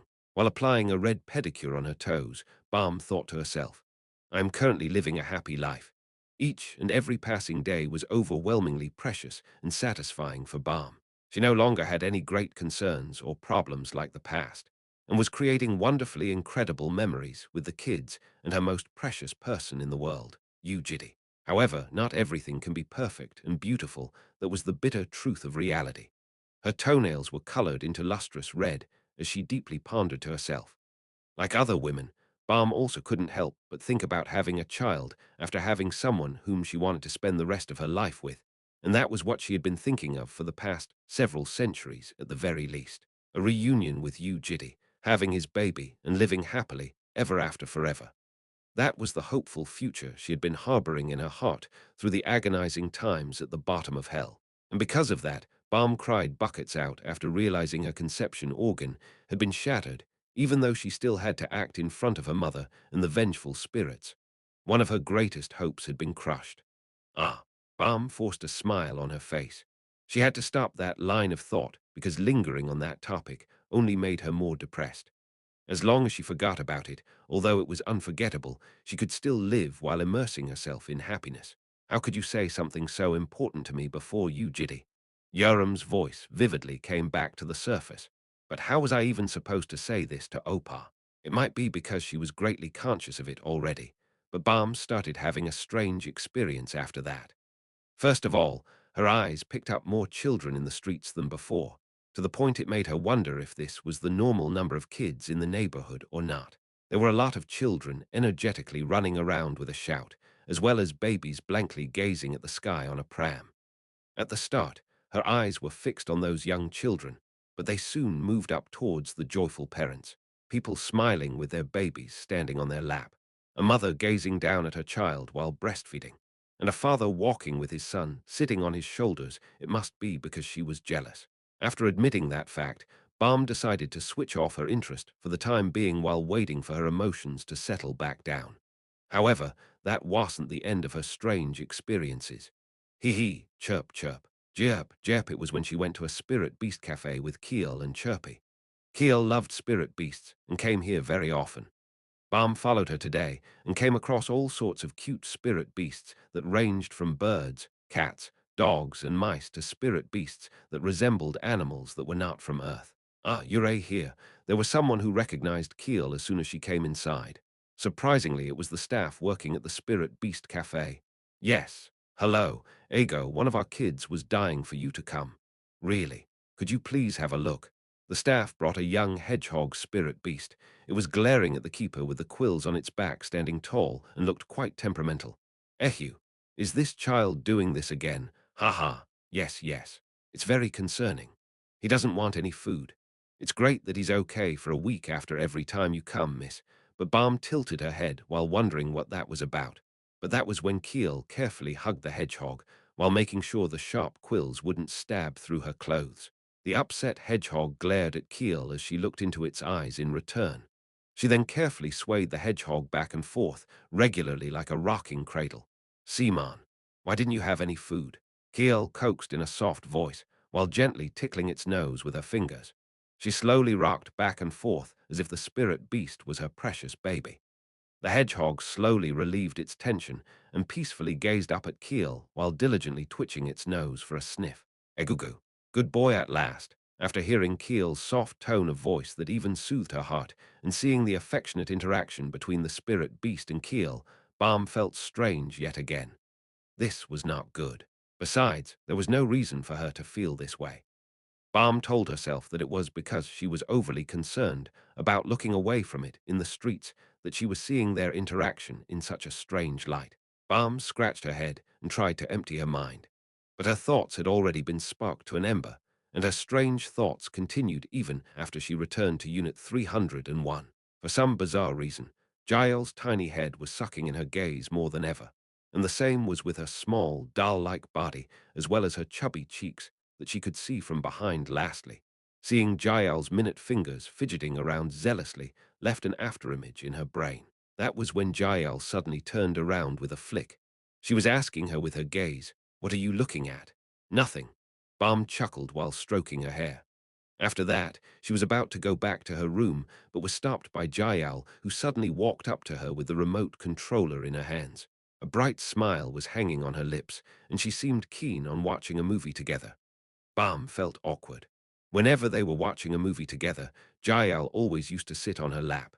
The backrest was too uncomfortable when sitting on keel, and the seat was too uncomfortable in the case of Yoram, or it might in fact be her existence itself.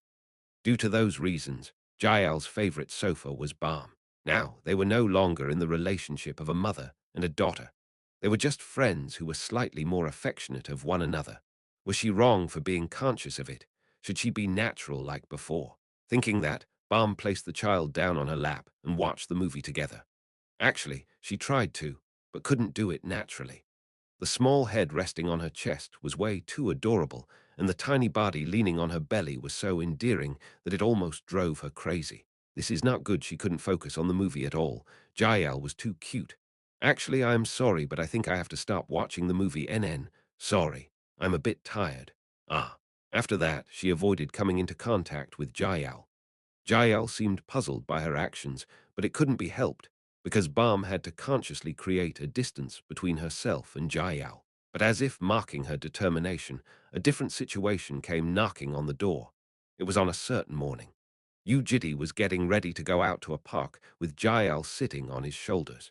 There was a speaking practice book in his hands. The two of them were planning on going to a park and practicing speaking to help Jael with her pronunciation. Jael chuckled and mumbled something into his ears as a similar smile bloomed on his face. You Jitty and a baby. That's what their relationship appeared like in her eyes. It seemed way too natural and joyful. The image of you Jitty and a baby was a perfect match, as if it was straight out of a painting. The birth of a baby means a new relationship and the start of a society. That was the phrase Bam saw when reading a book that day. Her fingers twitched. She almost unconsciously closed the book, but somehow managed to continue reading the next words. It is when there are exactly 3 or more people that we form a society. 3 liars can forge the truth, and 2 out of the 3 can bring misfortune on the remaining one. Members of the society gain access to a far greater amount of power than what they possessed as an individual. It's the same for a married couple and their baby. The happiness of themselves as an individual is brought by the happiness of the society, and as such, the members seek a healthy and happy society for the happiness of their own. The personal wounds and dissatisfaction the couple has against each other become easier to swallow after the birth of a baby, let alone the ones that were made before the foundation of the society. The birth of a baby is one of the methods that allows a couple to forget the past misfortune and head towards a new relationship. Bam closed the book. This might be why Ujiti started to avoid having a relationship with her. In the end, Bam couldn't spend the night with Ujiti on the day they discovered the deep roots of the Ottoman Empire. She didn't have any opportunities after that. Before, there would have been some level of furtive show of affection in the inhabited staircases of the apartment or the quiet and dark alleyways, but nothing happened even when they were alone in such areas. That was why Bam thought to herself that it must be somehow related to babies. Although she couldn't exactly connect that reason to what was happening right now, she couldn't come up with any other possible reason. Bam knew that she had to confess about her infertility to Yu Jitty one day, so she slowly prepared herself over time. After a while, she had the opportunity. It was when they left on a family trip. The family trip was very enjoyable. Spending 2 weeks in a cabin next to the coast with a warm breeze, they caught fish for sashimi and caught prawns and the likes for a stew. They cooked raw sausages and lamb shanks and topped them with nice sauces and had plenty of delicious food. They saw a bunch of pretty corals, and traveling around the wonderful underwater scenery was also a delightful experience. When they were having a race by holding onto the shells of turtle spirit beasts, Yoram constantly bickered with her turtle, so Bam laughed her heart out. Quietly chatting with each other under the refreshing breeze at night in front of the campfire was also a nice experience. Having a sneaky kiss with him away from the eyes of everyone else, and then hiding from Jael, who walked towards them during their kiss, everything made her happy. Lastly, she gazed at the falling stars. It was the same thing they saw when they first met, as well as during their farewell, and today, even though it was her 3rd time seeing falling stars, that scene always appeared refreshing and beautiful. After waiting for the right opportunity, Bam asked Yu Jitae if they could take a walk along the coastline with just the two of them. Holding onto his hand, she walked across the fine grains of sand on bare feet before coming to a stop and sitting down. It was a bright and starry night. A long silence befell the beach. It was time for her to say it, but the long silence made her feel all the more frightened. The answer she had been running away from the whole time added to her fears. However, his hand grasping onto hers was very warm. His hand used to be cold the whole time, but that was now no longer that case. That was like a solace for balm and gave her courage. She marked the end of her hesitation by opening her mouth. There is something I want to ask. I actually have one myself as well. Then shall we ask one at a time? Sure, you can go first. We both have to be honest, okay? He nodded as the back and forth Q&A session began. A wet and soothing breeze blew at her face. Balm chewed on her lower lips before finally opening her mouth. Why have you been avoiding me these days? You mean from having a relationship? Yes, it's because I happened to hear about a black hair. Sorry. Balm widened her eyes into circles. Yu Jitae replied while looking back at her. What is this thing about a black-haired person, Balm? And what's the relationship between me and the black hair? There is something I am not aware of, and you don't have to tell me if it's hard for you to say it.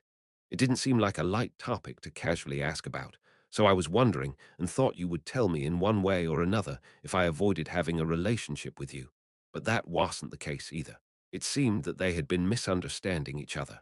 The thing about black hair was probably something he heard from Yoram. Him avoiding her wasn't because he didn't like her, nor was it because of the problem with babies. Balm felt the problems in her heart melting away as she replied with a smile. A long time ago, I saw this providence.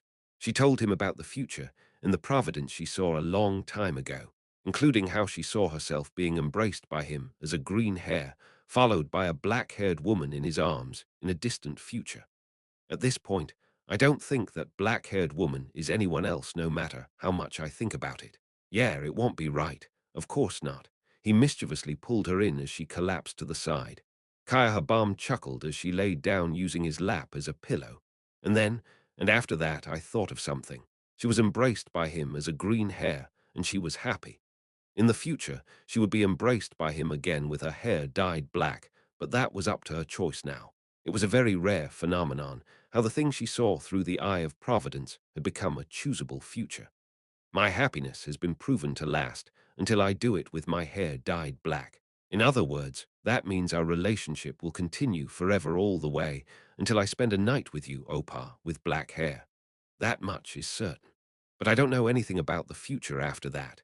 And you see, thinking about how clueless I was, I became very uneasy.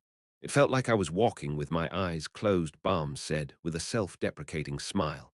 After knowing the backstory, he felt pity. If she had a firm belief that this happiness would last forever, she wouldn't be thinking about such a thing. That in turn meant that Balm was still uneasy about this happiness. So that's like my totem. A totem of belief that we will definitely love each other until that day. Haha, like how he had been having a nightmare, she also had her own share of troubles. After story 9, after story, happily ever after 9, he looked back at his own past. Even though it had already been a long time, he could still close his eyes and see it vividly in his memories. Because of how precious his daily life was, the problems thrown by reality that brought him to devastation were shivering cold like the blade of a knife. Since the start of his wounds had been from daily life, he was no longer able to take in that daily life with a comfortable heart. It was an anxiety that stemmed from his mental scars. He would oftentimes feel uneasy despite being calm most of the time, and that appeared to be the same for Balm. How long ago was it that she started having such symptoms? Looking back at how her hair started turning green immediately after their reunion, he noticed that it must have been from the start. That meant Balm had also been suppressing her surging anxiety by acting composed like he did. Thinking about it like that, he felt a sense of kinship rather than pity. He opened his mouth. You don't have to be that worried. We won't fight like before, right? That will never happen. And you don't hate me on the inside or anything. Of course not. Why would I hate you after coming this far? So is everything okay? Are we all happy? Yes. You don't need to be anxious about anything. Think about all the things we went through to obtain this happiness. Why would we let go of it? Right? That's right, like a broken dam. Her lips shivered and endlessly poured out words. NN. You're right, I know. I know, but I know there'll be nothing happening to us, and I am also sure that we will continue living happily, but you don't sound like it at all. That's the strange part. Even though everything is definitely making me happy, I keep getting scared, and I keep on having these insecure thoughts. Her eyelids started to tremble. It was something she had never shown after returning to daily life. Yu Jitae squinted his eyes. Balm, let's calm down. Take a deep breath. Do you not like green hair? What is this about all of a sudden?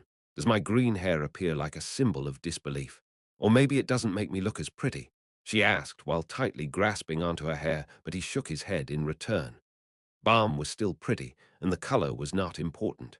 Then, NN, what if I tie it like this? You know how I don't tie my hair very often. Saying that, she suddenly took out the elastic band that was around her wrist and began tying her hair. It was quite rare, as she said, to see her in a ponytail. Do you still not hate me? He naturally didn't hate her. Hairstyle had nothing to do with it. Over time, Yu Jitae realized that there must be a reason why Balm was feeling so uneasy. There was something that made her think to herself that she would be discarded. What if I cut my hair? It will suit you. What if it's very short, like barb hair? That will also suit you. What about a boyish short cut? What if I look like a boy? It'll be nice and refreshing. What if I shave my hair? Did I go too far? Yeah. Sorry, although they ended it with a light joke, there was uneasiness hanging in her eyes like fruits as she melancholically gazed at him. There was no brainwash now, and her love didn't seem serious like that of a mental patient. Seeing her do that made her look quite cute, but the topic at hand was most certainly something that required a serious approach. It doesn't matter. Whether you shave your hair or tie it to a pigtail, I might find it funny over time, but I do not think that will be a reason for me to hate you. Do you mean it? Of course. What if I can't have babies? For a moment, he thought he heard it wrong, but Balm still had a serious and gloomy look on her face as she gazed into his eyes. Can't have babies? What was that? Even if I can't have babies, will you still not hate me? You mean you can't have one right now? She turned even gloomier after hearing his question. Drops of tears were budding beneath her eyes. No. Forever tears traveled down her cheeks as soon as she finished her words. She blinked her eyes on repeat as 2 and 3 drops of tears fell from her eyes. He finally realized what that long set of questions at the start was for. There's something I have to confess. While controlling her emotions, Balm started composedly confessing about her past. The things that went included when she first talked about her past events during their reunion were starting to be revealed one by one. A broken conception organ, a body that cannot have babies, as well as how she failed upon dozens of attempts. Yu Jitae felt disordered throughout her speech. Some wounds were left behind as scars even after being healed and burned one's skin endlessly, all the way until death. Beasts had trouble withstanding the sensitive and aching pain of their skin and lived while unendingly licking their scars. And that would become a habit that sticks deeper over time, like how countless soldiers live the rest of their life in misfortune after a war. Balm's confession was not just representative of her own circumstances. Yu Jitae was in a similar state. The scenes he often saw in his dreams would show the kids killing each other in the worst forms and kept on instilling an unhappy image in his brain. In this place were 2 wounded beasts leaning on each other. Will you still not hate me? However, they were different from the past. Although elements like these tended to become a problem after stacking themselves up, Balm no longer tried to hide her deficits with deceit. It was time for him to also show his sincerity. I need to confess as well. There was something he had prepared immediately after coming to his senses, which he had been delaying constantly while waiting for the right opportunity. Yu Jitae walked up to the nervous and uneasy Balm and took out a small box from his dimensional storage. How was this supposed to be done? He couldn't remember it properly, but there were a few things he saw, so he got down on one of his knees. Then he handed her the box as wonder appeared in the eyes of Balm, who had been waiting for him to continue. The box cracked open. He remembered how baby Balm used to think there were only black flowers in the world. To explain freedom to that child, Yu Jitae had shown her all sorts of colors. Because of those memories, this time he prepared a white flower. Balm, this is my reply. The white flower buds slowly started to blossom. On the other hand, Balm shrunk her body. It was because she saw a ring that was hiding inside the white flower. The flower hanging in Yu Jitae's hand gave off a white radiance of light through the dark night. Please marry me." Her eyes widened into circles, and she covered her mouth to stop her emotions from flooding out. It wasn't easy for her to take the ring. Tears constantly fell down her cheeks and her wrists, and her hands were therefore very busy. Her tears still refused to stop, so Balm gave a bright smile that bloomed through her tears. The statement that people became happy by smiling might be true. Her emotions started bursting out like water through a broken dam as everything started to feel realistic. Balm gave a very slow nod. She then fully wrapped her trembling hands around his neck as he stayed on one of his knees. Ill be glad to the proposal, and the short date they had alone were all over in the blink of an eye. It was time to go back to the cabin. On the way back, Bum walked while holding onto his hand as her feet trampled on the rustling leaves. Even though it was late at night, the streets were still bright thanks to the abundant street lamps. People that had no thoughts of diligently staying at their cabins in this campsite were still energetically playing outside with firecrackers. Suddenly, a group of young kids appeared.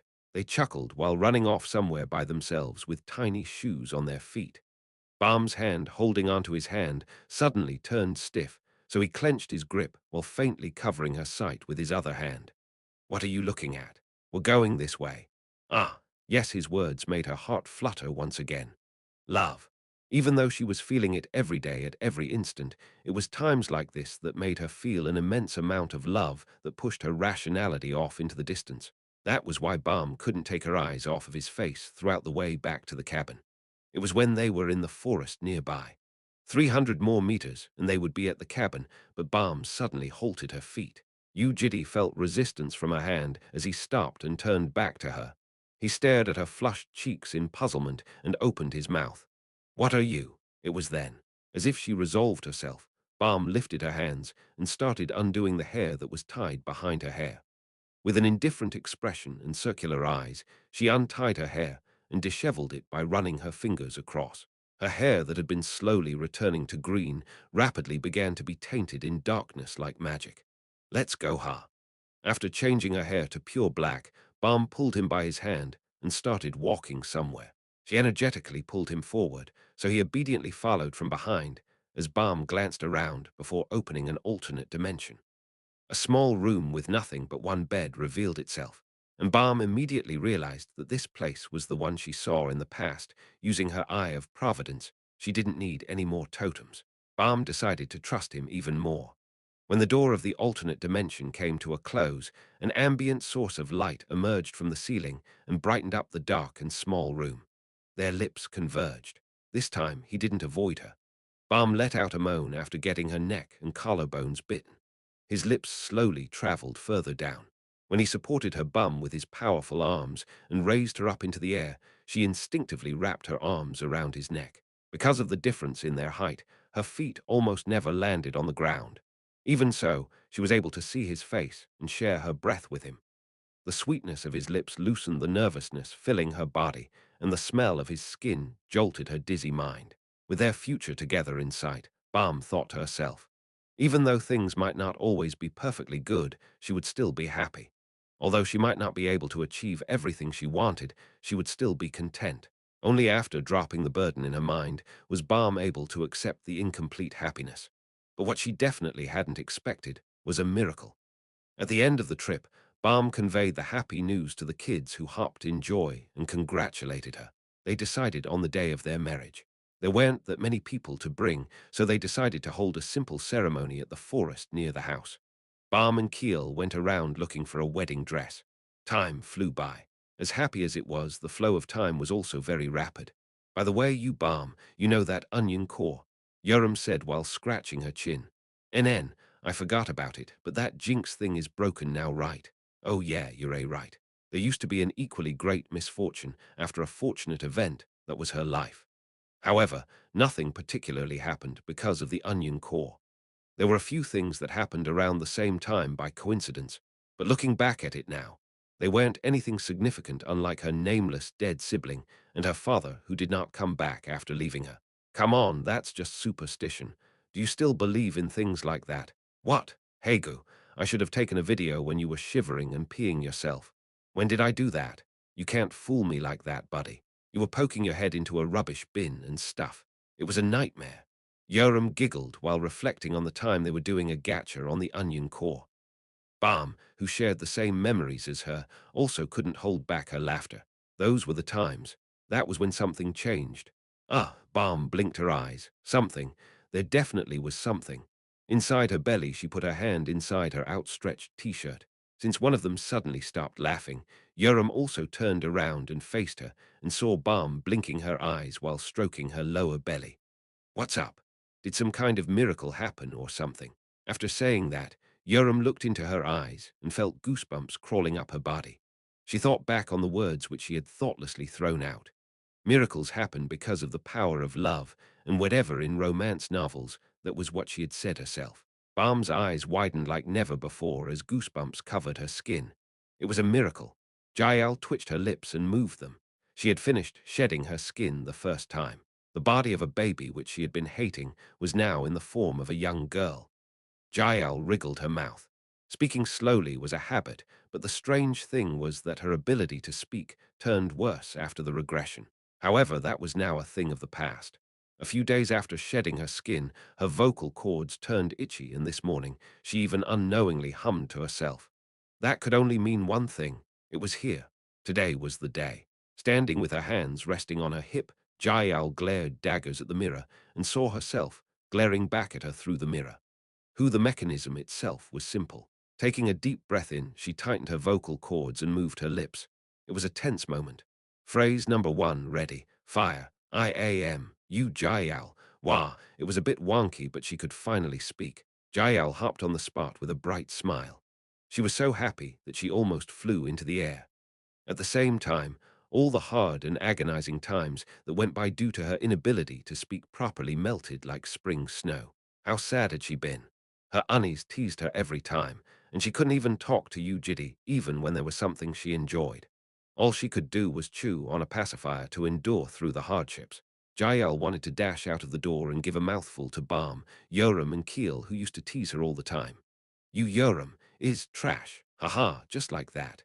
However, Jael inside the mirror shook her head. No, no, no. This is not it.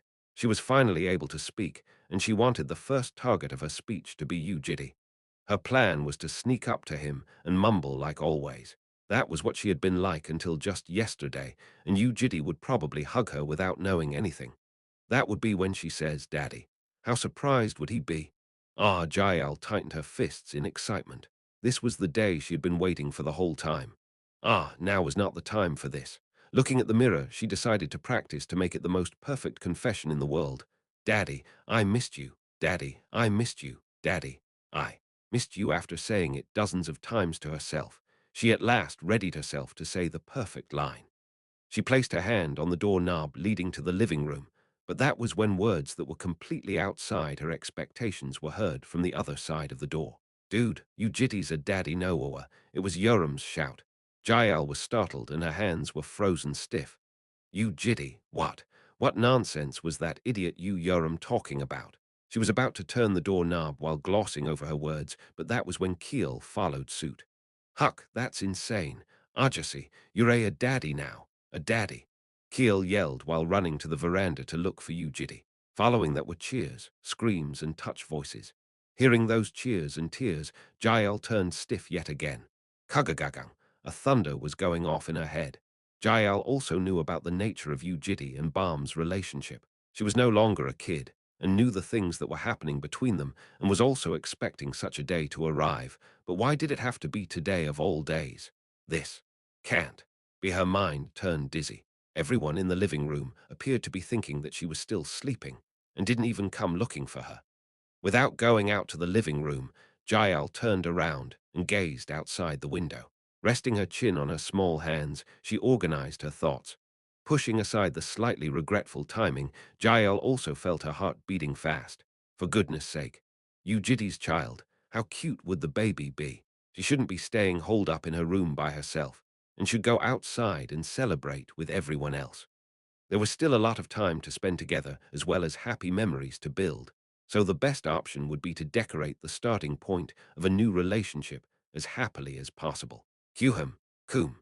After clearing her throat, Jael turned around. She was about to walk to the living room, but suddenly halted her steps and returned to the window. Reaching out with her small hands, she grabbed on the hinged window and pulled it to a close. While she was closing the window, her blue eyes flickered through the gap, but when the window was fully shut, the inside of the house was no longer visible.